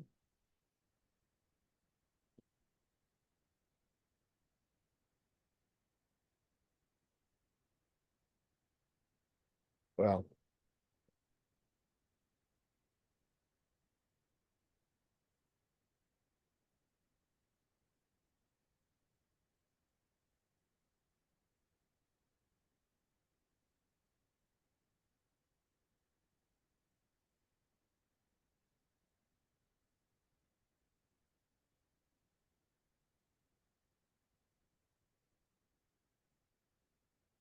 all right, so there's my sample T3 surface file. I'll open that up and see if we can figure out what it looks like.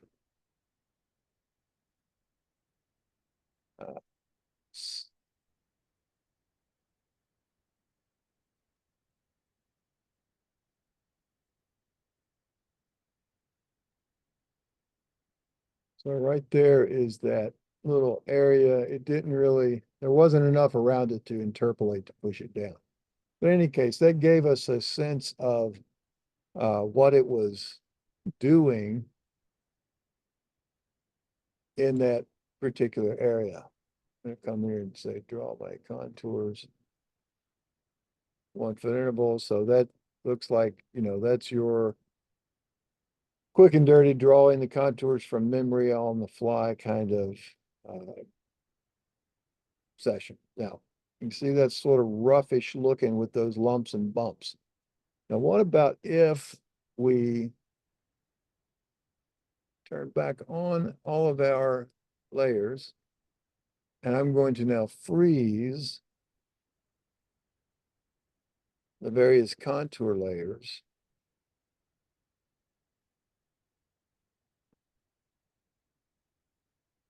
And let's look at that same data, but just using that. So I've got points in there, those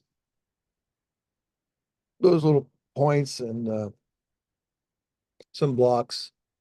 But I'm no longer looking at those contours, which are going to artificially flatten out my surface. So I'm going to go back to run my triangulate and contour. So I'm recent input TRI. That's right click, recent input TRI, triangulate. Everything's good there. I will say, okay. Yes, it's okay to overwrite. There's my inclusion. No exclusions, all data.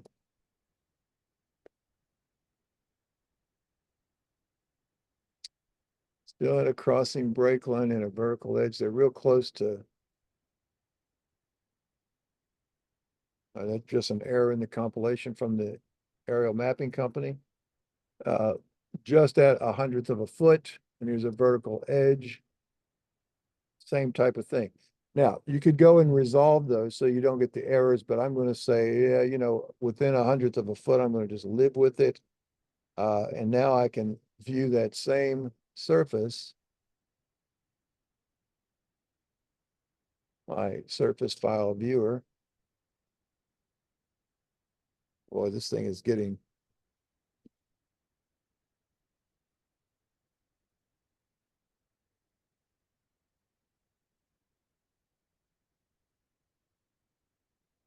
Something that is going on with this when it gets toward, I guess it's been running for so long. There we go, finally. And I'll open that. And now you're going to see that a lot of those rough bumps and places are not actually being picked up, and you're getting these edges. Look at those nice curved edges. There's that, you know, where that inlet was. But you know, look at this. I, you know, picked up a nice little corner of a retaining wall.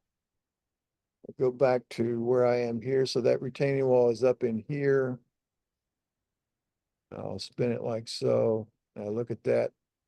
But if I look at that, I'm going to come back out now. And if I look at that right in here, where was that? Right here. See, there was a retaining wall in there. So these white lines modeled it. But if I look at the contour lines,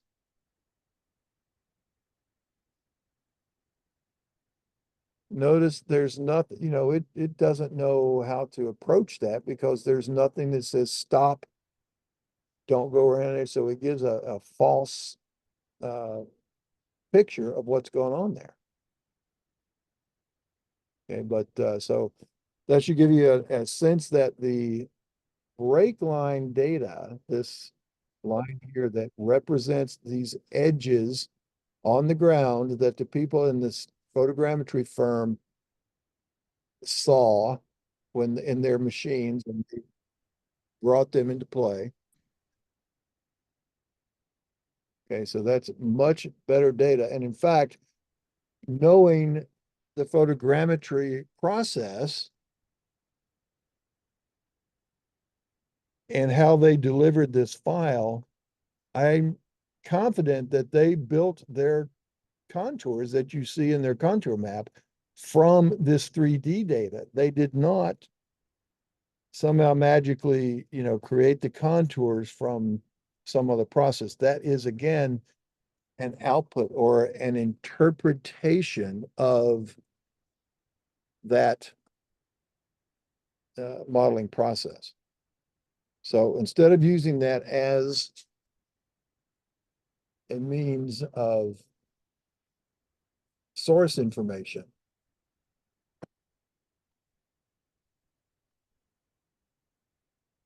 we're going to always try to find a better approach. Now I'm going to take a look at, I want you to take a look here as well at something right in here.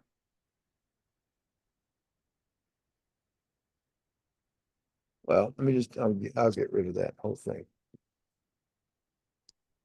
Just erase that little frame. We're going to do this again. Surface, triangulate and contour. And this time we're going to uncheck use inclusion and exclusion areas. And it is going to offer to shrink wrap the perimeter reduction. I'm going to say none. I want you to see how these edge triangles will form. And we will uncheck this. We'll leave everything unchecked there except for ignore 0. We'll say, okay. Yes, it's okay to overwrite. It says select objects, but again, now read the line above, so it's no longer asking for those bounded edges. So we're going to type all. And it's going to go through there and it ran the surface.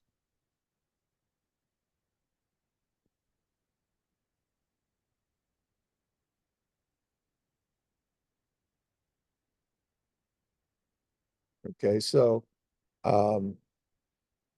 if I go now and look at that surface, I can get my mouse to cooperate.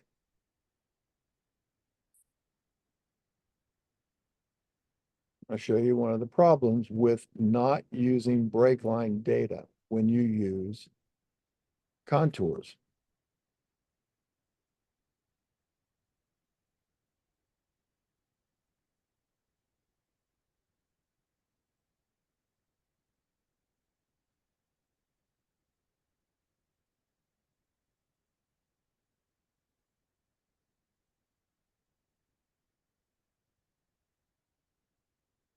All right, I'm going to go to my settings tab now, and I'm going to uncheck display contours. I just want you to see the surface itself.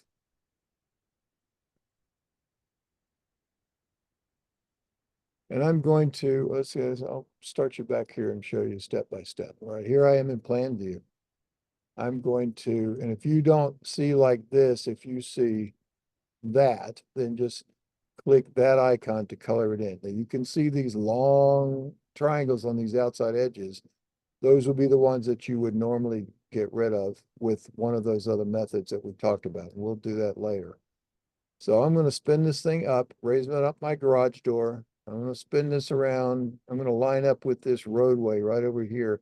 And I'm going to zoom in and I'm going to look at, oh, looky there. What do you see? See if I can get a little better shading on it here for you. You see those triangles that are formed by jumping up in the air and back down? Okay, you see those? And right in here, you see them over there as well. See that? That's because there's no break line. I had a point right here along one of those contour lines that it read, and it shot across over here and read something else on the bank when it should have gone down here and read the edge of the pavement and then up. But there was nothing to keep that from happening. Or it was also alternately, if you come back out here and look at those contour lines, when it looks here to here, you know, it sits on this point and it looks across and builds triangles to these other contour lines. That's all fine. But when it gets up in here, the closest point it finds is itself. So it winds up making a flat, everywhere those triangles form across to itself, they're all the same elevation, so they're flat. Then it drops quickly and severely, and then it goes flat, and then it drops quickly and severely. And in fact, here's a good example. I'm going to take that line right there, which is a polyline, and that's going to be what we're going to look at with our profile, quick profile, except this time we're going to choose a surface file as our source. Now we're going to hit first and second. There is no second, but we're going to make sure we clear that out. But when it comes to first, we're going to find that file.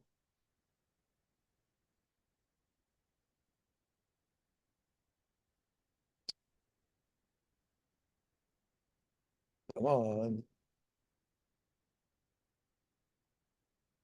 And that is our file right there. Okay, so that's the file. We're going to say, okay.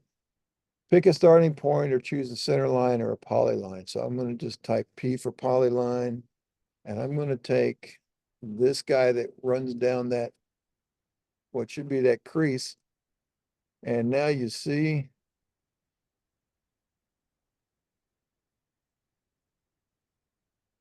how it comes down and it got all these nice flat areas, like a set of stair steps, right? When really the line should be smooth, connecting all of those bottom corner points all the way back up. But it's not, because the contours when it created those triangles, it formed flat triangles in there because it's creating a triangle over to itself. I didn't have that in this line in there as a break line. Okay. Now, obviously you should. That's why when you use those drawn break lines that we froze off, but we haven't, they serve that purpose. So let's go one more time back to triangulate and contour. And I'll show you one other thing that you can do. Let's suppose the only thing you have are contours. Then you have to build a surface from the contours, but you don't want to take the time to draw all those break lines in down all of the noses of all the contour lines, although I have done that before. But one of the options that Carlson gives you now is to come down here and say interpolate these different things, or we can minimize flat triangles. And that right there is the biggest help that you're going to get. So it's going to see those triangles and see that they're flat, and it's going to say, maybe set that aside and come back to it if I can't find anything else later. So it's going to make that interpretation for us. We'll say, okay. We'll say, yes, it's fine to overwrite. We're going to grab our data, all enter.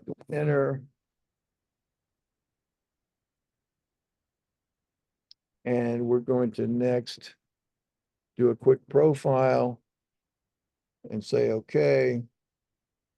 And we're going to say P4 polyline. We're going to grab that polyline and now look at the difference.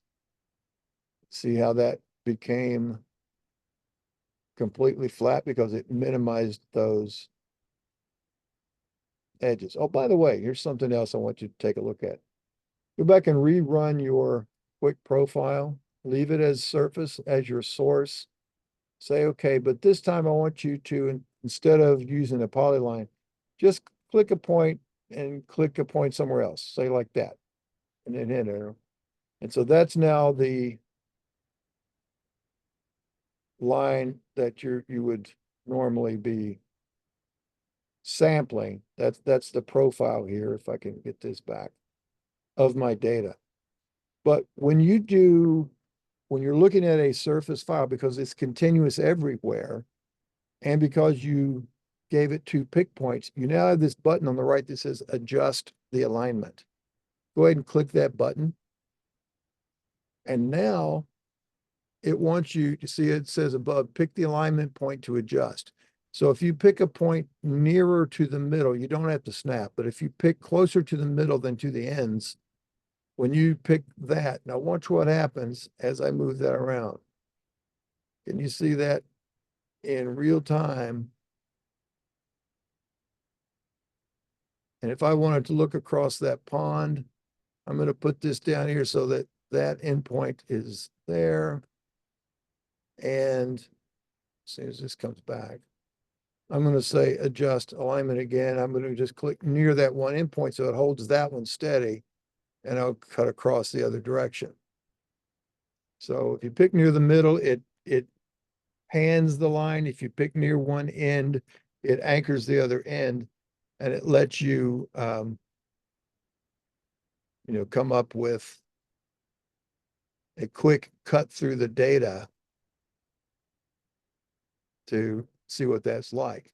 One other thing this little viewer will do, let's say your boss comes in and says, okay, they'll say, cut me a section across there. What they mean is they want to see the profile of the land there. So if you've done all this work, you've shown this profile, and you can save it as a profile file, but you can also just come out here and draw it. And when you draw that, I'm going to just take the defaults and say, okay, and say, okay. And I'll come down here and just plop this in down below. And now I can, you can set the vertical exaggeration, the line types, the stationing, all of this stuff you get a lot of fine control over.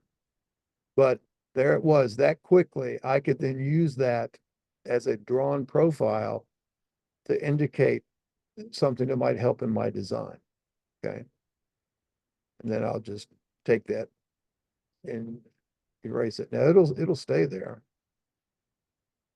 I could have saved it, but and again, there's all kinds of controls to change the way that looks. Um, you know, but that's another nice way to evaluate that. And then if we look one last trip to viewing the surface, if my file comes back.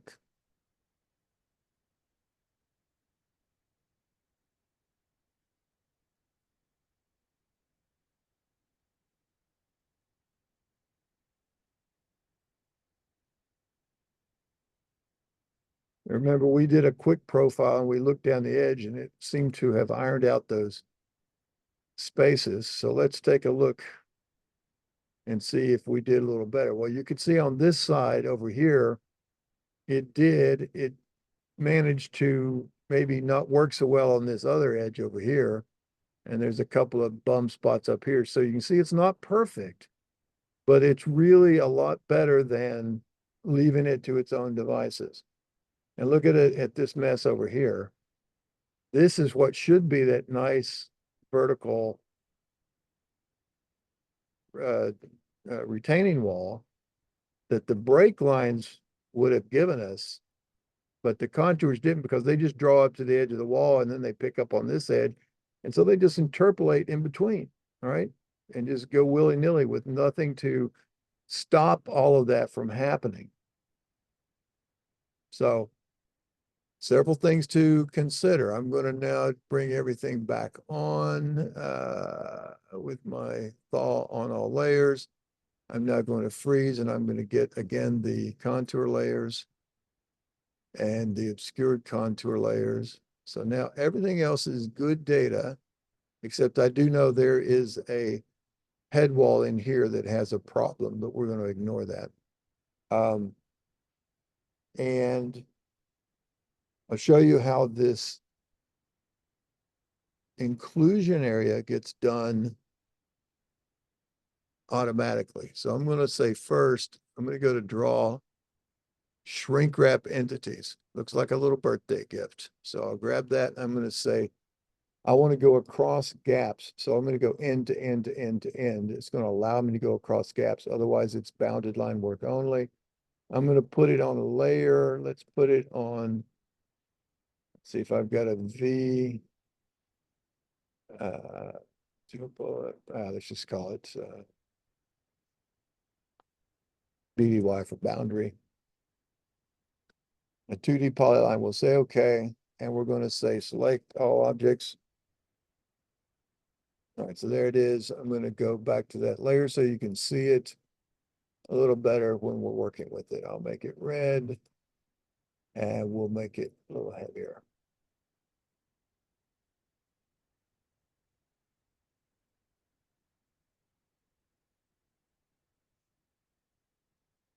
All right, so there it is. It did an okay job. It sort of tightened it up in there. So that's one way it can do it. However, one of these options, so if I go back and repeat that shrink wrap, see, I said perimeter reduction was low. And if I set it to none, watch what happens. I'm going to say all again. Okay, so it did not reduce anything along the edges much at all. Really, we should see, instead of something like this, you would expect to see something closer to this. All right, and same thing in here with this one. Had a vertex. Maybe like right up in there. See? And what I've just done by just vertex editing this polyline, that's perfectly valid. And I can now use that as a shrink wrap boundary or as a surface boundary if I want it. Okay, but here's what's going on with it. When I said none in terms of perimeter reduction, and it came up with this, what that means is what's going on when it does this command is it's actually triangulating all of the data on a first pass, uh, you know, before it's actually computing all these other things that you're asking for with the triangulate and contour command. It's actually doing a real quick triangulation of all this data. And it's coming up with all of those triangles. And then it says, okay, how aggressive do you want me to be to start to trim out those edge triangles? And it only takes them from the edge. Okay, so this one was with none. We'll make that yellow, and I'll put this on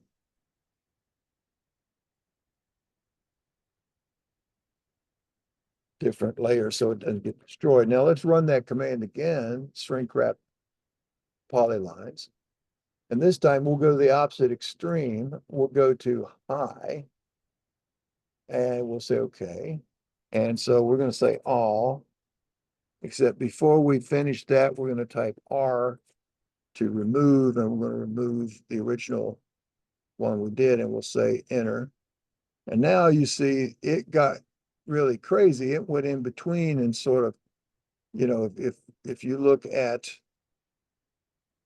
you know, what this is actually looking like, it, you know, you see the ends of these two white lines, but, you know, it got sort of crazy to jump in, and it's trying to reduce them as much as it possibly can. So it takes those out of the way and gets rid of them for you. And again, you can use that as your shrink wrap boundary if you want. Now, here's the, and, or you can simply, like we did with the little rectangle up here in this area, you can just draw a boundary. It doesn't have to be, you know, the result of that command if you don't need it to be. Now,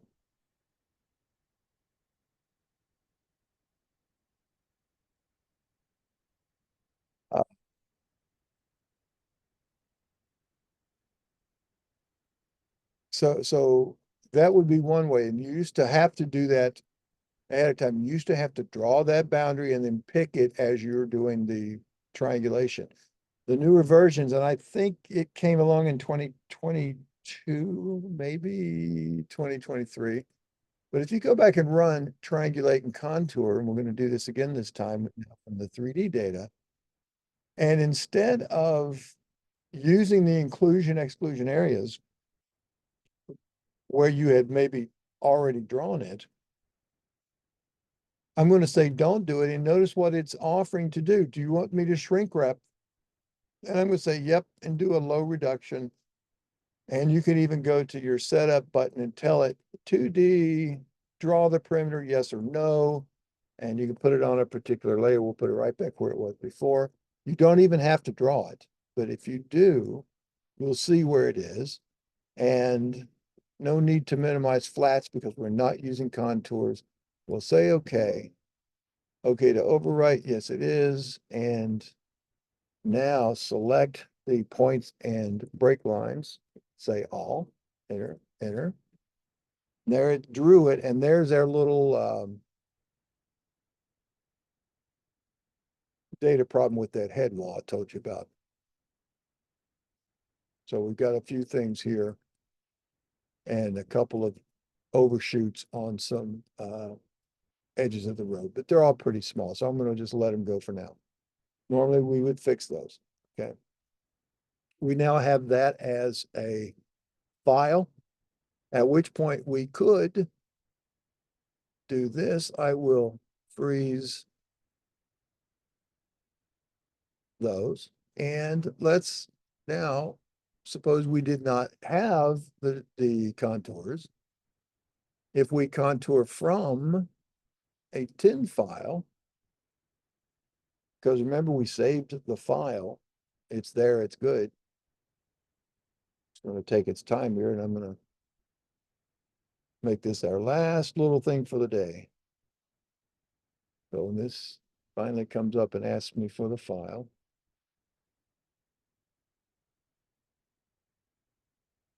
there it is.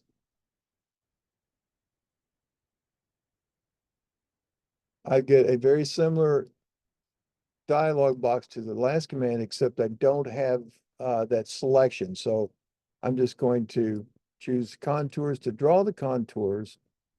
I will take these contour by interval. My interval will be 1. I'm going to just put these on CTR-INT for contour-intermediate, and then I'm going to draw the index contours on CTR-IDX, just to keep it from using the same layers as before. The smoothing labels, I'm not going to label them just so you can see how they line up with the other. I'm going to say okay. And boom, there they are. So I've got red and white contours, and you can see them. That was from modeling that surface. And if I turn on the ones that they gave us under V, topo, major, and minor, you can get a sense of how well did you fit.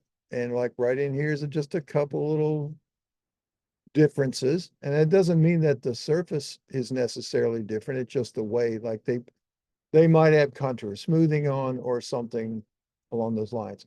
Notice they cut their contours way back into the interior because that's part of their quality control, is they compile out to the edge, but they only draw within a certain buffer distance because the edges have more error in them than the inside of their work. But you see how nicely everything lines up and fits. There's obviously there's a little bit of differentials in there, but you know, it's still, the surface is still very valid and very useful to compute volumes from, to design against, and that sort of thing. So with that, let's see, there was one other little thing. Oh, yeah, like, and let's say, you know, if you were to accidentally lose your contours, maybe you erased by layer, didn't mean to, but remember we have that tin file, so we can always redraw and recreate the tin file. Now, what I would do in a case like this, where if I've drawn the contours and I'm satisfied that I've modeled it the same way they did, I would just go to erase by layer, go ahead and clear, select from the screen. I'm going to select an example of each one of those. I'm going to get rid of my contours because the only reason I'm going to keep these contours that they gave me is for display purposes. My surface, however, is continuous. So if I go to surface and choose surface inspector, and now I want to clear, and I'm going to set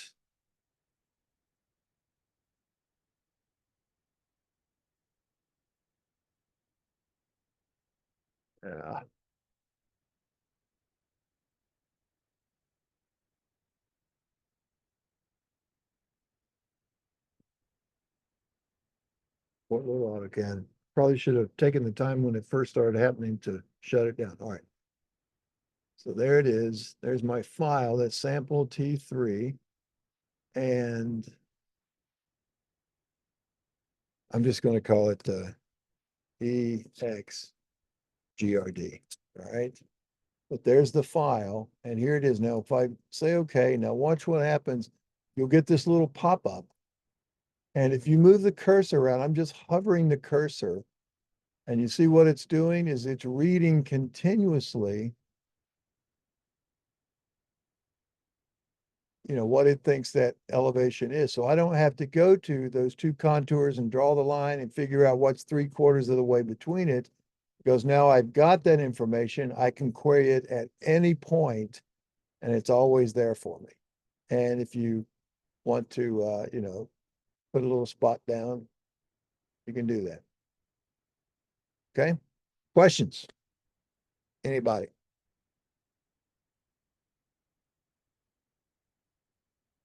All good? I think I got a chat going here. It says, for Chris. Yeah, okay. No worries.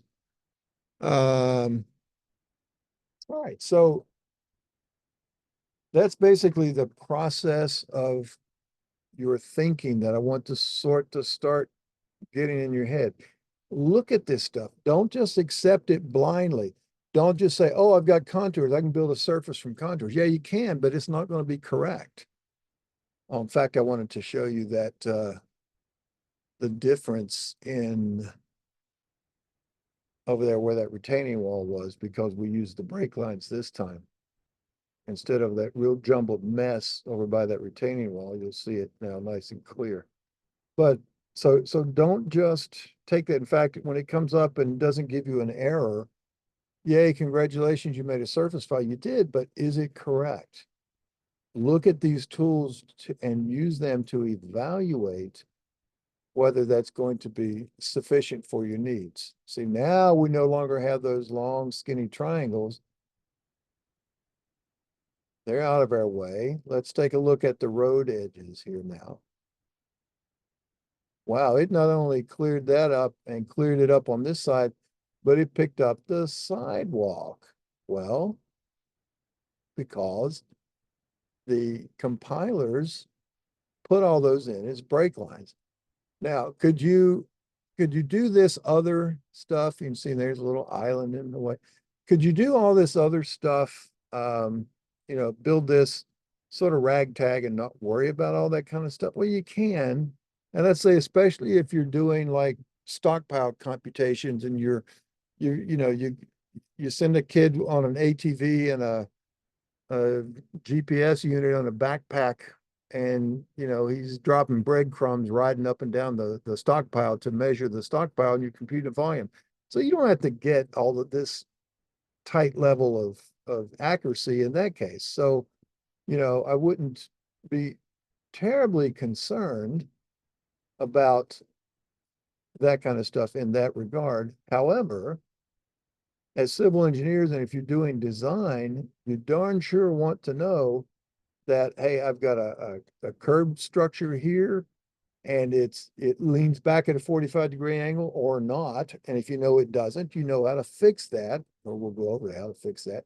And there now is that nice little retaining wall. Look how nice that is. It's no longer got that jumbled mess that the previous version did. You can see also,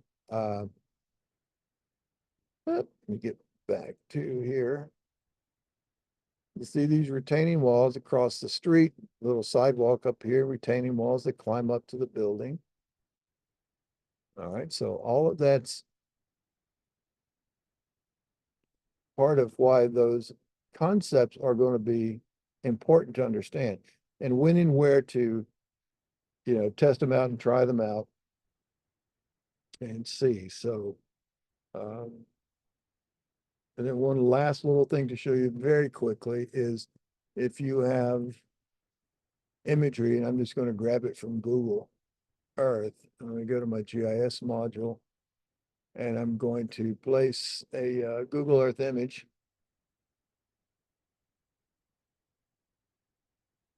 Because I've already told it what coordinate system I am in.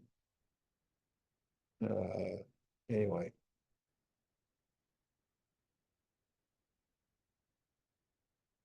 This is one thing that I have to do a lot of, except it doesn't. So now it's asking me for, I'm going to call it site image. I'll pick it from the screen and I'm gonna go say from here to here. And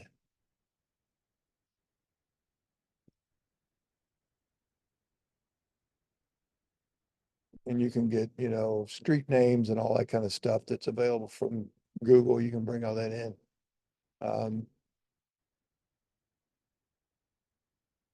But I already hit the go button, so it's coming in.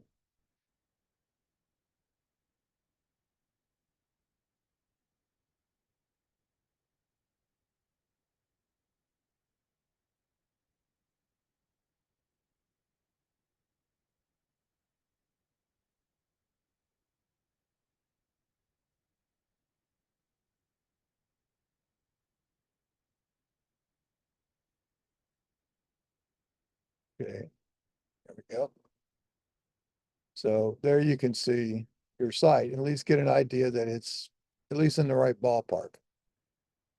And you can see things like that the back corner of the curb in the picture is not the same as it is in the photogrammetry. And that's because, Google imagery is not survey grade orthorectified aerial photography. So, and there's other ways around that too, like you've got the CADNet module. If you have that and you go to your raster menu, you can do a rubber sheet fit where you can give it a, control point, destination, control destination, and it will actually warp the imagery to match the survey results. But that's for another class, another day. Now you can see right in there where these two cars are backed up, there's your retaining wall. Okay. In fact, I don't think they put that in. Yeah, they don't put that in at elevation. So, but that's essentially it. And that's that's it for the first day. But that is the thought processes that I want you to start thinking a little deeper than just click a button, get a result, click a button, get a result. I've got contours, therefore I can make a surface. You can, but you don't want to. So that'll give us some tools. And as we go through this tomorrow, we're going to see some of these grading techniques that we're going to use to help refine that whole process as well as the roadway design stuff. Okay. So anybody with any questions? Everybody's either asleep or it's a good day. I have a question on this last little bit that you did with the Google image, because I tried it just now and it basically tells me that you have to have Carlson Geotech in order to do that. Or not geotech, but GIS.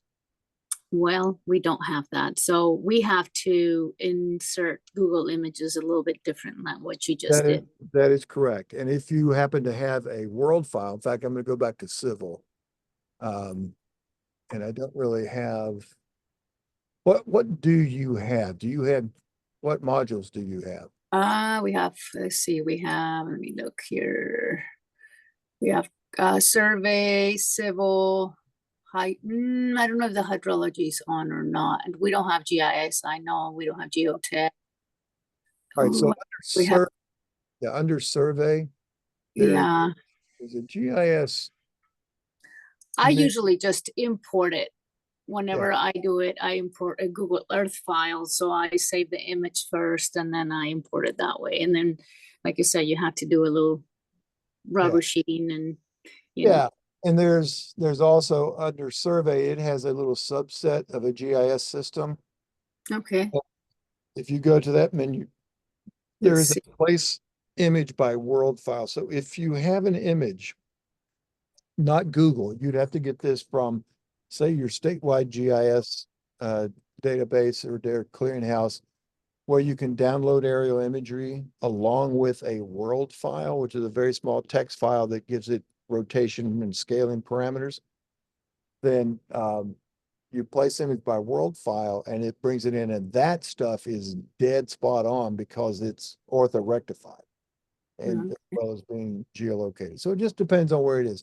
But yeah, you're right. You could do, even just a simple, import your, standard image and bring in, or standard import and say, bring in any of the image files from here. And then you're sort of doing an align and a rotate and scaling and all that kind of stuff. And it's Yeah. not, it certainly is, you can get it even better than this place Google image in. The nice thing about placing the Google image is that it goes out, when I give it my bounding area, is it goes out and searches everything that's available to Google Earth and Google Maps and Google Earth both.